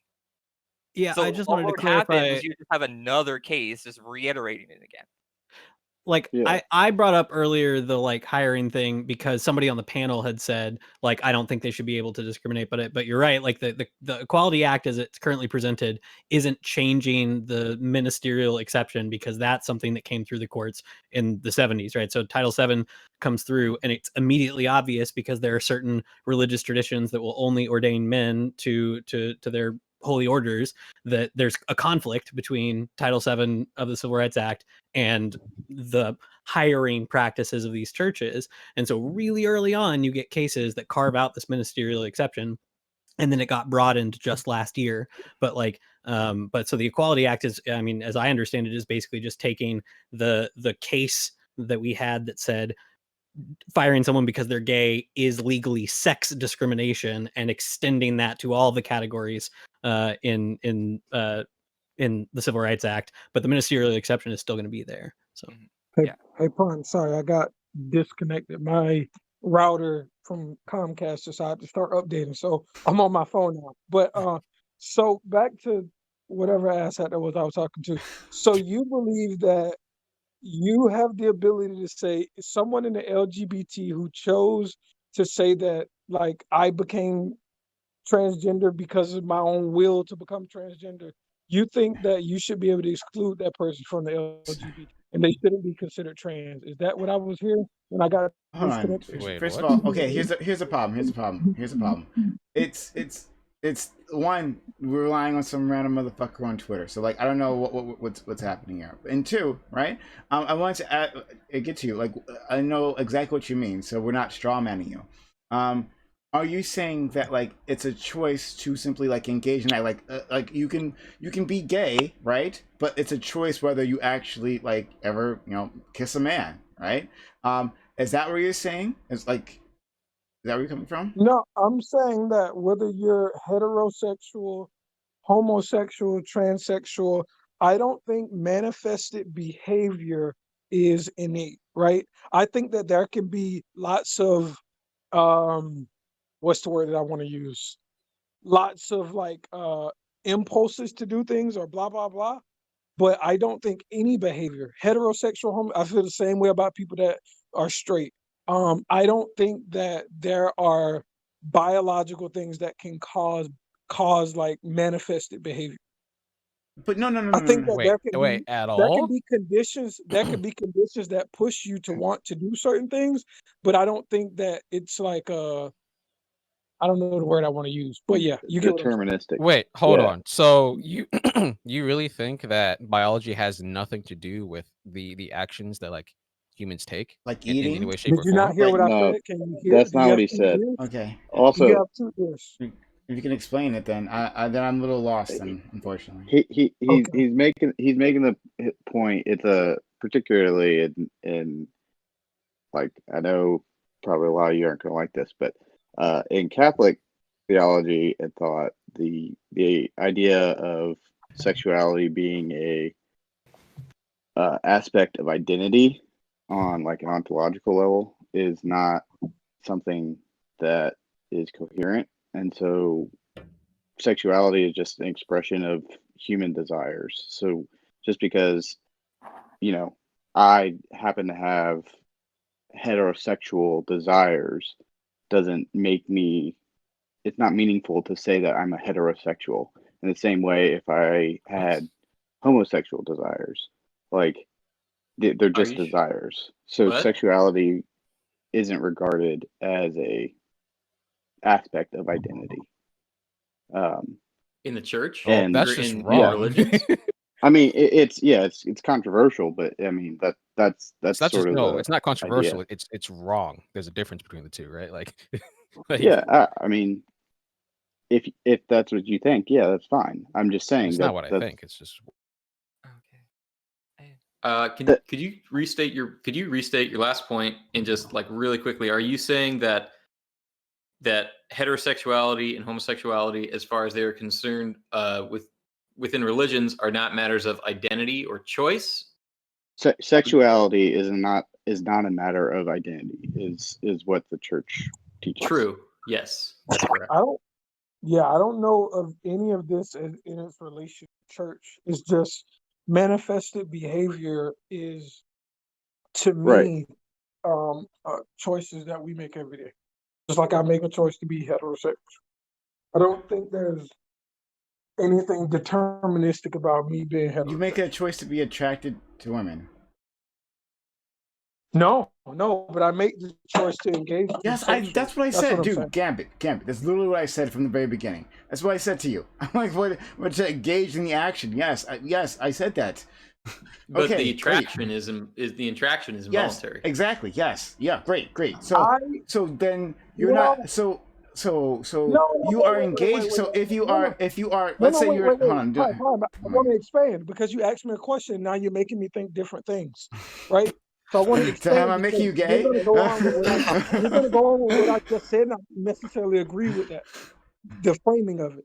I think that people can invest themselves in communities and learn to like other people. So, for example, when I grew up, I didn't like white women because my whole frame of reference for the world was racism. And everyone that I interacted with, most people I interacted with, were absolutely racist. When I went to college and I was around people that weren't racist, my attraction to certain groups changed. So I think as you have different interactions with certain groups, your attraction can change. So I don't think that it's an immutable thing either.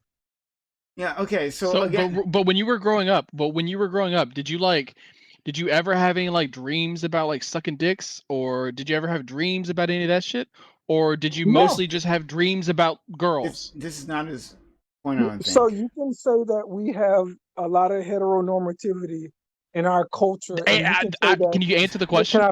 Can I finish? Can you answer the question? I'm about to if you shut the fuck up. Okay, so you can say that through heteronormativity and culture. That's why I never had those dreams. I never had those dreams. But that doesn't mean that someone who lives in our culture can't start to engage in those acts, and they rightfully can. As they can do whatever they want, right? So But so that doesn't so negate anything that you hold on. said. We can understand that sexuality can be affected by society and experiences, right? So like this is a known thing, right? This is not a controversial statement that I'm making here. So the fact you're saying you weren't attracted to white women, sure, okay, great. But there's also I've heard white people say like, oh, I'm not attracted to black people, right? Okay, great. That doesn't mean they're any less straight. That's still not addressing the point that I'm talking about, right? Like attraction to women, whoever, whichever woman, like you could like you could look at be attracted to traits, right? So like you're not attracted to every woman, right? Even now, you're not attracted to every woman. There's some women that catch your eye, some women that don't, right? And then back then, white women were part of the categories that did not catch your eye. Fine, but you changed because people can change that way because sexuality is more malleable, right? But in the end, you were attracted to women, correct? Yes. Great. Okay. But then, like right now, you have a girlfriend, right? But that was your choice to go and talk to her and engage with her and do sexy stuff with her, right? Okay. So on the other side, what I was saying, what I thought your point was. So I think maybe we can just come to a convergence here. Your point is that like gay people are also making a choice, right? They may have those impulses, right? To be love men, right? To be attracted to men, but to actually engage in that action, that's a choice. Is that what you were trying to get across to us before? Yes, I guess in some ways, yes. But I think that, so I know people, particularly I know two people, so it's not like a ton of people, but I know two people that I grew up with that engaged in sex with women, and that's all they did. At a certain point in their life, they started to engage in sex with men, and now they consider themselves gay. I don't think it's right for randomly us to say, well, he's no true gay person because at one point he had impulses to have sex with. I didn't say. No one said that. No No, one no, said that. he's not that's what saying that. the He's other just saying. ass But yeah, on the I'm not panel saying said. that. No one said you're fighting a straw man here.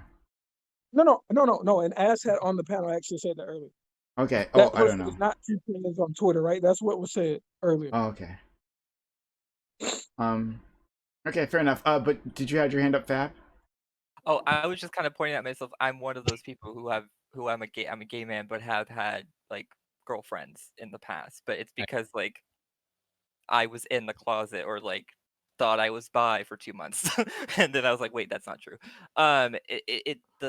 The just because you like I am able to physically have a sexual interaction with a other human being, that doesn't change maybe what my actual attraction is, just because someone is making a choice otherwise or for some reason is suppressing why they feel. So it's just that this whole I just want to really dispel this idea that like if a person who has had a this X relationship before now expresses an opposite sexual attraction, that sexual attraction is somehow slightly less valid or it's not valid. That sort of like And it's another problem with putting people within these labels because sexuality being a spectrum, right? So like, and people kind of can move on that spectrum, right? As to like who you're attracted to throughout your life. The impulses themselves are less or less of a choice, right? Whether you engage in them are a choice, right? You can like decide. You may not be attracted to men previously, but then I don't know, something happens, and but that Can I ask Fab a question though? Yeah. Fab, are you characterizing everyone who engaged in sex with the opposite sex as just like in hiding? You don't think that there are people No. that legitimately can feel that way? No. Insane? I'm pushing against the idea that like how you the sort of that one person that you talked about, if sort of like you knew that they had relationships with the opposite sex, but now they identify as a gay person. It's that their identity now, or like how that person understands their sexuality and is putting the label on it that we are inventing. That label and how they understand their sexuality isn't more or less valid because of any action that they take in the past or the present. So just because they identify as a gay person, as a gay man, as an example, if that gay man gets, finds a woman and is suddenly just really attracted to them and wants to have sex with them and does, but still identifies as a gay man, that doesn't, that person, it's more, for me, it's more like that person, how they wish to identify, that's up to them, period. Like if that person says that they are a gay man, but they have sort of like, it's just like that's how they understand their sexuality, and for anyone else to sort of question someone else's sexuality is what is sort of a cringy engagement. And I agree with you, which is why I made the claim that people can choose whatever sexuality they would like. They can choose, they can choose the label that they put on their sexuality, or how they understand their sexuality. They don't choose their sexuality; they choose the label they place on their sexuality, and they make choices of actions. But actions aren't sexuality. Yeah, it's almost like the discrimination is to say you're not adequately heterosexual. It's not a question about whether all the people that are discriminated against, it's not about whether they perfectly fit into one category or another. It's about the fact that they don't fit as heterosexual. Wait, real quick. Okay, so oh boy, I don't know where to go with this, or I kind of do, but it's kind of controversial. So I do think that society shouldn't, I guess, discriminate against people based on their sexuality at all. But I do think that these labels shouldn't be so broad that someone who is who says they're gay should be able to I don't know, be sexually attracted and have sex with women and still hold that label. That makes no sense to me, at least. I would argue that that person should probably adopt a better label for what they actually are, instead of just trying to hold on to being called gay for some weird reason. So would you say gender fluid people should just be discriminated against? So somebody no, that's I'm not. fluid, I literally just said people shouldn't be discriminated. I'm just saying these labels should have some meaning behind them, right? Yeah, but when you say that people have to fit into a label, if there's a person that's gender fluid and they feel like, hey, I'm a female right now, and hey, I'm a male right now, should we say they need to choose one? Or like you're basically You saying literally that their already life said the has to- label by calling it gender fluid. But gender fluid itself is a broad label that could include people who of various different but not all labels are broad, though, right? But you're arguing And against not all labels should be broad, right? You're arguing against broad labels, but then you're saying the label of gender fluid that is broad is No, valid. okay. Not all labels are okay, no. Okay, no, it shouldn't be. It shouldn't be. So even though some labels are broad, doesn't mean that all labels are broad or should be broad, right? So for certain labels, I don't know, we label elephants because they have certain characteristics, right? We shouldn't just broaden the label elephant just cuz, right? We have these labels for a reason. So even though I think that people shouldn't be discriminated because of their sexuality or their gender, I do think that these labels should have meanings behind them, just so people can actually have conversations, for one. Because if gay can literally mean basically anything, then what does gay even mean at that point, right? What it's is sort that? of it's sort of it's more, if that person is saying I'm gay and they are, if the label of gay is that that person is sexually attracted to men, gay man, sexually attracted to the same sex. If that person, if they, it feels very, very much like a purity test of that person who identifies as gay. They want, they, in the past they were dating women, so that person shouldn't identify as gay because they don't fit the actual definition of what it means to be gay, which means to only be sexually attracted to men. Sure. Okay. Well, yeah. Okay. So, Hold on. So the past part, I agree with. Like, if in your past you like experimented and like found out, oh, like I'm not actually attracted to women, and like I only am like attracted to men now, then yeah, I would still call you gay.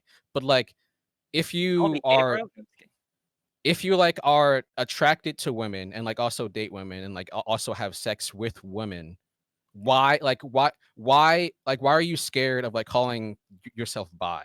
That's like I my already question, sure right? that's what it is. sure. But anyway, that's a whole Yeah. other Okay. topic. Can I? So, like, let's just. I think we can find some common ground. Like, let's say, well, maybe not. Maybe there is none. But let's say someone only is attracted. Let's say a man is only attracted to women and has only had sex with women and only ever will. Can they call themselves gay? No. Right. Yes. Right. Yeah. I don't Yeah. All think right. anybody Hey, would disagree with his there we take. go. Though, Well, right? wait, what about a married man that comes out like midlife? This happens on a regular basis. I think We that were they just just talking about changed their that. Well, sexuality and they well call themselves then gay. they're Yeah, that's fine. well yeah. Uh, It again, they depends. were Again, it they were. depends on the individual. Well, hold on a second. Hold on, everybody. Brento, do you have an issue with that? No.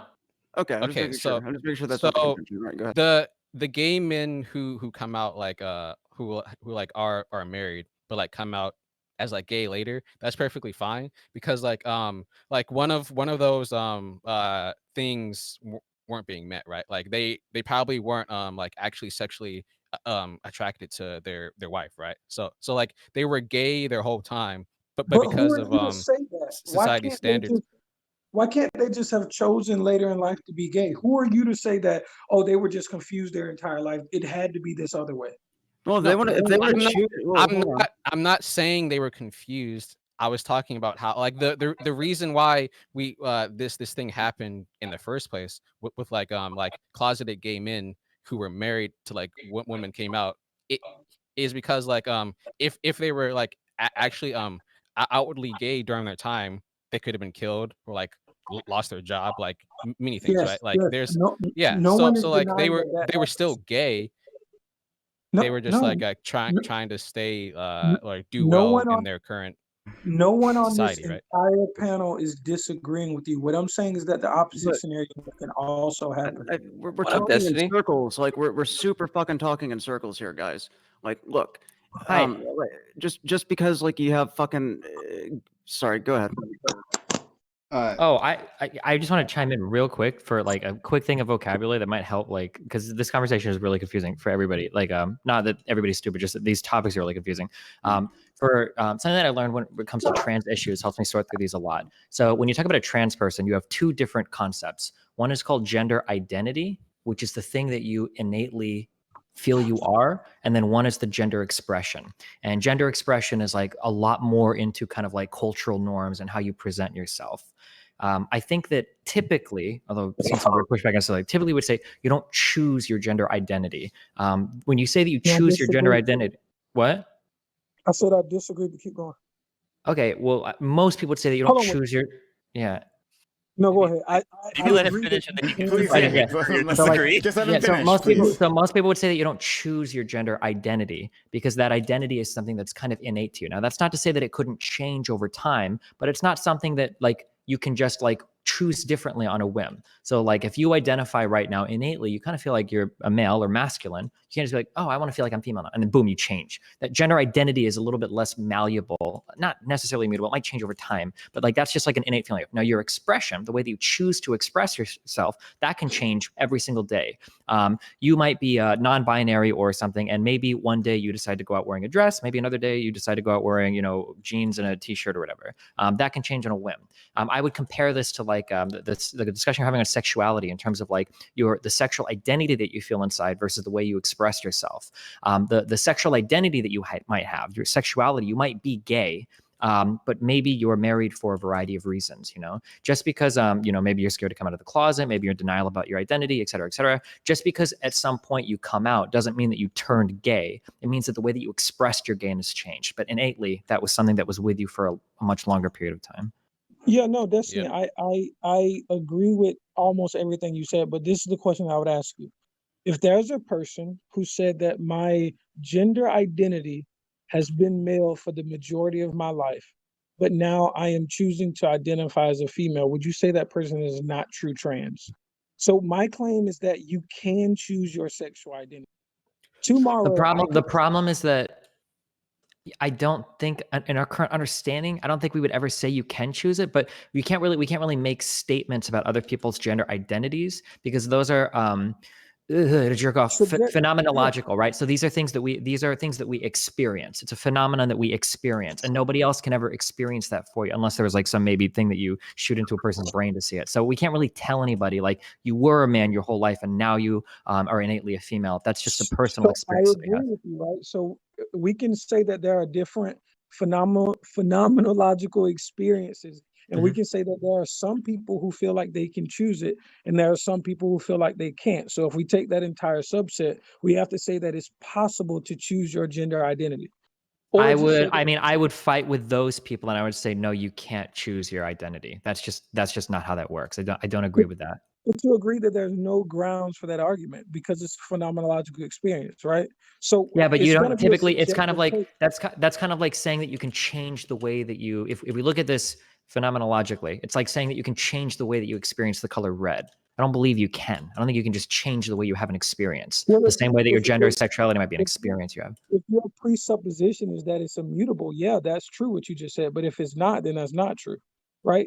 You're making an experience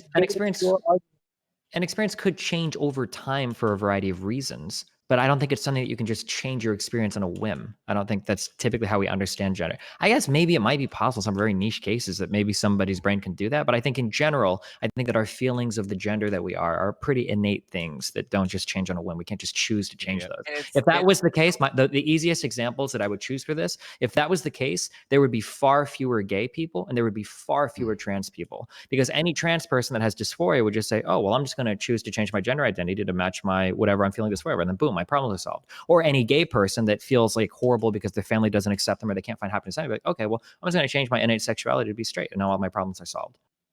Yeah, I think it's like it kind of exists on like a spectrum. It's like it kind of exists on a spectrum, right? Like you can be over here, or you can be over here, or it can sort of fluctuate over periods of time in your life or through different life experiences and whatnot. I think right? because it's not something you can see. You can't we can't put a plug into your brain and then look into the code of your brain and be like, oh look, this person's supposed to be, gender queer, and then like tell that person like your identity is gender queer. Like we can't tell that person that, and that person understanding their gender identity and then how they express it may change because they themselves are just trying to understand their identity. Yeah, I think one thing we have to be really careful in this conversation is we can't confuse like the changing evolution of our identities as choosing different identities. So for instance, it might be totally possible, maybe probable even, that us being like gay or straight or trans, that these aren't like biological things, but they're more kind of environmentally shaped things that happen at a very, very early age. But we still wouldn't say that we choose them, right? Just because something changes over time doesn't necessarily still mean that we're choosing those things, right? It matters though whether it's socially. You're using your framing to justify your overall point, and I understand that there's no other way to do it. I don't think you're being dishonest here, but I think everything that you're framing is that it's immutable, and you're stacking things on top to say this is why it's immutable. It's effectively immutable. I mean, could you? I mean, I could ask you. I guess you could just lie to me. I couldn't think right now of like, now I feel like a woman. I don't think I could do that. I don't think most people could do that. I don't think, or actually, well, my question, I guess, then the challenge that I would give to you is how do you explain like a trans person killing themselves? This has to be the dumbest person in the world, right? Why would you kill yourself when you could just think yourself to be the gender that you want to be, or the gender that you are having dysphoria over, right? Wait, I'm not saying that these aren't complex situations. I think what you're doing is trying to simplify it a lot. Like, no, I'm not trying to simplify it. What? No, I think that people can choose their gender, but that doesn't mean everyone is going to make that choice that's best for their life, like you're saying. Like why would you choose abject misery, especially depending on the severity of the dysphoria? Person may want to really live as the gender that they have construed themselves to be, and there's nothing wrong with that, right? But you're pointing to the language you're using points to an inner desire, right? Maybe they really want to live that gender and they can't choose differently. Yeah. No. Think about this. Let's say I wanted to be a woman, but I think society is not going to accept me. And through the depression of society not not accepting my gender identity, I committed atrocity to myself. I think that can happen, but I don't think that's in exclusion to any of the arguments that I've made. I just, the question that I don't understand, that I still haven't got an answer from, is I don't understand why any trans person would ever kill themselves over dysphoria when they could just think themselves the other gender. Like, if you're a trans woman and you don't have money for HRT and the facial reconstruction and you feel like you just experience just horrible dysphoria on a daily basis, why be a trans woman? Why not just be like, fuck this, I'm just going to be a cisexual male. This is so dumb. I'm not going to be a trans woman anymore. I'm just going to think myself a male. Like, why wouldn't well, hold people up. just do I mean, that? it can be at least like a belief about yourself in that sense. Like, I mean, the answer to your question is, why would anyone ever kill themselves ever, right? It's the same No, well, answer. I mean, because you could kill yourself because of external factors, right? Yeah, Well, that's true. why trans people usually kill themselves because of external factors, right? People not accepting them, right? Like, well, no, but we're talking about a self-imposed belief. Why would you ever kill yourself over a self-imposed belief when we're implying that a belief is something that we can change? because I don't our like the belief word. systems, because our belief systems can cause us to do things, right? Like, Yeah. why do Why would you people kill- commit? Why do people commit? But if you could child just sex acts, right? like change it, then why would you need to? No, Well, no, I but mean, like, well, people. wait, no. What you like?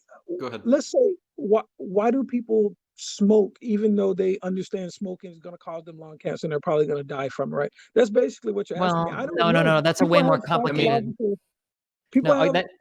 Go ahead. Sorry. It's called addiction, right? you Like, there's a just- well- difference between the two. What the Well, fuck? the problem is this is like when you talk about things like smoking, we're talking about like our inability to see long-term gains versus short-term pleasure or whatever. That's not really the same thing. It's not like a trans person is getting like some short-term. No, I'm not equating smoking and trans. I'm just saying that people do things because of their psychological impulses, and you're asking me to define why. I don't like. Yeah. I don't know anyone that could give. Well, me I'm an just saying, answer. here's all I'm saying. If I walk into some area, okay, and I see that somebody killed themselves, and they killed themselves because of some particular thing, my default assumption would be whatever thing they killed themselves over, they probably felt like they couldn't do anything about it. Otherwise, they wouldn't kill themselves over it. That's right? exactly true. Yeah. And Yeah. maybe there's a person that thinks that, hey, I can't change my gender, and that's why they do that. And maybe there's a different person that thinks I can change my gender, and they actually do, right? But that doesn't invalidate the serious like problem that the trans person had that unfortunately led them to that situation. That's what I'm saying. Like, I mean, I still disagree, but I don't want to. We don't have to keep harping on this one. I'm gonna go for it. yeah, for sure. Wow. I guess. I don't know. I guess. Yeah. Fuck it. We'll just let it go. I mean, yeah. I was just gonna say, like, about like, there's things like, it's just the general answer to your question. Like, you've heard of Jonestown, right? The cult people. They followed the guy down there, and they all drank the Kool-Aid, except for the ones that didn't, and they had to get those people. It's just to say the answer to your question of why anyone would ever kill themselves for any reason is this way you gave the right answers because they feel they're in a situation they can't possibly escape, right? But committing suicide does not necessarily validate any belief. Go ahead, Spectre. You wanted to say something? Yeah, Gambit, I'm just curious. Why is it so important to you that it's like we recognize that it can be a choice to be gay and that it's not just like something that happens to people? Like, I mean, what are you defining as choice here? Like, why is this a distinction? That you feel Maybe necessary you to want make? no, Spectre. Maybe you weren't here. Well, I asked Gambit. Hold on. Yeah, he asked me. Maybe you weren't here when this started. All of this started because something was said, and I said I believe that all behavior is a choice, and all of this conversation has stemmed from that.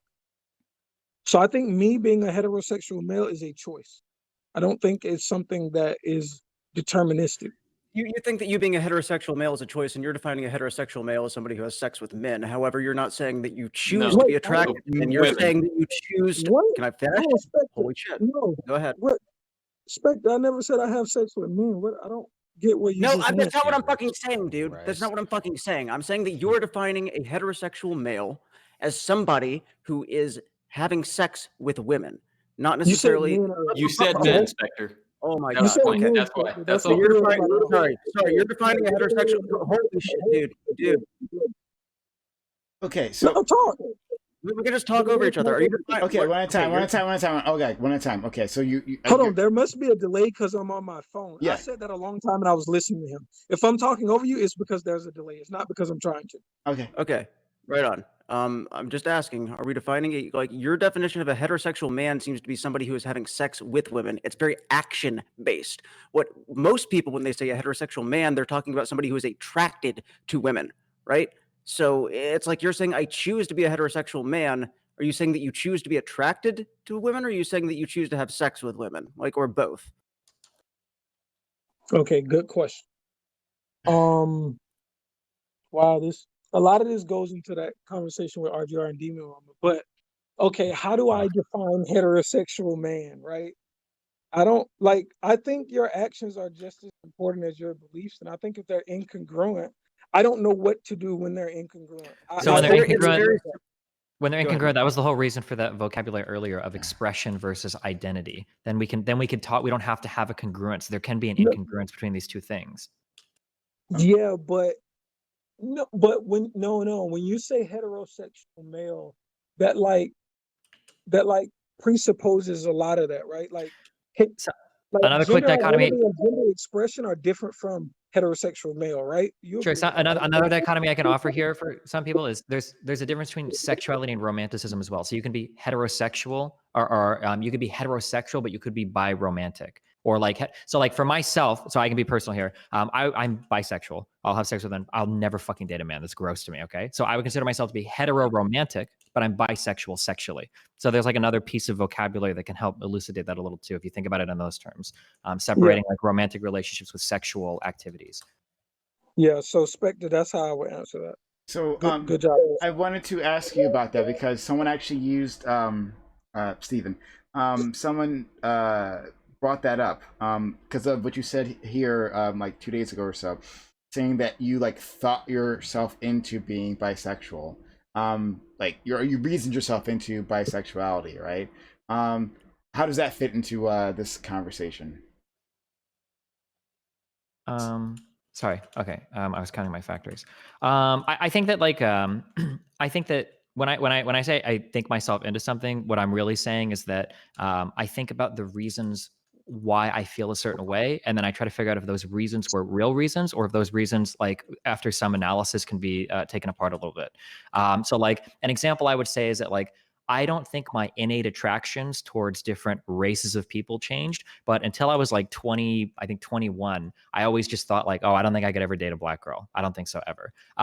But the reason wasn't because of an innate attraction of black people or disattraction. It was just because of like dumb ideas I had. And then when I actually started meeting more black people, I was like, wait a second, I could totally date a black girl. Like, this is stupid as fuck. So like I would say in there, like, oh, I thought my way to race. It's not really so much of thinking about it. It's more just kind of like taking some time to be introspective and reflecting on like, well, what are you actually desiring, right? Like, do you want this thing because of an innate desire, because it's something you truly want, or is this more like a socially driven thing that maybe you can think about a little bit and reflect on? It's just how I would say that. It's a little complicated. Okay. Empress, you want to say something?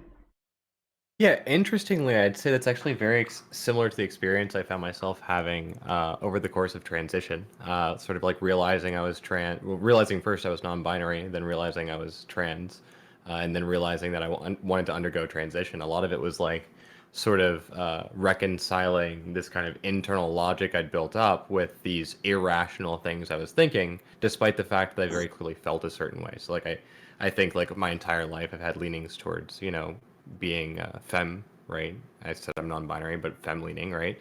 And kind of for a bunch of, whether it be toxic masculinity or patriarchal structures, sort of had this like wall of stuff that prevented me from actually accepting that identity that I had to, deconstruct and rationalize my way out of as well.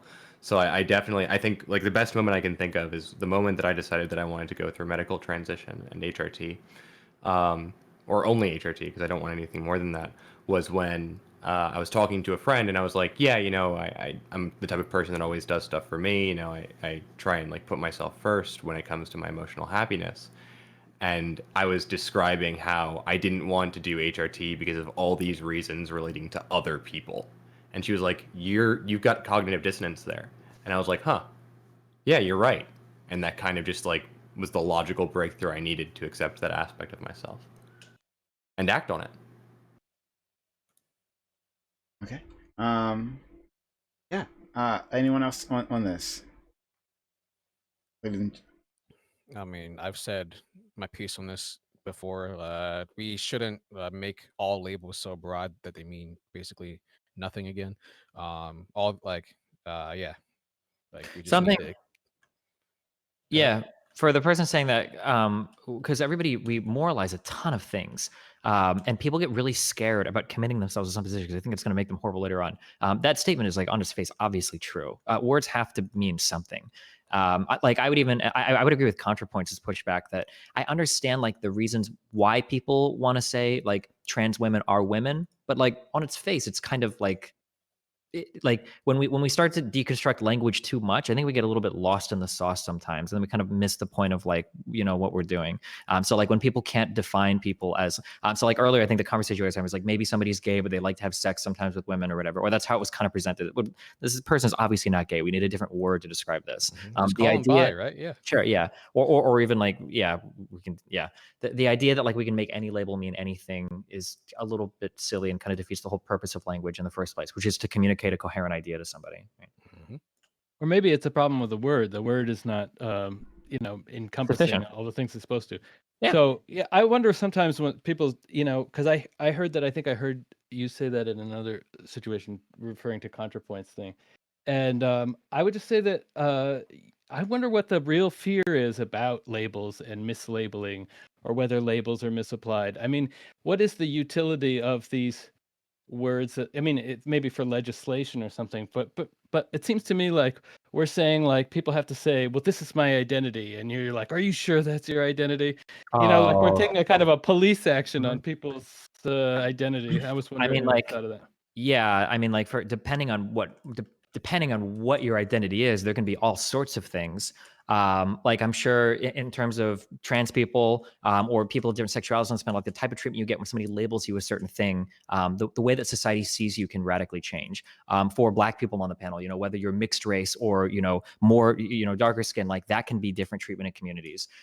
In terms of like, are you a gamer? And somebody's like, yeah, and I was like, oh really? Like, have you played this or this? And you're like, oh no, I don't even know what's all this. You're not a real gamer, right? We treat people differently all the time based on the types of categories and labels we give them. That's why people are so defensive. So to give So the then other why argument, can't they choose it themselves then? I'm sorry. I just wanted because, to say, because categories are like a socially recognized thing. And that's where the other end of the trans women are women fight comes from. Because if you make a separate category from women for trans women, then trans women would argue, well, if you're treating it as something different, oftentimes that means you're treating it as something lesser, unequal, or something that doesn't deserve the same like recognition or attention, which is why people will fight over labels, because the labeling determines sometimes how other people treat you.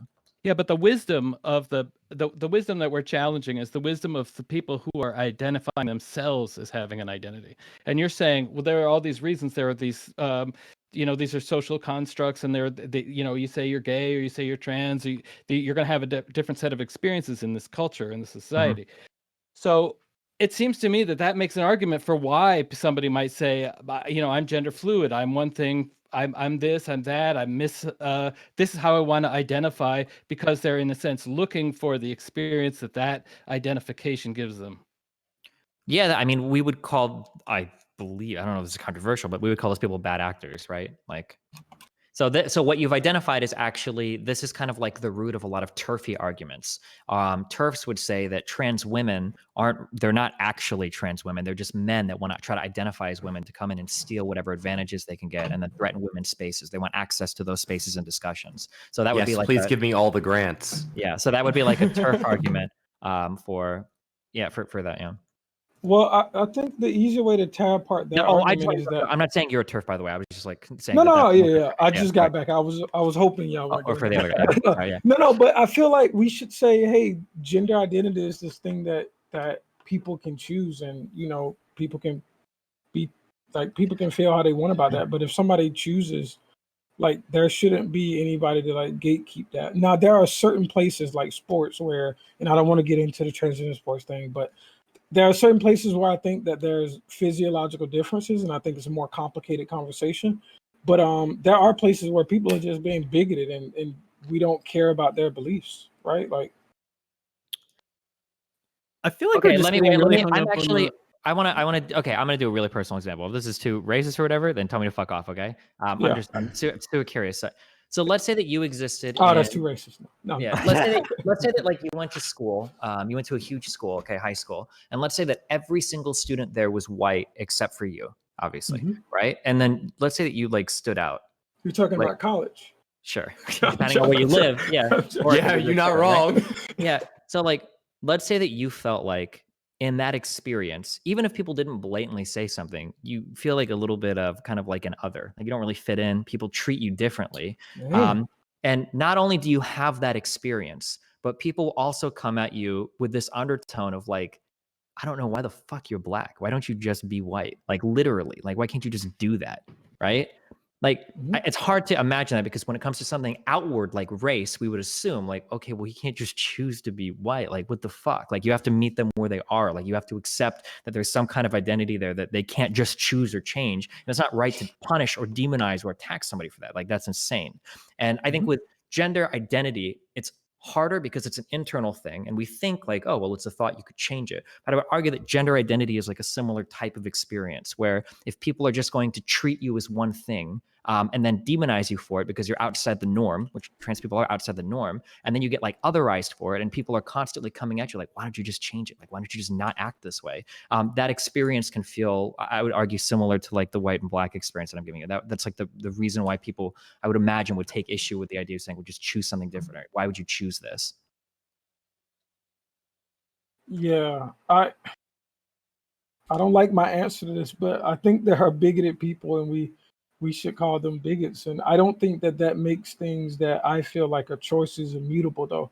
Like, I think it simplifies the equation if we say that these things are immutable, but that doesn't necessarily mean it's true. And given that there are people that espouse these views, and like you said, it's phenomenological, I don't know. Like, do I tell them that they had an inauthentic experience, and they were just confused the entire time, or do we say that the environment actually changed your phenomenology over time? Like I understand that conversation get very complicated, and I'm cool with it being complicated. But I think if we simplify saying that things are immutable just to seem morally good, I don't think that's a good way to operate. Okay, what if I'm going to change this a little bit. I don't know how to do this for black men because I'm more familiar with this issue on the end of black women. But let's say for 1 second, let's pretend that we're a black woman instead of a black man. What if there was constantly pressure from society around you to constantly change yourself to be like a little bit more white presenting? So like frizzy hair is out the window. You have to straighten your hair every single day. Like it's better if you have like whiter, lighter features. This happens every day. This is why dreads are being outlawed in companies and stuff like that. Yeah, I thought that was already These are real things. Yeah, that's what I'm referencing, of course. But like we would generally say that like, well, these things are bad. Like just because you're black and you have features of a black person doesn't mean that those features should be like innately off-putting and you need to do things to like change them or. So I think the root of your argument is we shouldn't argue that people should change their gender identity or gender expression. I agree with that. Your argument is that, hey, if people say that this is my gender identity and this is my expression, we shouldn't argue against that. I agree with you. I don't understand how that's entangled in the conversation that we were having. Because I don't think anybody on the panel is going to disagree with you. I guess that's kind of the next place that people go from. Usually when they say like this type of thing is a choice, I think that's usually where the pushback comes from that. I think you're doing the Jordan Peterson thing. Which we can talk about. You're saying that some people can use this to use it in very nefarious arguments, but I don't think. I think this is the root of like a lot of turfy arguments is the idea that like, that all trans women are just men that are choosing to want to identify as women so that they can infiltrate women's spaces. It's just a choice they're making. Why wouldn't they just choose otherwise? How dumb. It would be like a turf argument. I agree that that's a turf argument and those people are disgusting, but that doesn't mean that I have to say that things are immutable just because they could use a soundbite and use it for some evil plan or something, right? Okay. Like we don't have to tailor our content to whoever the most nefarious person that could use it is. Sure. I don't know how else to tackle the gender identity. The thing is though, like, doesn't like most studies behind this kind of show that like it is innate so far? We're like. Yeah, because there's like differences in like brain structure and everything. Well, not like brain structure. So like what you're saying isn't like just dangerous in some ways, but it's also kind of like I wrong don't. based on the evidence we Can have, you right? send any evidence that supports that? Hold on. If we're going off of brain studies, what happens if we like make brain studies or like brain chemistry the way that we decide if somebody's trans or not trans? Yeah, Are we gonna exactly. Yeah, that's gonna be a problem. This I is agree. yeah. That's a really bad take.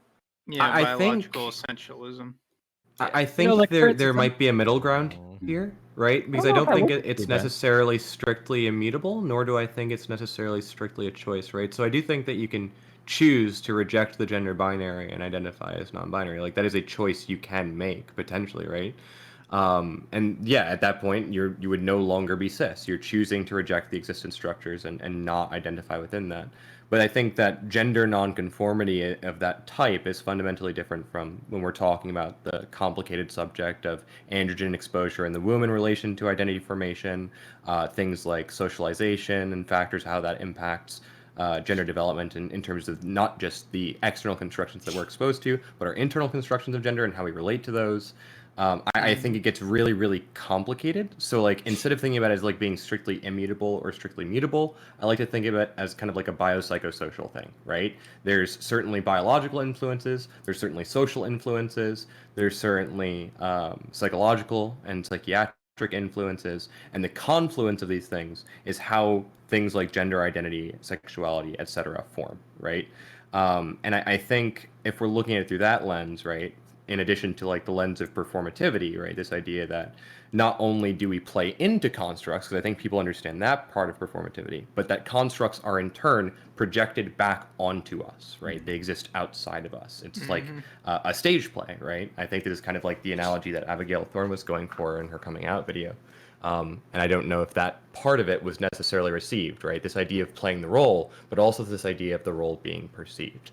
So I think, like, yeah, is it fundamentally a choice to choose to perform something a certain way? Like, accepting gender identity is, as I think many people would phrase it, yeah, that, like, you can choose to ignore it. I did for many years, right? But I don't think that, like, that aspect of me was probably predetermined due to androgen exposure in the womb. Like, I've run the math on my index fingers. I had lower androgen exposure in the womb comparable to even cis women. So, like, yeah, that seems to be something that's probably immutable, right? At the same time, right, I don't think that rejecting the gender binary as a concept and choosing to identify as non-binary, someone can make that choice. That is a totally valid choice to make, and I think more people should do that. So I think, like, is that kind of like some, like, would you agree with that, GSU and Destiny? I don't know if that's like fair. I think it's really. Go yeah. I think it's really important. Something you mentioned, maybe I'm not stressing this enough. Just because something isn't a choice doesn't necessarily mean it's immutable. Like there might be things that you don't that you don't necessarily choose, but that doesn't mean they don't change over time. Which is something that's also important to point out that you pointed out. Go ahead. Yeah. And then I was going to say, riffing off the back of what you just said, the way that you identify in terms of like stating like, oh, I identify as non-binary, I still think is a distinctly separate thing from how you experience yourself, which I would still say, which I would still say that's not really, like, maybe you could change it over a great deal of time with some type of thing, but I don't think it's a thing that on a whim, like, oh, I identify as no, I want to identify as male, right? I don't think you can change that. You could change the statements or declarations you make about it, but I don't think you can change those inner experiences without like a great deal of stuff, if it's even possible. I guess what I'm saying there is, though, that in that particular instance, right, your experiences with the gender binary could lead to a rejection of it rather than being necessarily biologically intrinsic, right? So the formation of identity in that case would be related to social factors, which is why I kind of postulated that biopsychosocial model at the beginning. So I think, like, there are certainly like potentially in relation to, like, obviously your own like if you're someone who is very, like, you know, I think there's biological evidence for predisposition towards open-mindedness or closed-mindedness. So if you're someone who's very closed-minded to those kind of ideas, right, then yeah, you're probably less biologically likely to sort of accept that kind of rejection, right? I don't know, maybe. So like in that case, like, yeah, it would still be like somewhat biological in terms of origin, but not in the same way that I think we've been talking about, if that makes sense. And I get why Destiny is saying some of this is dangerous, but yeah, I think I agree with everything I said that. Well, maybe somebody else did too, but I agree with everything that Empress said. There's an equation, and I feel like you are a part of it. I can't say to what percentage you are, and I can't say to what percentage you can manifest and change the percentage in the equation. But I do believe that there's an equation, and your actions or your the way you construe yourself, all of that is a part of that equation. And when I say that it's not immutable, that's what I mean by that. So I agree, Destiny, you're saying that things can change over time, but if those things are changing over time, but they are due to no actions or thoughts or whatever of your own, I would still consider those things immutable, even though it's changing. You get what I'm saying? Yeah, we can say that, but it's just wrong. It's just not how the word immutable is used, right? Yeah, Or agree. I might be wrong, but like I think Well- immutable literally means like an unchanging thing, right? Yeah, Unchanging. but that's over what I'm time, saying. I don't unchanging. know. What I'm admitting is I don't know the vocabulary for it, but I'm saying that gender identity is not that thing, whatever that word is that we're looking for. Oh, like yeah, or it could change over time. That's possible. Yeah, I think anybody would admit that's possible. Yeah, No, but due to your own volition. Yeah, it Just yeah, but sad over that people are so sensitive about the word gender. I mean, who fucking cares? It's not binary. There's a scope. Yay.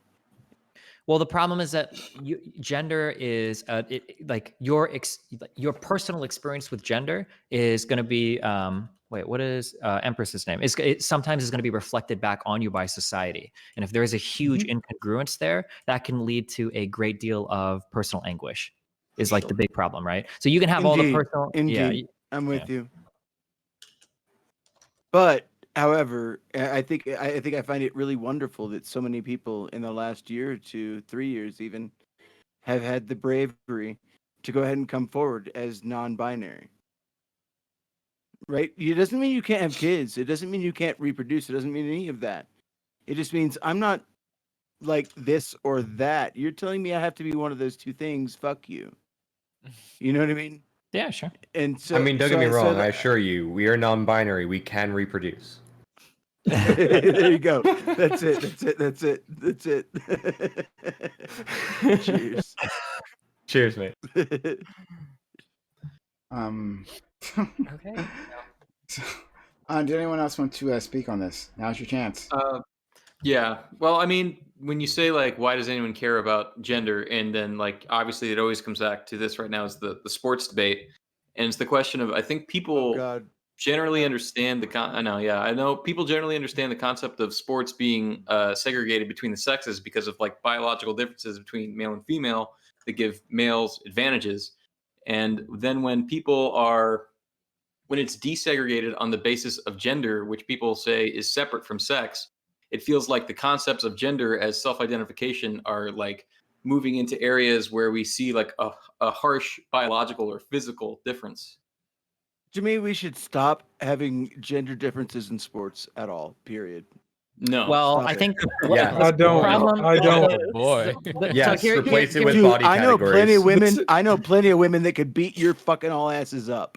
Well, hold on, wait. I have a question, Destiny. Before you go, I have a question. Yeah, go for it. Like, is anyone that has a nuanced take on sports and gender, are we automatically turf, right? Because that's what I get in a lot of like. If we're gonna have the conversation, let's have it. But when it devolves down to you're transphobic just because you have a different take from me on transgenders in sports, like it's like degrading to the conversation. So I want to have this conversation, but if everybody's just gonna do that, then I'll just buy out because there's no reason to have it. No, I want to have this conversation. I want to have it in good faith with you, Gambit. So, like, what is I want to your be good faith. contention I about- want to be good faith. Okay, go ahead. Okay, just So- poison the well. Just poison the fucking well right off the bat. Yeah, So, Gambit, so- what would your issue be with like allowing for a woman who has been on hormone therapy for the appropriate amount of time that's been determined by doctors? 2 already? years about. Go Yes. ahead. Yeah, 2 years Yep, to go yep. ahead and compete as a woman in women's sports. What is your contention here? What data do you Yeah. have to provide? This is not- So I think that HRT addresses bone density. It addresses a myriad of things, but it doesn't address things like height. It also doesn't address things like hips. There are certain things that in certain sports where, like basketball, where if I'm predisposed to be taller, that is not going to be affected by HRT. So I think that there are certain sports where you could say HRT does the best possible job to minimize the differences between AFABs Are and you AMABs. talking about, dude? What do you not understand what HRT is? Do you I not don't understand the understand you at all. Okay. Okay, sure. Hold on. Sorry. Continue your point. Continue your point, please. Yeah, so I think that there are certain sports where HRT does a great job at minimizing or what's the word I want to use, like destroying any differences, right? But I think there are certain sports where that's not true. Would you agree that generally speaking, because of the divergence of traits between men and women, right? So there's kind of like the bell curves, that there are obviously going to be women who have similar traits to that which a biological man would have in most cases in terms of it. Because like if we're talking about gender identity, right? I don't want to make this biologically intrinsic, but there is the argument for androgen exposure in the womb having a significant effect on development of those phenotypical traits. There are also women who can develop those phenotypical traits naturally. There's like very few with nothing to do women with who testosterone. like there's like probably like 0.001% of women who can like are like I don't know like Yeah, this is the problem my with best friends from college is 6 No, foot. but Empress, this is the it's problem. about even. Empress, even hold on, even wait, if Empress, she's 6 foot asked me a 3, question. Empress asked even me a with her question, right? being 6'3", like another like 6'3" male would probably Kick still be your like way ass. stronger than her. So with, okay, like, the, But this is not a Bullshit. 6 foot That's 3 such male. bullshit. This is a That is 6 foot so 3 bullshit. person who's been on HRT. I have a lady I need to okay. introduce you to. Okay. All right. So Gambit, finish your point. Yeah, And then Dr. K. And then Doopy had a question for the panel that might be pretty interesting. Yeah. So Oh, so good. Empress asked me a question. I want to answer it. So Yeah. there are outliers, right? And there are the statistical difference between being certain heights as AFAB and an AMAB are extremely different. And like what's the tallest recorder? I don't want to go to the furthest extreme, but there are differences in the extremes between like I don't know what words aren't triggering, like AFABs and AMABs. There are statistical differences in achieving certain height, or the whole thing about hips and running. I don't even know how we eradicate that because HRT doesn't seem to address that. And those are just the only two things that I think HRT does nothing to address those issues. Now that doesn't mean that we can't have a society that says, okay, regardless of those differences, we're gonna lump everybody together. But that's the argument that some people make about women being disenfranchised, because they're saying that statistically it's unlikely that they will be the height of their competitors, right? So okay, so we responded, Dr. K, and then Doopy had a question. Okay, is it me or is someone responding to Gambit? Oh, no, we're not. Just go, Dr. K. Okay, just making sure. Yeah, I mean the population you're talking about is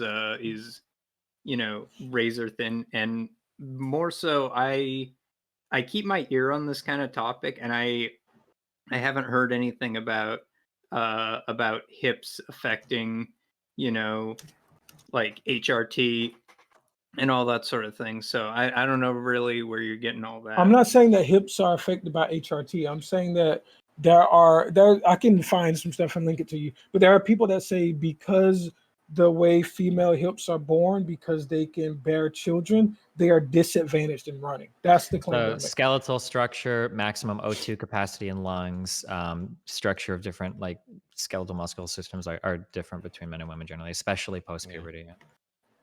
Yeah, and those things are not addressed gain by muscle HRT. as well. Do what? Over time.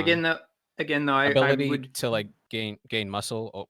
Yeah, unfortunately, that's the biggest thing. The thing that about sucks. HRT.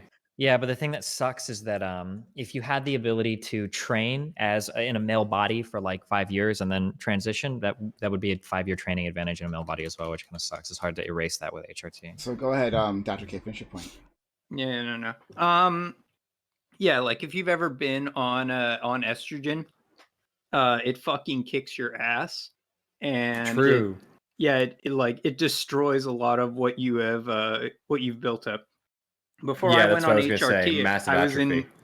yeah, exactly. I was in incredibly good shape, and now I get winded, gardening for 15 minutes, right?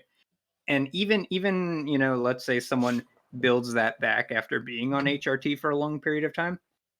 I would say that your differentials you're looking at again are like this. You're talking about the very cream of the crop of like trans athletes, and that is a population that is going to be so incredibly rare to begin with that I honestly don't see it as a relevant population for being like concerned over, honestly.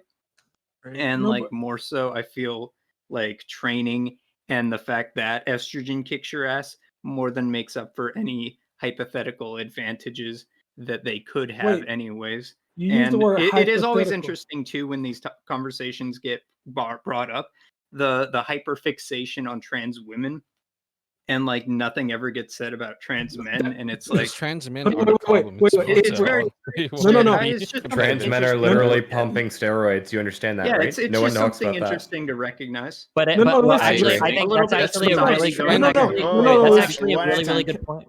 That's actually a really good point, because if you say that trans women should compete with cis women, trans men that compete with cis men will probably never be competitive. Exactly.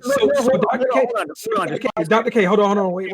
5 seconds. The most absurd thing about this, dude, is the fact that like we already have rules for hormone levels in being able to compete in sports. There are cis women that are told, "Hey, you got to go on fucking estrogen because your test is too fucking high." Like we already have. That's bullshit. Wait. Yeah, No, it is no. bullshit. Wait. The argument that I was having had nothing to do with HRT. I accept all of the science behind HRT. Wait. I'll let you talk, right? All right. I was talking about specifically the things that HRT does not address. But to answer Dr. K's point, I actually brought this up on the drunken debates. I talked about how when we talk about transgender sports, we never talk about trans men, we never talk about gender fluid people. There's a lot of things that we don't address. So I'm happy to engage on those topics, because a lot of our arguments devolve to, are trans women women? And I think that's a dumb argument. Like, no one should be debating that. Like, You're telling me, bud. No, but that's what I'm saying. So I want to have the more interesting conversations over, like, HRT doesn't address height. Are we just going to say that that's okay? It doesn't address the skeletal things. If you have you on this fucking panel, Hold on. ever had their child look at you and say, "Can you get me a binder so people don't think I'm a girl?" By the way, going on estrogen does actually put you at increased risk for like bone density problems. So yeah. I wanted to try Doobie. That's where my baby is. That's all I was trying to say. Sorry. It's just like she's to try it's tough. Doobie. I want to try Doobie. Sorry, because he had a question. So go ahead, Doobie. Hi, Doobie. So to be clear, I don't really have a firm stance on either side of this or any side of what I'm about to bring up. I'm genuinely just curious as to what you guys think about it. No, fuck you. So I've been watching a bunch of like YouTube videos by a non-binary trans person called Alexander. They have videos about like the transition process, taking HRT, what that's like, getting off HRT for a while, all this kind of stuff, right? So been watching a bunch of their videos, and I joined their Discord server to try to get them onto politics for an AMA, about their experiences. And I found that they had people called systems and alters in their server.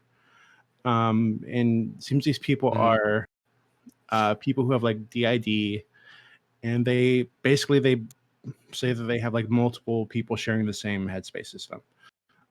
They don't necessarily have DID. Yeah, some of them do. The ones that I've like seen videos. Some do. Yeah, I've done like 5 hours of like digging and watching YouTube videos about the shit. But most of the ones that I saw did. I guess there's some that don't. That's fine. But like most Probably of the majority from what I've seen, but that's a different story. Right. Yeah, so most of the alters, what they're called, that I've seen are like, it's like the person is like a woman, and she'll have like another woman with a different name in her head that comes out sometimes as a different personality, different accent. We'll have like a male figure that comes out sometimes with a different personality, different accent. But some of them are like, timeless like deities and shit. And I'm just like, I'm generally like, I side with like the self-ID argument. If you say, hey, I'm this, that's fine, right? And if I were to meet one of these people and they were to say, I'm this, I would probably not like, I don't want to be an asshole, right? So I'll just go along with it. So what's your point, dude? Well, my point is like, how far does the self-ID argument go? Like, is it like reasonable to question these people when they're saying that they're 5,000-year-old deities, or should we just accept that? Like, is it reasonable to like question them? Like, I'm just trying to understand. Like I'm like learning about this. So. You're saying what is some trans? things have got to be wrong, right? Like, that's just like it's self-identification. But it's sort of like to me, when I sort of dabbled in trying to understand these kinds of people's experiences, is that like it's reasonable to think that people who are identifying as various as various genders and experiencing various gender expressions, that's that would be a actual reasonable thing that a human being can experience. But someone saying I'm a 5,000-year-old deity, like I don't understand how that's at any point like a part of the conversation of like accepting that that person's identity is true. Like, Yeah, I think if this your is gender identity is an like is an obvious experience we all experience is gender identity. So we can be like, yeah, people can have various different gender identities. I may not understand your experience, but I know that gender identity is a thing. But to go so far as the sort of like, well, then how can we not accept this person identifying as a deity? That doesn't make any sense to me because like I don't know, not to be like deities don't exist, but it's just like I don't they don't, think, but yeah. but right, but like it's just like a little bit. There's different. There's a little bit of a difference there. Go ahead, Dr. K. You want to respond to that? Yeah.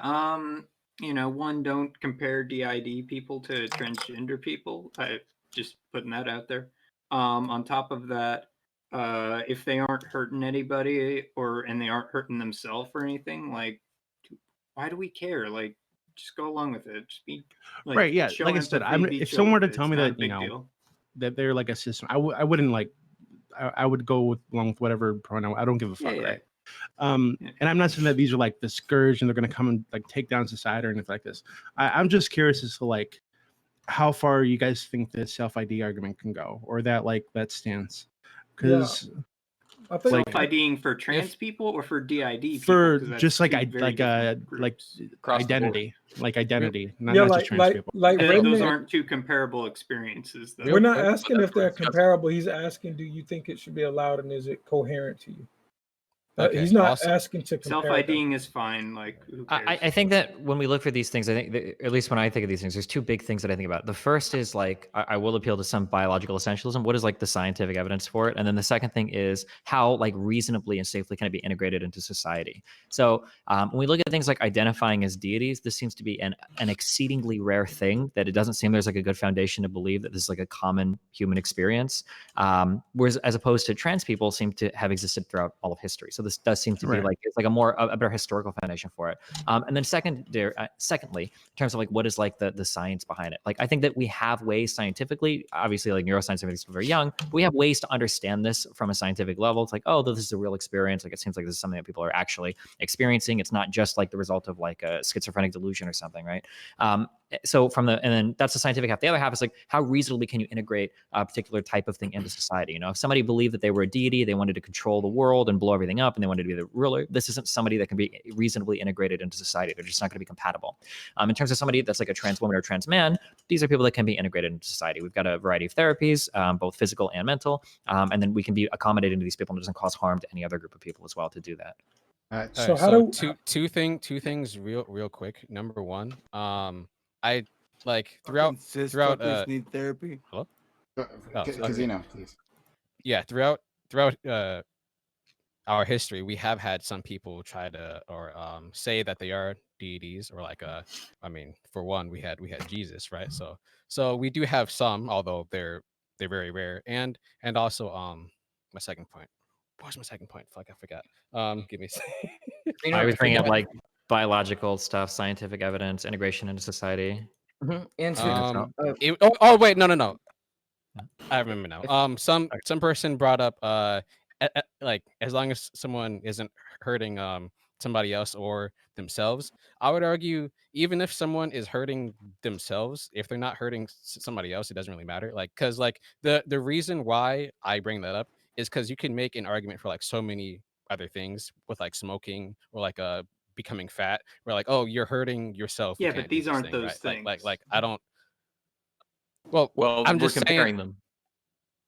I'm just trying to push back on like if someone's hurting themselves but like not somebody else, that like you should try to stop them. For example, think if someone is drinking themselves to death, yes, you should in fact intervene, right? Like, Yeah. But if someone also has a belief about themselves that's not true and impossible, my stance and they on can't suicide integrate is and different than relate most. to other people, that's harmful in a sense too. Perfectly fine. If someone thinks they're a deity and they go around telling everyone that they're a god, and then their life is not working out because they keep getting fired, that's not good for them, right? And I mean, you should not. No one has an expectation on someone else that like they're going to have to uphold that belief. Like, oh, you didn't bow when they walked in. Don't you know that they're a god? Like, you wouldn't do that, right? So to what extent is it our responsibility to appeal to other people's beliefs? No, we do that, by the way. We actually do deify like certain individuals and treat them as though they're above others. Like, well, no one's about we saw these things called monarchs. I'm saying who claim to be who claim to be installed through divine right. You have these things called Twitch streamers. You have these things called Twitch streamers, and I have not been receiving the proper level of respect here, fuckers. Casino, finish your point. Okay, may I add? Casino, finish your point, and then we'll go to Dr. K.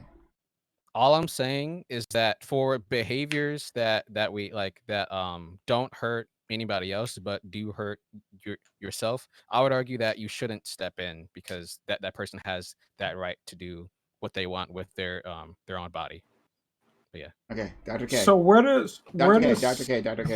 Yeah, Gambit's me. So I wanted to ask you something, but no, go ahead and I'll ask you. All right. So just at least when it comes to transgender people, I would avoid this sort of biological essentialism for deciding who and who isn't trans, because, you know, that opens the door to legislators being able to say, well, this is how we define who is trans. If you do not fit into X bubble, then you're not trans, and you know, are thus, you know, not able to gain, you know, whatever services or such are available to people who fall into this bubble. So the biological essentialism thing, while I understand maybe the impulse to describe a biological means to it, I would be cautious to have that be your main means of defining, you know, such things. So, oh no, you weren't done. Never mind. Go ahead.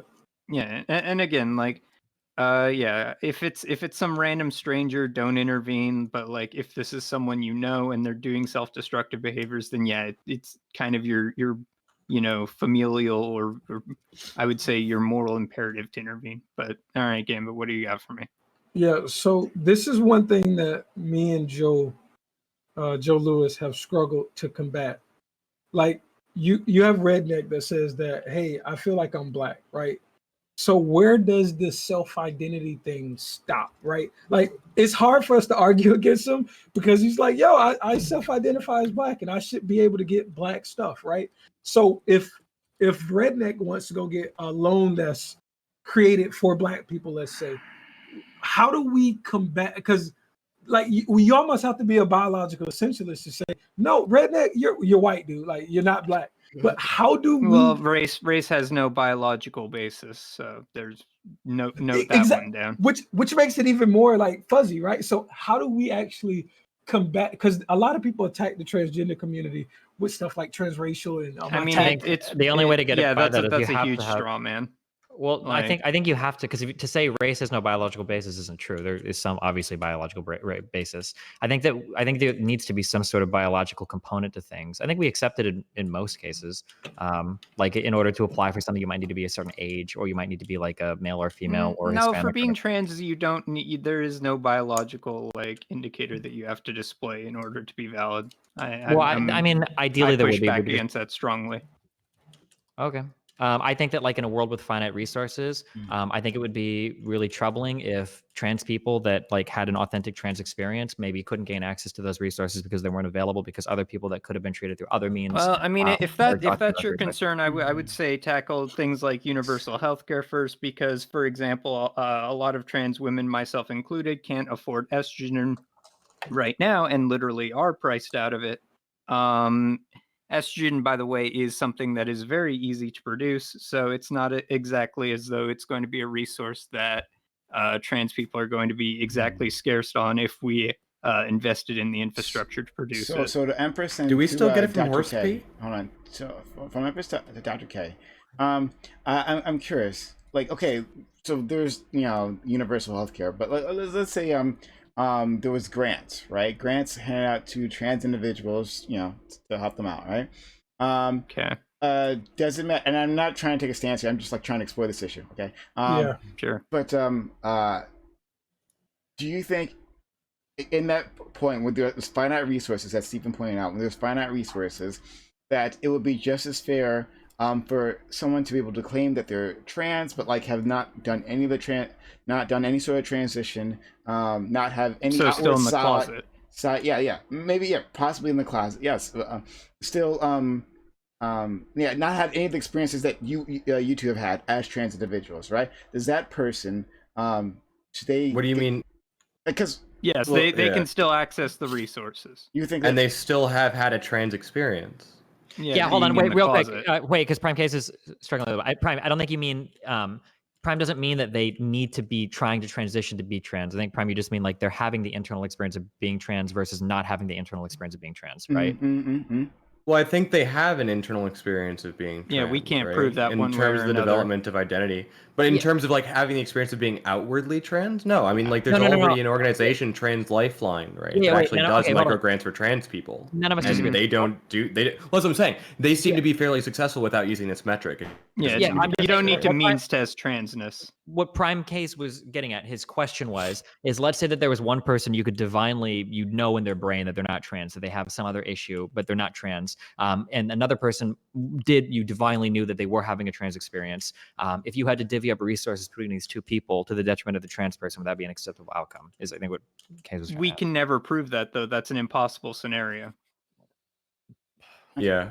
Like this is just silly to entertain because it's not a situation that'll ever occur. Okay, I'm trying very hard because you're so fucking passive. So you say that it's silly to entertain, but then the earlier solution that you proposed was just universal healthcare where everything is free. That's about as unrealistic as being able to just determine right now, like what a person's particular brain structure is. Even in countries Universal healthcare where everything is free, impossible. Never, even no in examples of it exist. If you want to do reading on trans medical issues in other countries, sometimes I encourage you to do so. But if you think that every country that has a single payer or multi-payer system in Europe provides adequate resources to trans people without issue, then I implore you to do more reading on it. Because no, I would implore them to do more, but it's not. Okay, I'm just saying that you're avoiding the hypothetical by just saying, oh, well, let's imagine post-scarcity. Because it's a silly hypothetical.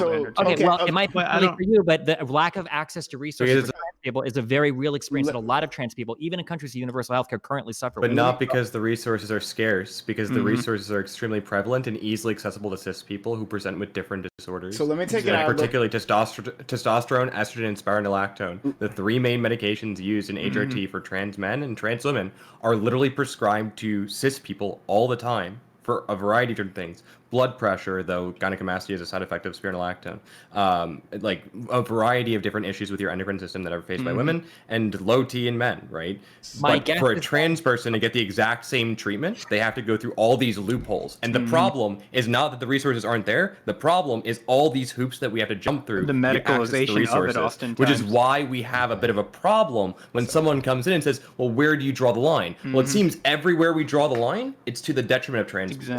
So that's my problem to even get estrogen in the U.S. right now, at least from where I'm at, is you literally have to come in with a prescription from a therapist saying, yes, in fact, I can doubly confirm that is trans. So and it's like, well, let me take this out of the realm of the trans experience. I can't speak to that. But let's talk about the black experience, right? There are people with black parents, right, or with black African ancestry, yes, ancestry, who look very much white. So in that case, like they may have like grown up with like a black father or something, but they still look very much like the white passing. Should they have access to funds like grants or something, right? Ooh, boy, they should and they do. Go. Yeah, like how do we determine? They should and they do. How do we determine though who can claim that they're black? So, like, here's the census has a very explicit definition, and this is usually what's used by universities for grants. It's simply ancestry and nothing else. Okay, sure. But like, why do we provide these grants in the first place? The reason why you're correct, Case. There needs to be more than just an ancestry thing, ideally, because the reason why you provide these grants isn't because of somebody's blood; it's because of the experience that they're likely to have in society, or the experience that their ancestors likely were to have in society. If you're born and you have an African American experience in the United States, your experience is going to be way different than if I had a great grandfather that was black, right? So it probably needs to go a little bit more experiential. Obviously, we have to approximate. But we don't do this currently. No, we don't do this for any racial grants. No, we don't test experience. Although I'm asking if they should. Ancestry and identity, and there are many instances. Well, hang on, right? So like this would be like saying, so what if you had a person who has like darker skin, right? a darker skinned black person who grew up in a rich white suburb, right? Went to private school their whole life. They're going to have a fundamentally different racial experience from a white passing person, a white passing Afro-Latina, right, who grows up in the hood, right? Does that mean either of them had less of a black experience? No, they both had black experiences, just fundamentally different black experiences. This idea that we're going to divvy up this identity of blackness based on something as arbitrary as skin tone, when we know that intergenerational racism and intergenerational trauma are massive problems. We know that anti-blackness affects people who are white passing. We know that the alienation of identity is extremely traumatic to an individual's sense of self, right? Which is something that does happen to many individuals who are white passing. Like, absolutely not. No, there's a reason we don't draw these lines, because we recognize these things as being salient to the experience of the individual. That's a really good answer. I think so. Sorry, I might have gone a little bit harsh there. No. I think my own experience, so that's why. Yeah. It's like that conversation that we had about Brazil, right? Where the politicians are saying, "Hey, I'm black," even though they've identified as white their entire lives to get additional like political funding. So what Like, about Go ahead. Like there's not outside of biological essentialism. I don't know how you argue against those points. So so someone came on this stream a while ago, talked about a friend. If I'm remembering this correctly, this as well. But talked about a friend who was like, I think like Filipino or something, like some sort of Filipino mix. But they looked black, right? And everyone treated them as black. Do you remember what I'm talking about? Yeah, and everyone treated them as black. They had the experience growing up here in the States, right? Even in terms of like the justice system. Now, they hadn't dealt with, like, for instance, that intergenerational poverty. At least I think there were more immigrants, so there's that, right? Like, but the same intergenerational poverty that we had dealt with, but they still had the black experience, like from how society directly treated them. Should they? Are they black? Oh boy. So now we start getting into the what do we mean by black? Yeah. Are we referring to, so like this starts to get into, are we talking about specifically black as in descended from Africa? Are we talking about black as in descendants of slaves? Are we talking about black When as we in talk about black, are we talking about black as in perceived, right? In terms of, talk because there about- is like anti-blackness. when we talk about race, yeah. just to be really clear, when we talk about race, we're usually talking about the perceived race, because that's typically what determines your treatment in society. So nobody cares if you're black, if you're like 1/29th black or whatever, because you've got a great right. If your experience in society isn't as such, then that's usually what we use race to approximate. Yeah, if you Are you experience... wait? Hang on. So I don't like this reducing race to phenotypic features. Are you like how you're That's not perceived what in it is, though. society is absolutely well. I mean, okay, so how you're perceived in society could be incongruent with your actual racial identity, right? Your familial identity, that what you grew up with, and this in turn, right, as I mentioned earlier, creates issues of alienation, right? So I vehemently disagree with this idea of attaching. I don't phenotypical understand. features. What do you mean it could be incongruent with your identity? What do you mean by that? Right. So you can be multiracial and be white passing. Right, so you Yeah, can have a black parent and a white parent and look white and be white, right, and look white in society. But your racial experience, because of your upbringing, because of the environment you grew up in, is fundamentally different from that of a actual white person, right? These are not the same. These people are going to have fundamentally different racial experiences, despite the fact that they might look the same.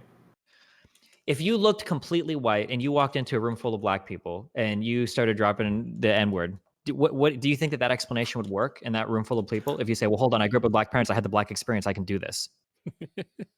You know, you're talking to a white passing Afro-Latina, right, nigga? Like, I don't know how much more blunt to be with you. It has nothing to do with that hypothetical.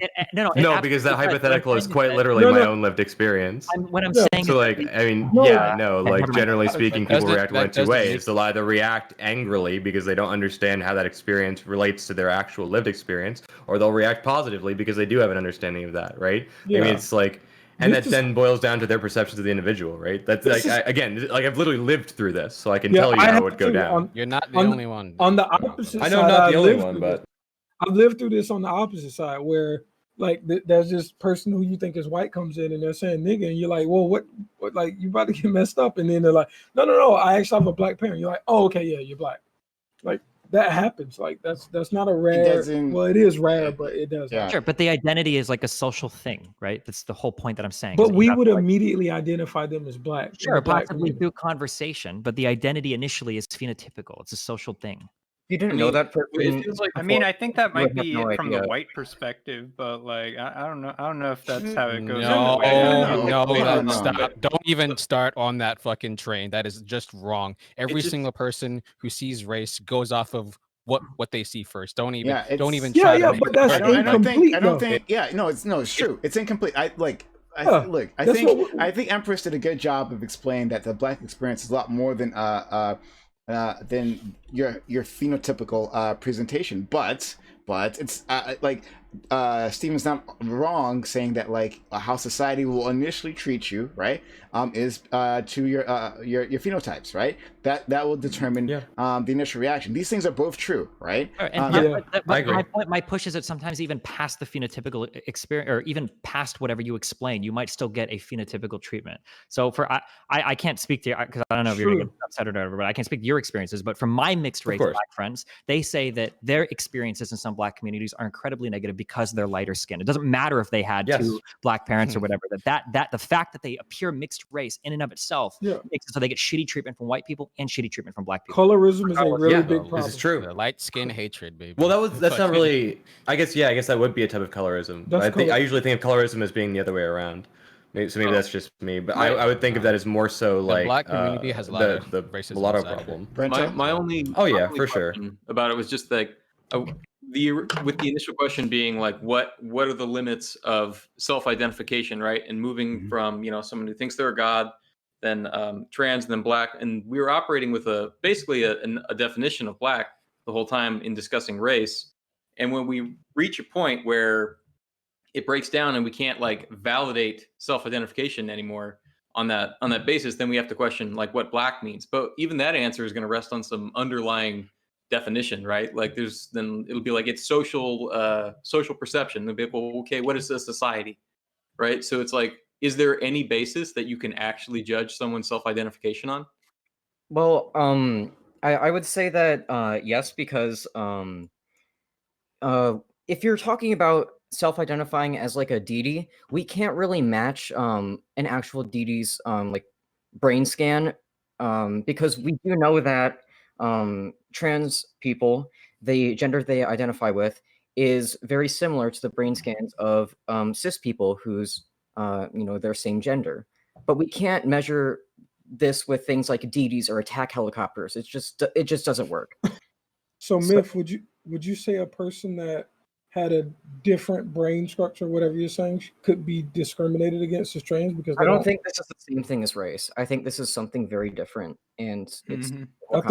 I think like Dr. K said, it's a dangerous argument to use what you're overly saying. biologically essentialized. Sure, but that is for the case that there's something biologically to essentialize against, I would say. Yeah.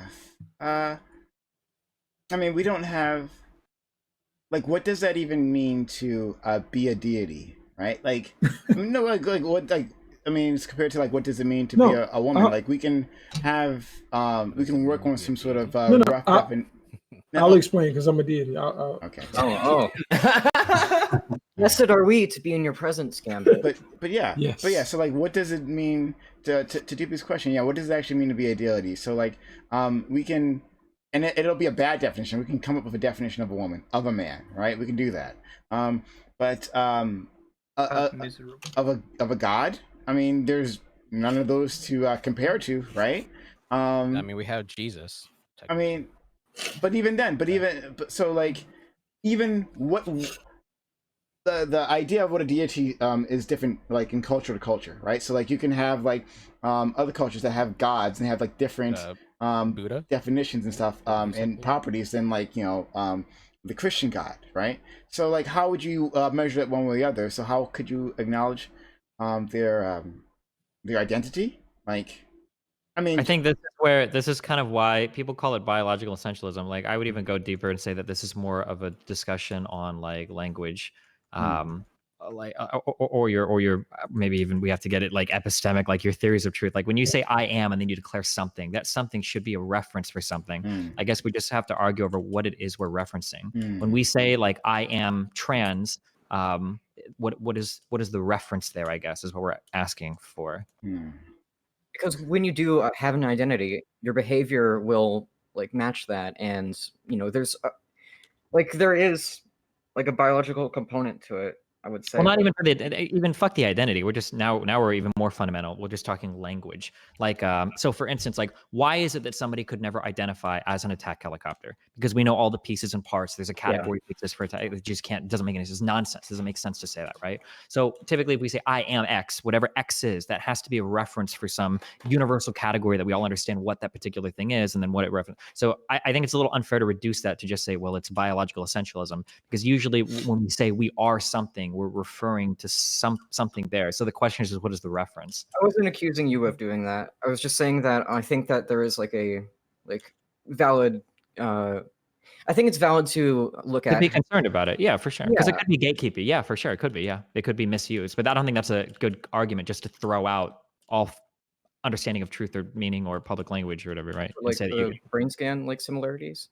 I mean, like that could be one way to point towards it. I don't know if that is sufficient, but yeah, because I don't know if that is well enough understood. But it's a really complex issue. So that's the thing is I apologize if I'm saying anything like that's not like super specific. You're good. Because you know I want to make sure that I'm treading lightly and I don't say anything dumb. That's don't worry. I say dumb shit all the time. No one stops me yet. It's the magic of Twitch. we all. Yeah. That's fair enough. Did you have your hand up? I'm sorry, Empress. I'm not sure if you did. No, I'm just playing with my hair. Ignore me. Okay, great. Dr. K then. Yeah. Which is fabulous, by the way. Again, the reason I push so hard back against this sort of idea that we throw out all truth and all like social norms when we don't sort of force a burden of proof is that womanhood at the end of the day is an incredibly blurry line, right? It's one where you can't really define where it starts or where it ends, and I think to try and demarcate that, you're always going to leave someone on the other side of the fence, and I don't think that that's a good way to go about these things when ultimately we're talking about socially constructed phenomenon, not like things that have a like numerous concrete factors. Yeah, I think. I mean, say that there's a like, where's the line between that and gender abolition, right? That's like the problem that I had with some of that argument from Demon Mama. Like, where is the? I mean, gender is a construct, right? Like, yeah, but, I mean, I'm not necessarily against gender abolition. So something we have to be really careful. Exactly. Hold on, let's not. Some people seem to we call mix it up something or say this thing like something is a construct, therefore it's arbitrary or it doesn't mean anything. Just because something is constructed doesn't mean there might not be a great deal of descriptive power beneath that. So, for instance, like if we say male or female, like generally to a lot of people that carries like a certain connotation, and it surmises or it summarizes and categorizes like a ton of underlying descriptive facts that are generally true. Just because a particular thing is a category or a universal category and it's socially constructed and it could be another way doesn't mean it doesn't offer some sort of descriptive underlying power to it. Of course. The problem, the thing you have to remember is, though, if it is a social construct, that means that it does not rest on immovable foundations, right? And that's the difference, is that the concept, the definitions, can change by region and over time. One thing that I always say that blows people's mind is that, like, medieval Naples, in fact, of all places, had a third gender. Like these concepts are completely unrigid and amorphous, and while there is a cement sort of feeling in your heart that a thing is one way or the other, over time and over generations and in different places, that is not the case, right? Okay. It can't be completely amorphous and not it's not tied to completely, anything. it's just not on Agree- completely I mean, 100% solid foundations for either, anything to be and that it can be changed over time. everything in the category of gender that fits in the category of gender can only fit in there if it all shares at least one quality, right? Because there's things that don't fit in the category of gender, and it's everything that is gender must have something in common to be gender, no matter how various and diverse Not the whole necessarily. Yes, category but the is. only reason it falls into that category is because we all collectively agree on it falling into that category. That's what we mean when we say something is socially constructed, that there's a social consensus underlying its creation. Hold on. Yeah, but So This is when going you to be really weird, but before we move on, I think someone just made a categorical error. Just because something belongs to a category doesn't mean that everything in that category must share one attribute in common. What it would actually mean is there could be a set of attributes under which that category operates, and meaning any one or any combination thereof of those attributes puts it into the category. It doesn't necessarily have to be a shared attribute among all members of that category. Sorry, just wanted to clarify the logic there. Wait, I'm curious. that doesn't Hold on, I'm not sure wait, hold about on. that. Wait. Yeah, because I didn't actually take a formal prop logic course. Is there an example of two things? I'm not saying you're wrong. I'm just curious. Is there an example of two things that could belong in the same categories that have no shared characteristics? Yeah. Two things that belong in the same category that have no shared characteristics? Yeah, that's Yeah. Okay, Well, so name here's one. the problem with using category theory. It's a system that has problems anyway because it will have contradictions. So I can't think of one off the top of my head, but yes, I know that category does exist. Yeah.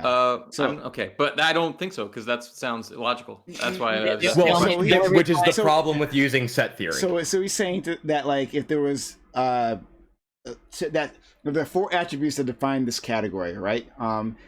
There could be like one object that could have 2 of those attributes, and then another object that has another 2 of those attributes. They don't share those attributes, but they're still part of the same category. Sorry, I thought of a simple. I thought of a simple example, and I don't mean to be morbid with this, but this is an example that exists in international law: genocide.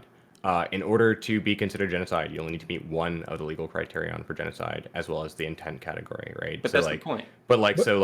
So hang on. So like you have like a series of I think 5 or 6 categories, but you only need to meet one of them, right? So you can have various things within that don't necessarily like you wouldn't have a unified characteristic sharing among all the attributes necessarily. Right? Wait, they For that share second the intent qualification. though, right?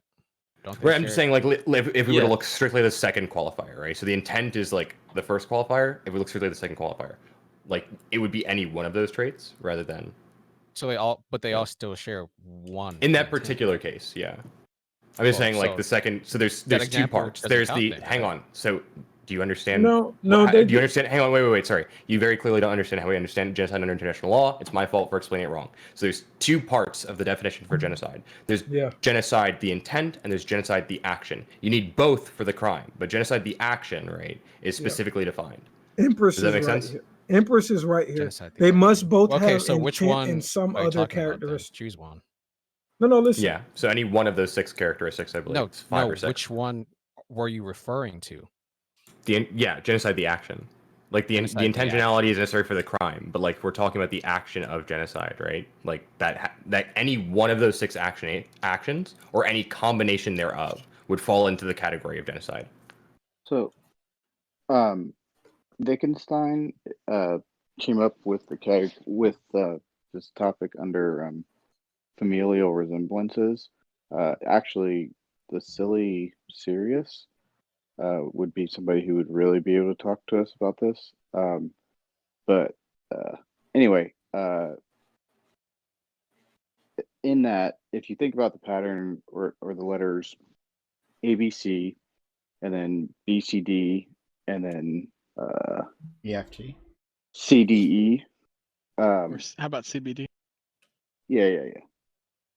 You have the first and the fourth variation of that pattern are going to be completely different, but they're still categorically the same because they share familial resemblance.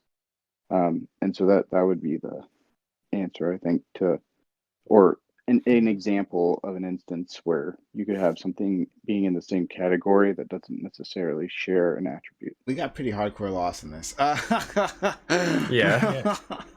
But I think that what was deconstructed our logic good enough. original conversation? So at the end of the day, can I trying to keep on tell? sports, right? I think just to summarize that, because I disagree with that initially, but now after having this explained to me, I understand and I agree. So for instance, we could say the concept of like a game.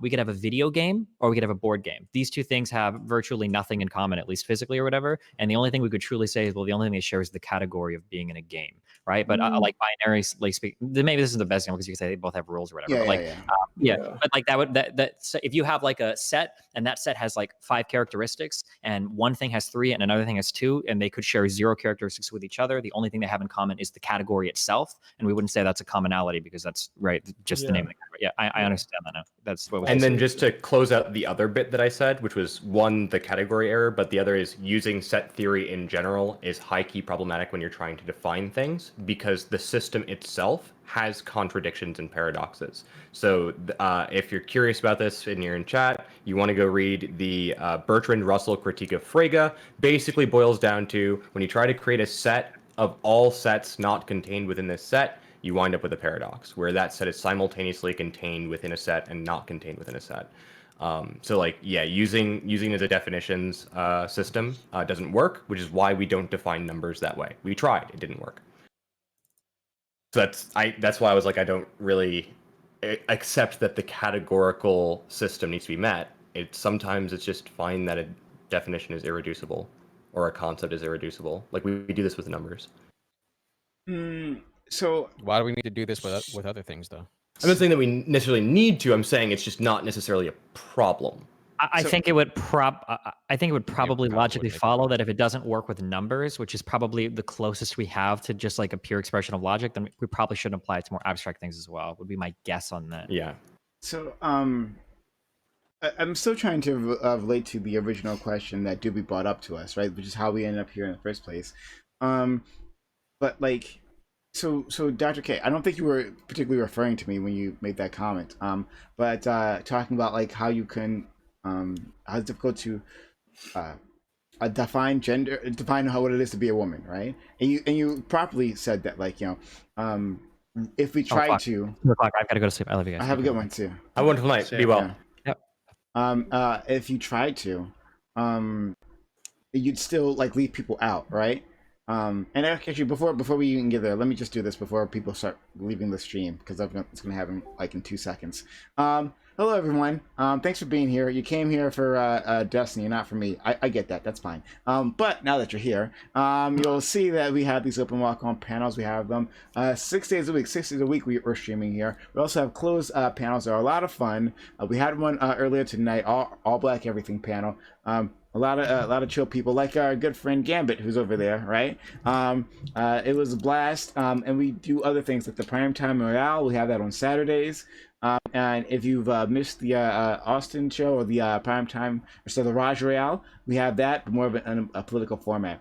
So if that interests you, any of that interests you, if these open panels interest you, when members of my audience, these are all members of my audience, can just walk in and talk and have a good time, and big streamers might show up, right? If any of that interests you, do me a favor, hit that follow button, hit the notification bell right now to make sure you know when I'm going live. You don't want to miss out. We have these things all the time. If you don't know me yet, you will know me soon. I'm on the scene. I'm always here.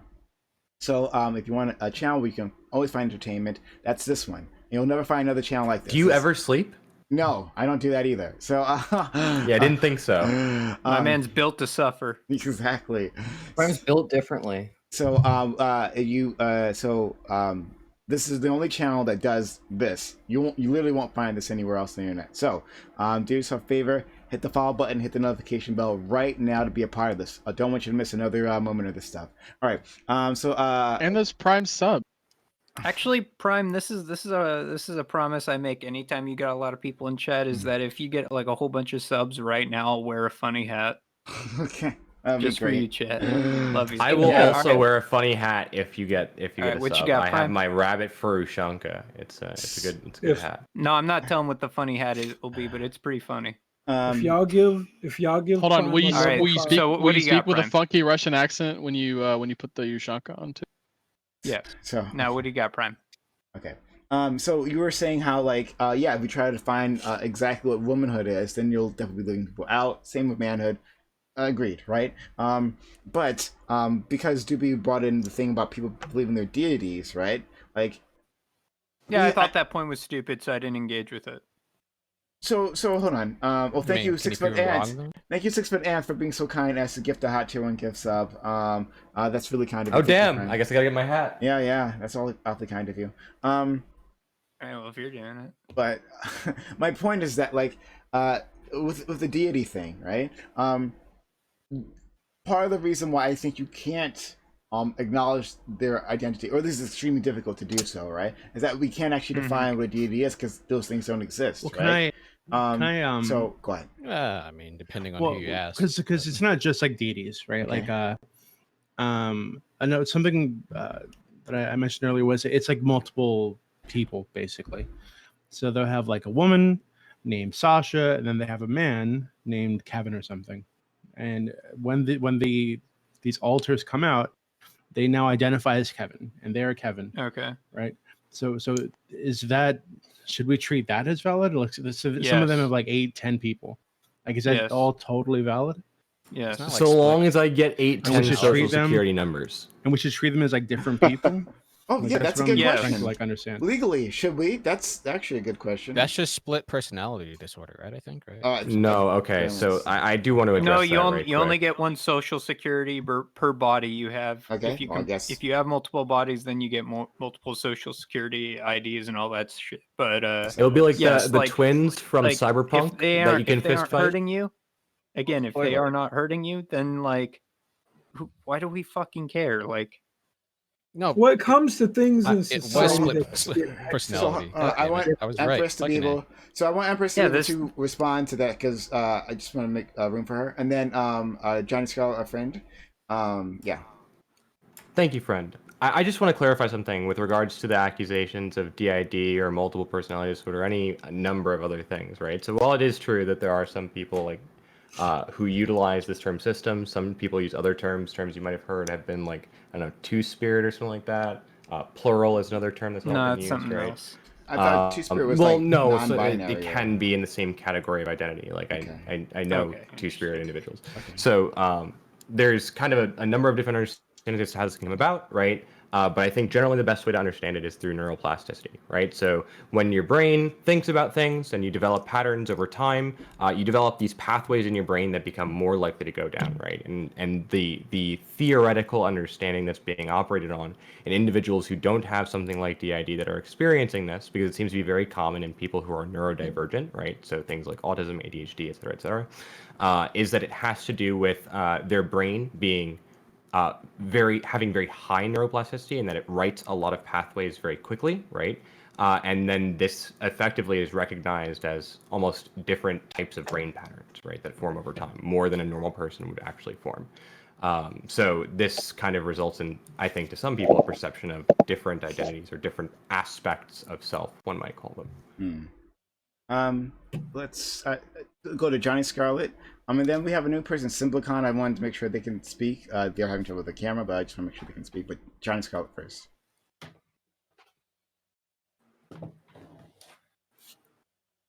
Actually, no, you couldn't hear me. Yeah, I'm going to keep this as quick as possible, but I specifically came in on the set theory thing about it. I'm glad you stayed, Empress, because I wanted to respond to you on it.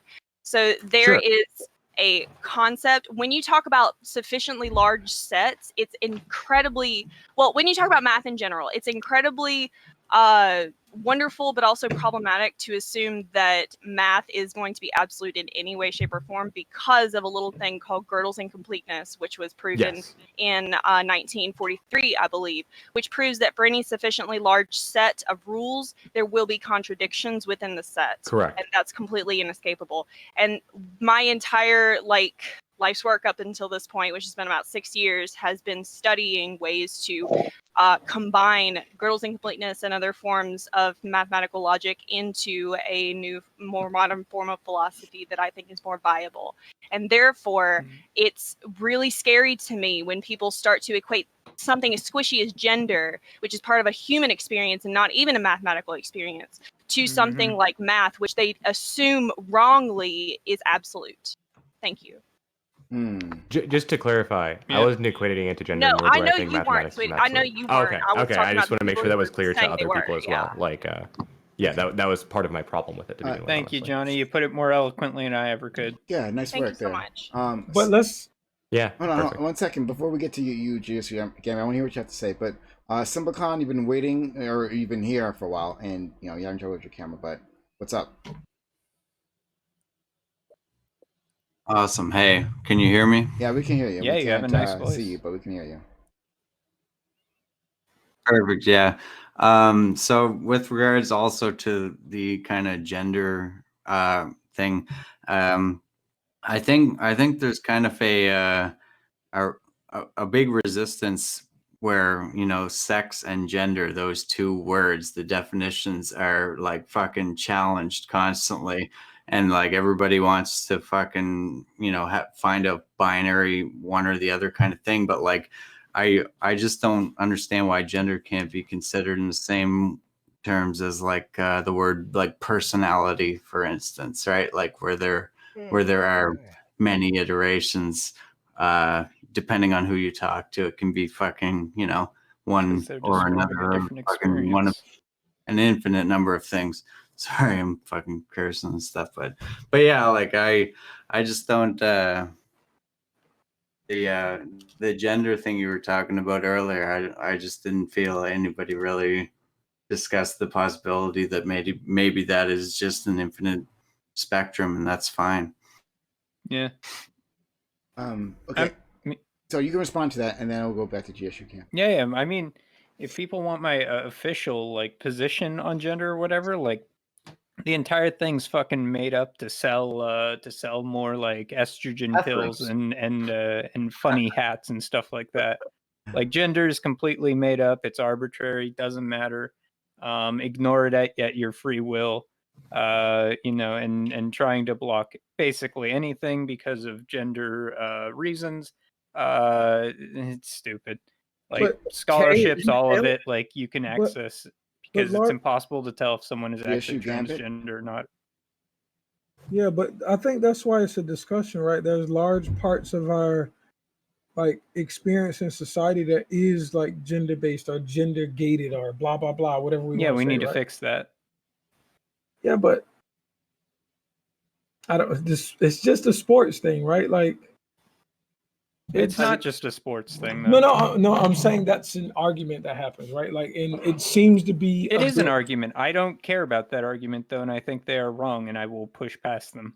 Anybody So here in, like actually? so in run- your ideal world, you would have one domain and just everybody battled out in that domain. No, listen. I'm not an expert on sports, right? But there's a better way to balance things than fucking gender. I mean, boxers do it. They do it based on weight class. Yeah, but they still do it within They also gender. do it based on gender.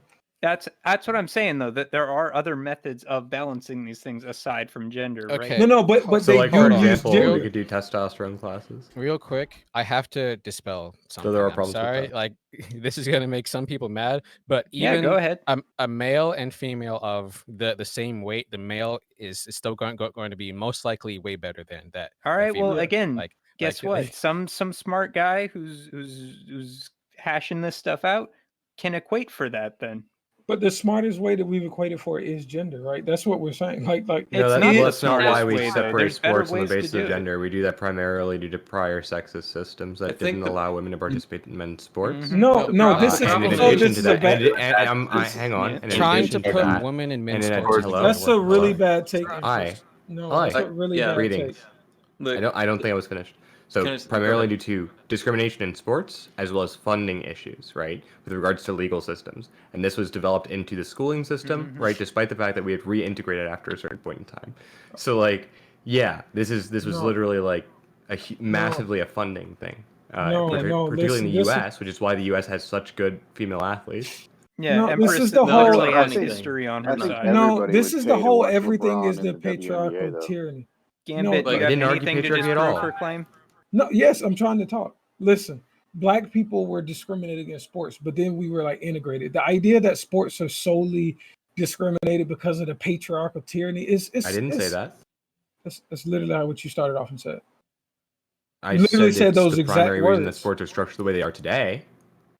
That's not correct. No, it's not. That's not Are correct. you proven because wrong? there It's are not. physio- Sorry, it's there are not because of Title IX. physiological. Are you saying Title IX didn't affect the modern day sports structure? in I'm terms saying of No, we're Title not saying IX that. was. We're saying I'm that's the saying Title primary IX reason. was created because of physiological differences. Yeah, exactly.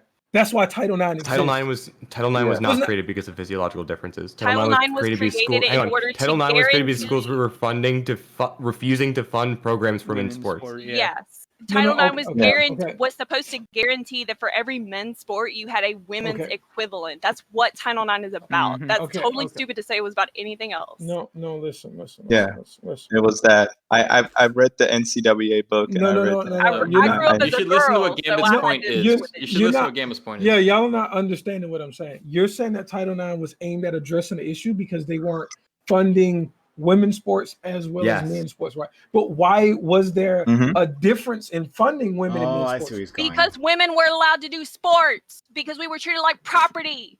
What the fuck? Did you forget history class? Do you remember that thing where they also created? Hang on, they had to create literally. If you consider what Title IX is a part of, right? This is the same reason that they had to mandate that you have gendered fucking bathrooms, and why there even are gendered bathroom laws in the first place. This way that we could force them to have bathrooms for women who weren't allowed to go to university, who were separated into segregated dorms, who were separated into segregated classes, weren't taken as seriously, and weren't allowed to Empress. Are those do those segregations still exist?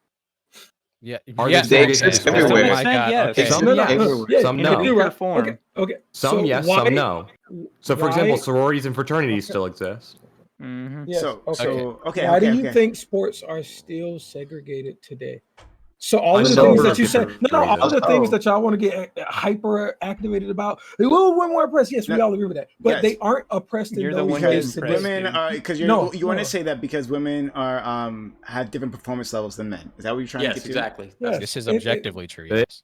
And the idea to boil is- that that is down part to of the reason, past yeah. tyranny is silly. That is part of the reason. It is not the only reason. Nor is it even the majority reason. It is not tyranny to say that women get the same sports as men. But what You're not what listening. you're You just saying, said- GSU, what No, you're what saying, you're saying GSU, and I doesn't know mean- you got mad at me because I got pressed, but frankly, it was kind of stupid of you to say that.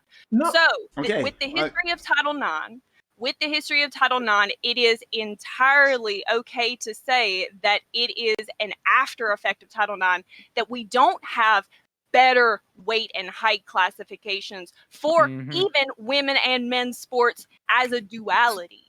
Like the fact Sports are that not a the American meritocracy. education system is underfunded is the reason why these have not been overhauled. And as they get overhauled and at the top levels of athletes, people are actually testing for things like hormone levels and muscle density, etc., so that we can make sure people are in the right weight class. So if you want to get into professional sports, I would love to have that discussion with you and how there are better ways. But That's if the you're going to discussion blame it on something like Title IX, which just guaranteed that women were allowed to have Oh sports, my I don't think he was trying to God. blame You anything. blamed it No, on Title I IX. can't even engage. I don't with think he this. was. This I is- don't You think he was blamed it trying on to Title why blame IX. not? Why So- can't you engage with it? I spit facts at you, and then Because you don't you just heard his fee-fees. imagine like I didn't say shit. I don't want to interrupt you, Prime. Johnny, you were the one saying it's Title IX. It's the point is that What? the sports are segregated because of performance differences between male and female. That's No, the they primary are reason. separated because This is of not Title true. IX, Guys, can I make and a you point? asked. They're Can I make a separated point? because women Hold weren't on. allowed Can to we- compete with can each we other. just One cut time, past one this time, and just one get to the time, actual one point? time, one time. Hold on, What Guys, are can I the make a other point? alternatives? A And we time. gave Wait, you whoa, alternatives. okay, don't. I'll start muting people if I Can I have go to. now? Okay, look, hold on, Gambit. Fab, you want to say something? Guys, No. can I make a no, point, please? Oh yeah. One- Okay, so you go ahead. 1 point.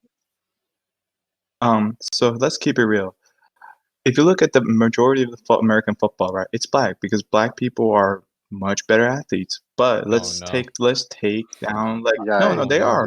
No, when it comes, no, they are. Let's not go into But racialism. hear me out. Hear me out. No. Hear me out. If you go to wrestling, though, right? If you go to wrestling, when it comes down to it, most people like from Russia, like Central Asian countries, they're better performance. Doesn't mean it has to do with race. It just has to do like this. And does this mean that a white man can be better than a black man? Of course they can. I mean, you can make the argument right now. The best quarterback and Okay, hold the on. best. Can we just? I'm no, so the best confused player. what this has to do with the gender thing. Best player. Wait. It's like I don't get I'm the point begging where you, like racial how's there complete discrimination? thought. How's there discrimination in For sports. your own good, Like, don't complete it.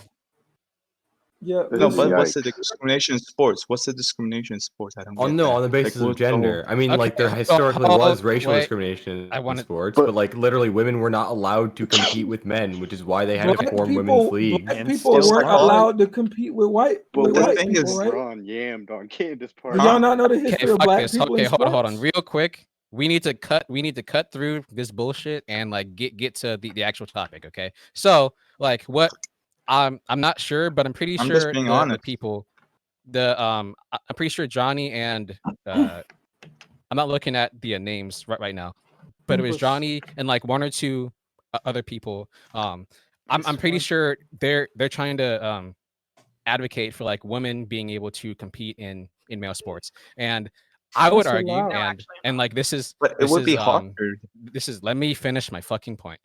I would argue, and this has been shown already with like Serena Williams and like Mhm. if you're other Are you people talking about the as- tennis as well. player Hold on. that her and her sister competed against?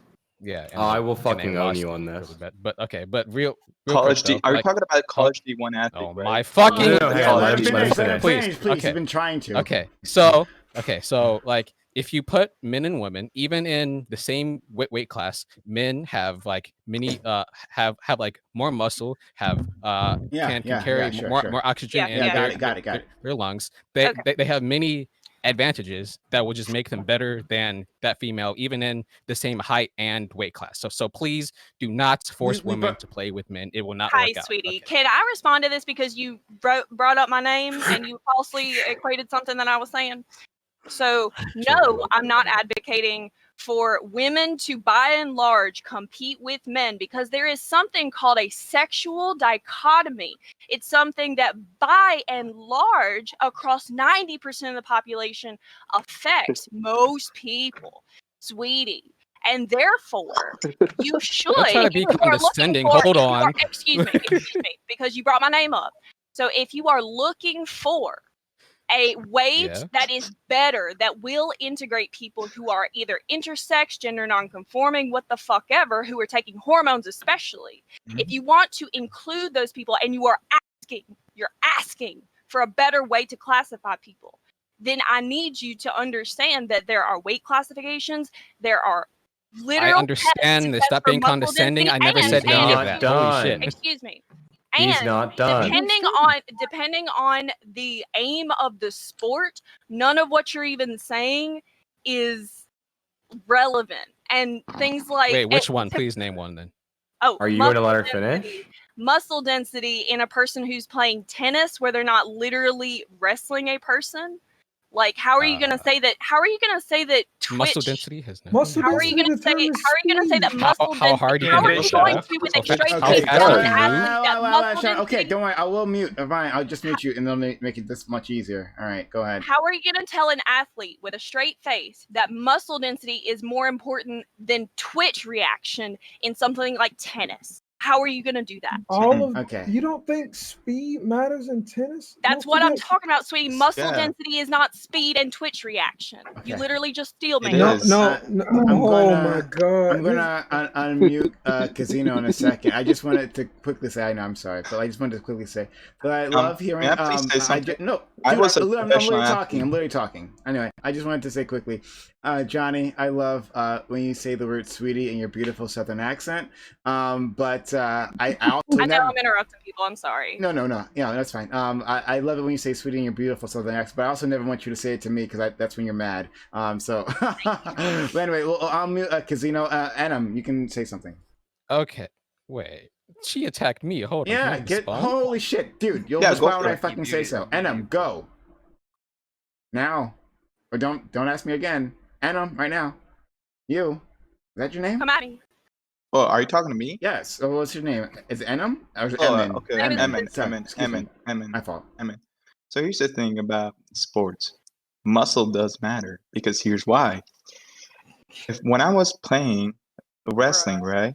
In order to listen to me before ignoring me. Listen to me. I had to increase my muscles there in order to increase my speed to do counterparts and stuff like that. And like this, my twitchness or my quickness did not just come just because of mental or anything or like this. I had to prepare myself physically for that. Like you know how you eat breakfast to nutrition and stuff like that. I had to do that. Now, does that You mean dainty girls could never train. no, no, no, I no, have no, no idea what you're trying to Here, say because the no, hear me out. Twitch, Hear me. It doesn't matter how Johnny's, much twitch you Johnny's have if you don't talking have about muscle. fast-twitch muscle baby, fibers, which are If you like don't have muscle, muscle if you don't have fiber, muscle, yes, exactly, Viv. Muscle it doesn't. fiber density Johnny. and muscle fiber elasticity are two completely different training sectors, and you don't know what the fuck you're talking about. I am And know what I'm also talking about in because I was in the wrestling stage. I was in in the wrestling stage. is exactly the case where I said muscle density matters because No, unlike in I also tennis, played muscle football. I twitch also is not played as big of football a too in factor. America as tight end. football. Okay. Wait, Alright, Played you well. think football as a muscle? tight end. Wait, Johnny, you think muscle? I'm sorry, I'm a density rock doesn't climber and I don't matter know in shit. Twitch? So So I'm saying that depending on the aims of the sport, muscle There twitch is and muscle density are two different factors, and they may play into one another differently. So If you are not Prime, literally can I get in? wrestling a person, then there I is don't think that it is the case of most people that something like muscle density is important. I'm saying that for every single no. sport, you should look at what the actual aims Listen, of the sport are, there and is You didn't then hear me out. there You is didn't hear me no out. I active didn't finish. sport at all where muscle density doesn't matter. This is so stupid. Yeah. baby, they're two No, completely hear me different out. No, I hear didn't me say out. they weren't I They're didn't. different. different Oh my things, god. Johnny, Okay. but Can they I finish my last together. sentence? Can I Honey, finish my honeys last? and I never got to sweeties. go. I Can I never say got to go. something? Okay. I never got No, to go. but can I finish Hold something on, before I hold on, leave, hold on, and then you shut can up, counterattack? shut up. Just one last thing. Holy shit, dude. Okay, Just one sorry, thing. fuck. You're new here. Just one last hold thing. on, fuck, dude. You're new here, so I'm gonna give you the benefit of the doubt. Maybe you don't understand. I'm the streamer here. When I say to shut the fuck up, you shut the fuck up immediately. You know what? It doesn't matter what you're doing. You just shut the fuck up. Okay? You got that? You got that? I have to say Because that if you you, could just excuse be me, quiet. if Yeah. you don't get that now, I can just ban you. We can be done with this. When I say to shut the No, fuck I mean, up, you can say respectfully. don't You worry. can say respectfully. Don't Be worry. quiet. Okay, Be buddy. quiet. I will. I Yep. will. Okay. Fuck off. Anyway, I don't know why it's so hard. I don't know why that was so hard. Anyway, I'm gonna unmute Casino. And then after that we'll go to Gambit. Wait, can I go now? Yeah. Or, okay, so the whole tennis bullshit, sweetie, that you were saying earlier, with how Yes, twitch sweetie. muscles and density don't matter in tennis. Like that's. I mean, technically, you're right that yes, No. they are different. Yes, There's no domain where she's right. There's no Okay, domain yes, that you exists. can wait. Oh You can my wait your god, turn. you're both wrong, and I hate you both. Please shut the fuck up. I'm trying to finish you. I swear to God. No, I'm Okay, not wrong so at all. even though the muscles are different, that doesn't mean that like in tennis specifically, where we already had Serena Williams lose to a top 200 dude who is playing like Oh my a God, top okay, 200 stop. based on. He was ranked 38th in doubles in the same year. You're lying about his record. Casino, finish. He wasn't playing singles that year. Casino, finish, please. Okay, so even if that's true, Serena Williams was ranked 1 or like 2, right? And he was 38th. So like all else being equal, she should have still won. You fucking dipshit. Okay. So Why? either way, and on top of this, like he did say that he was playing like a top 500 player. Anyways, he was handicapping himself, and he still beat the living crap out of her. Okay. I don't know where you're getting that from. I can show you the article. I mean, I have the quotes from his trainer. I don't know I've never heard that quote before from him. Because again, at the time, he was playing top 38 in doubles. Just read about this like 2 weeks ago. Okay, I would suggest looking at the record of the individual you're talking about. Send you the source in like 5 minutes. Let me finish. I can send you his record right now. I have it in front of me. Top 38 in doubles doesn't matter in a singles match, though. Oh, okay. Okay. No, he literally he's citing his singles rank in a year that he wasn't playing singles. That's the whole point. No, but anyways, gender or like what he was ranked up to 34th in singles 2 years prior. Oh my god, shut up. What your sex is at birth does like affect all sports, including tennis, and we've seen this shown before. Okay, so yeah. That's all I'm saying. Yeah, sometimes it means you do better in a sport. Hello, Prime. I'm quite happy to issue a fucking debate challenge to anyone who wants to fucking debate this shit with me one-on-one. But across all sports, there's sort of there's about a 10% difference between men's and women's sports at the elite level. That difference decreases as you go down towards like amateur sport, right? So till it's like almost invisible at the lowest levels. This isn't true across all sport, right? I'm saying that this is a generality. So there are actually some sports, I think like long distance running or something, where women actually do better than men on average, right? But when you're talking about segregating sport, I think the problem is everybody goes straight for like the advantages that being assigned male at birth or assigned female at birth might provide somebody, but nobody answers the fundamental question of why you would want to segregate sport at all, right? The usual answer is something along the lines of, oh, we want fairness, or oh, we want a level playing field. But like, that's an incredibly ill-defined answer. What the fuck does that mean? Why are we segregating based on gender and not segregating based on height? Why are we segregating on gender and not segregating Wait, no. based on... Okay, keep going. But we have been answering this. We've been saying that we're answering the fundamental question. The answer that we're giving to the fundamental question of why segregate at all is that because biological males have a physical advantage over biological females, and there's no way to necessarily completely reduce it. And First it off, biological offers... male and biological female are not categories that are used in any kind of academic literature. They're made up by anti-trans activists in order to discount the idea that trans people ought to play sport with the gender that they identify. No, I don't think that's not. But we can talk about true. assigned male and assigned It is female at true. birth people. That's fine. No. All right. They're one But and you're the same, actually but wrong, okay. right? In many sports, right, height is a much better determinant of your success than your gender, right? Like in basketball, for instance, In if no you're sport is incredibly that true. fucking In- short, it doesn't in- matter how many. Wait. You kidding If me? in That's not basketball, true for in instance, any if sport. you're Gambit, shut the incredibly fuck up. fucking You short- interrupt shut people the all the fuck up. time, dude. Gambit, I'm almost done. And you can have your say afterwards, right? In basketball, right? If you're 4 foot fucking nothing, okay, it doesn't matter how manly you are, right? You're still probably not going to be making the NBA, right? Or even the WNBA, okay? Height is a much better determinant than gender in terms of like how successful you're going to be at a game like that. Go ahead, JSC. Okay. The claim that there is no sport in existence that I can think of where height, like women being taller can help them compete with professional men. There's no sport in existence. It's almost as dumb as to take that muscle density doesn't matter. Like these are such silly arguments.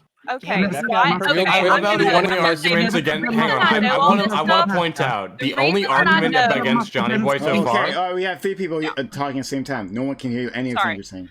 The reason that I know all of these things is because I'm a 6'1" female who was allowed to compete with men.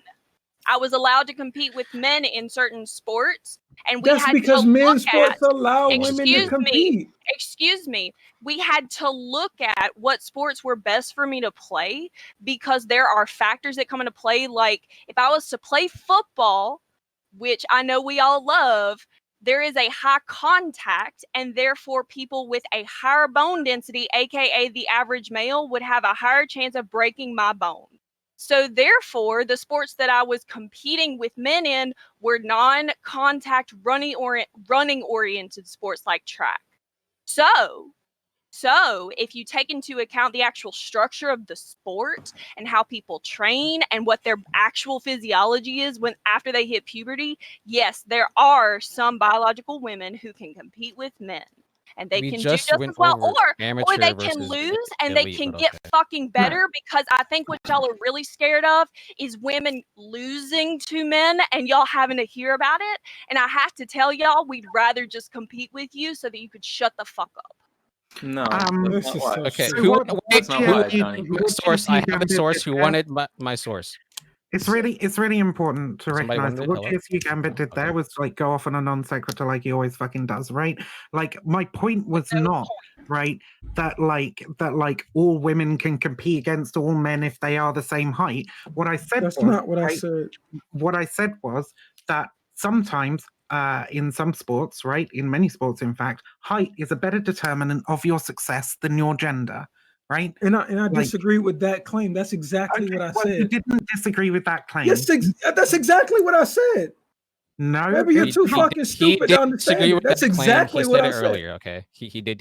He did. I 100% disagree with that claim. That's not the claim. That's not what your dumbass heard, but that's what I said. He literally disagreed with that claim. I'm recording what he right said now. was, being the same height, women. There's no sport that I know of in which women who are the same height as men are going to perform as well as men. That's not what I said. Right? That's not what I said.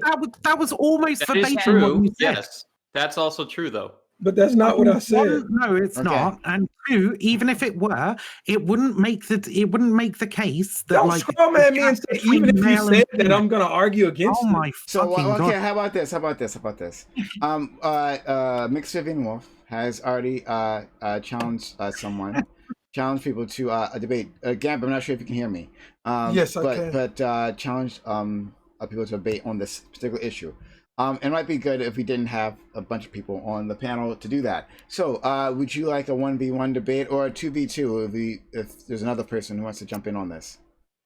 On like which side? I mean, I'll debate it, but I don't know. Like, I don't agree with like basically. Well, minus Vivian. Like, everybody else is just wrong. I'd argue. Like. Well, then no one asked you, dude. Oh no, wait.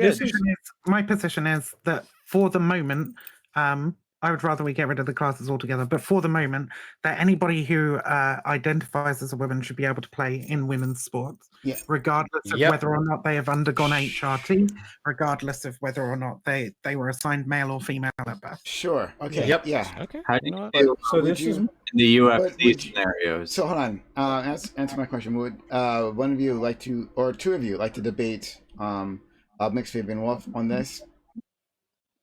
I'll do it later, or we can do it like now. No, not now. Thank you. Now? Wait, now? I said now, not. Holy shit! Did you not hear? Why do you always seem to hear the opposite of what I'm telling you? I didn't say now. I really did not say now. I don't know what. Like, I heard always now. like literally the opposite of what I'm saying is what you seem to hear. Anyway, thank you, T Jam. That's or T Jar. Excuse me. For a tier 3 sub. Wow, that's really kind of you. That like hardly ever fucking happens. That's really, really kind of you. Thank you so much for being here. And tier 3 subs do get a guaranteed spot on here. But we're doing our open panels. So like I'll little toss someone else off for a tier 3 sub. Yeah. So who was you literally okay, hold, you did this on, you really want this now? T-Jar, this is awesome. Yeah, anyway. We'd love to have you in the future. So can we set that up? Is there people who want to? Yeah, we want to talk about. Sure. I don't even understand what the argument would be. My argument is that there's no better way to slice sports than gender. Okay, sure. If no better. If the take is just gonna be, hey, I want everybody to be able to play it, that's not really an argument against my argument. I don't like. I've already given my position, right? My position. I understand your position. Okay, is whoever identifies as a woman should be able to compete as a woman, regardless of any other factors, right? That's my position. And if anybody cares to like take up the opposite position, then I'm willing to have a debate. If you're not willing to take up the opposite position, then that's fine. I'm 100% willing to take up the opposite position. I just don't see how we could ever have a conversation about it. Like your like what, like the foundation of your argument, I don't understand it. So sit down, dude. Yeah, like somebody else can go GSU. It's perfectly fine. I don't mind. I don't think anyone can. No, I think I understand what he's talking about. Okay, Viv, I would actually like to disagree with you, and I would like to say that I do think there are better ways to classify sports, especially with people who are going through puberty. Which is the majority of people who are in sports in America today. Yeah, I think that we could absolutely do things by height and weight class depending on the sport and actually have a nuanced discussion about what the aims of different sports are and how people compete in them so that they don't get hurt most effectively.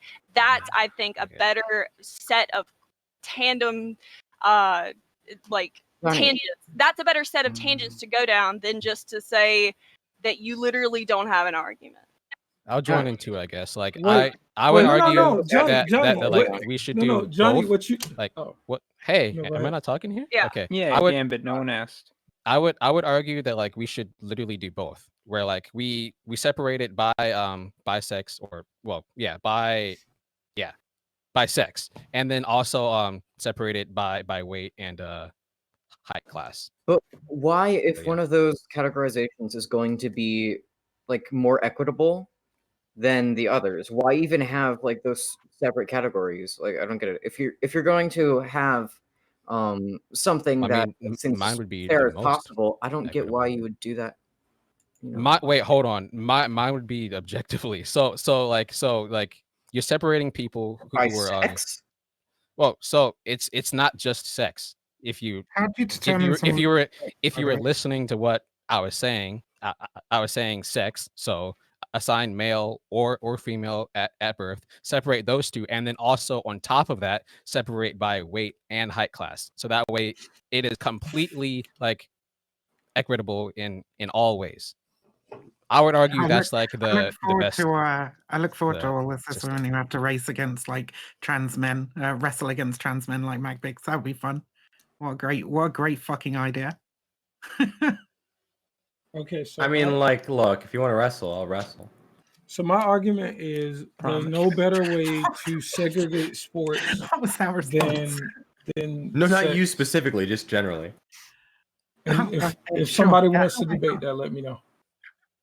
Yeah, Sorry. Kick your ass in Minecraft. Sorry, but- can you say that last part again, GSU? I'm sorry, I missed I it. said there's no better to segregate sports than the way that we do today, and if anybody wants to argue against that, we can. Oh boy, you're just wrong.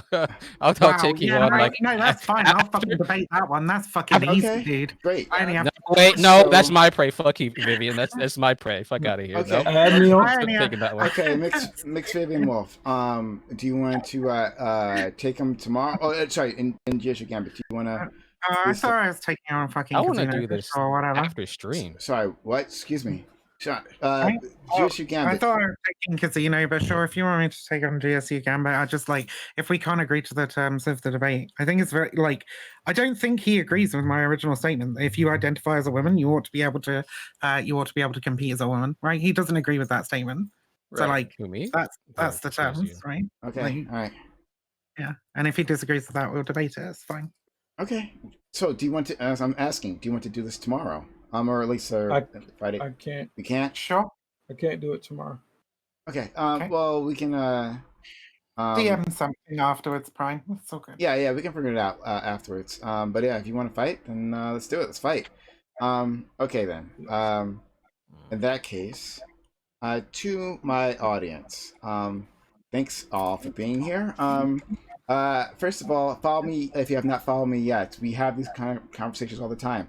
It's a regular thing for us. We do this 6 days a week. 6 days a week we provide you this content. So if you've been interested in any of this, right, do me a favor, hit that follow button, hit that notification bell right now, so you don't miss out. We'll come back tomorrow. We'll have something. We'll do something. We'll have another open walk-on panel. It'll be fun, or maybe we'll manage to get a debate scheduled or something by that time. But you won't be a part of it if you don't hit that follow button right this moment. Yeah. So I wanted to thank my people, especially. Well, I'm gonna start with GSU Gambit because, goddamn it, GSU, you've been here the entire time. Oh yeah, you've been I here told for you. 10 hours. With me. Jesus Christ. And I've also been here the entire time, but it's fine. I don't talk much, so it's okay. No, Well, I mean, you he's weren't been here for the longer. ABE panel. He's were been you? even Oh, longer. I wasn't there. Oh yeah, that part. Yeah. I was here for the open panel. Yeah. But thank you, Gambit dude, for coming through. So thank you. It's really kind of you. Cool. And is there any? Oh, Johnny Scarlett, thank you for coming by, everyone. I'm putting their links in chat. And Mixer Wolf, though I don't think you ever actually stream. And I stream. I'm streaming right now. Sorry, what? Why do you just keep talking over me? I had no idea what you're talking. Anyway, moving on. Are there any other streamers here? Just Empress, you're a streamer, right? Yeah, that's fine. Allegedly. Allegedly. I'll be doing drunk debates tonight at 8 p.m. All right. Be there or be square. Professor, it's right there. Okay. And then last but not least, we have a friend Doobie, the pig sort of monster in the corner. Doobie runs the Politics Discord server. You will find someone to argue with you at every point in time. No matter what it is, you will find someone day or night. Discord.gg/politics. It's in the chat. Hey, seriously, click on it. You'll have an experience. I cannot guarantee you'll have an experience. You'll have an experience. Dude, what even is your avatar? Empress? Well, PrimeCayes. It's a blobfish. Oh. Just so you guys are aware, you guys watching, we're gonna have anti-racism activist Daryl Davis on Saturday at 3 p.m. Eastern. Oh wow, that should be really interesting. So hope to see you there. Yeah. Daryl Davis is iconic. I think so too. Okay. Yeah.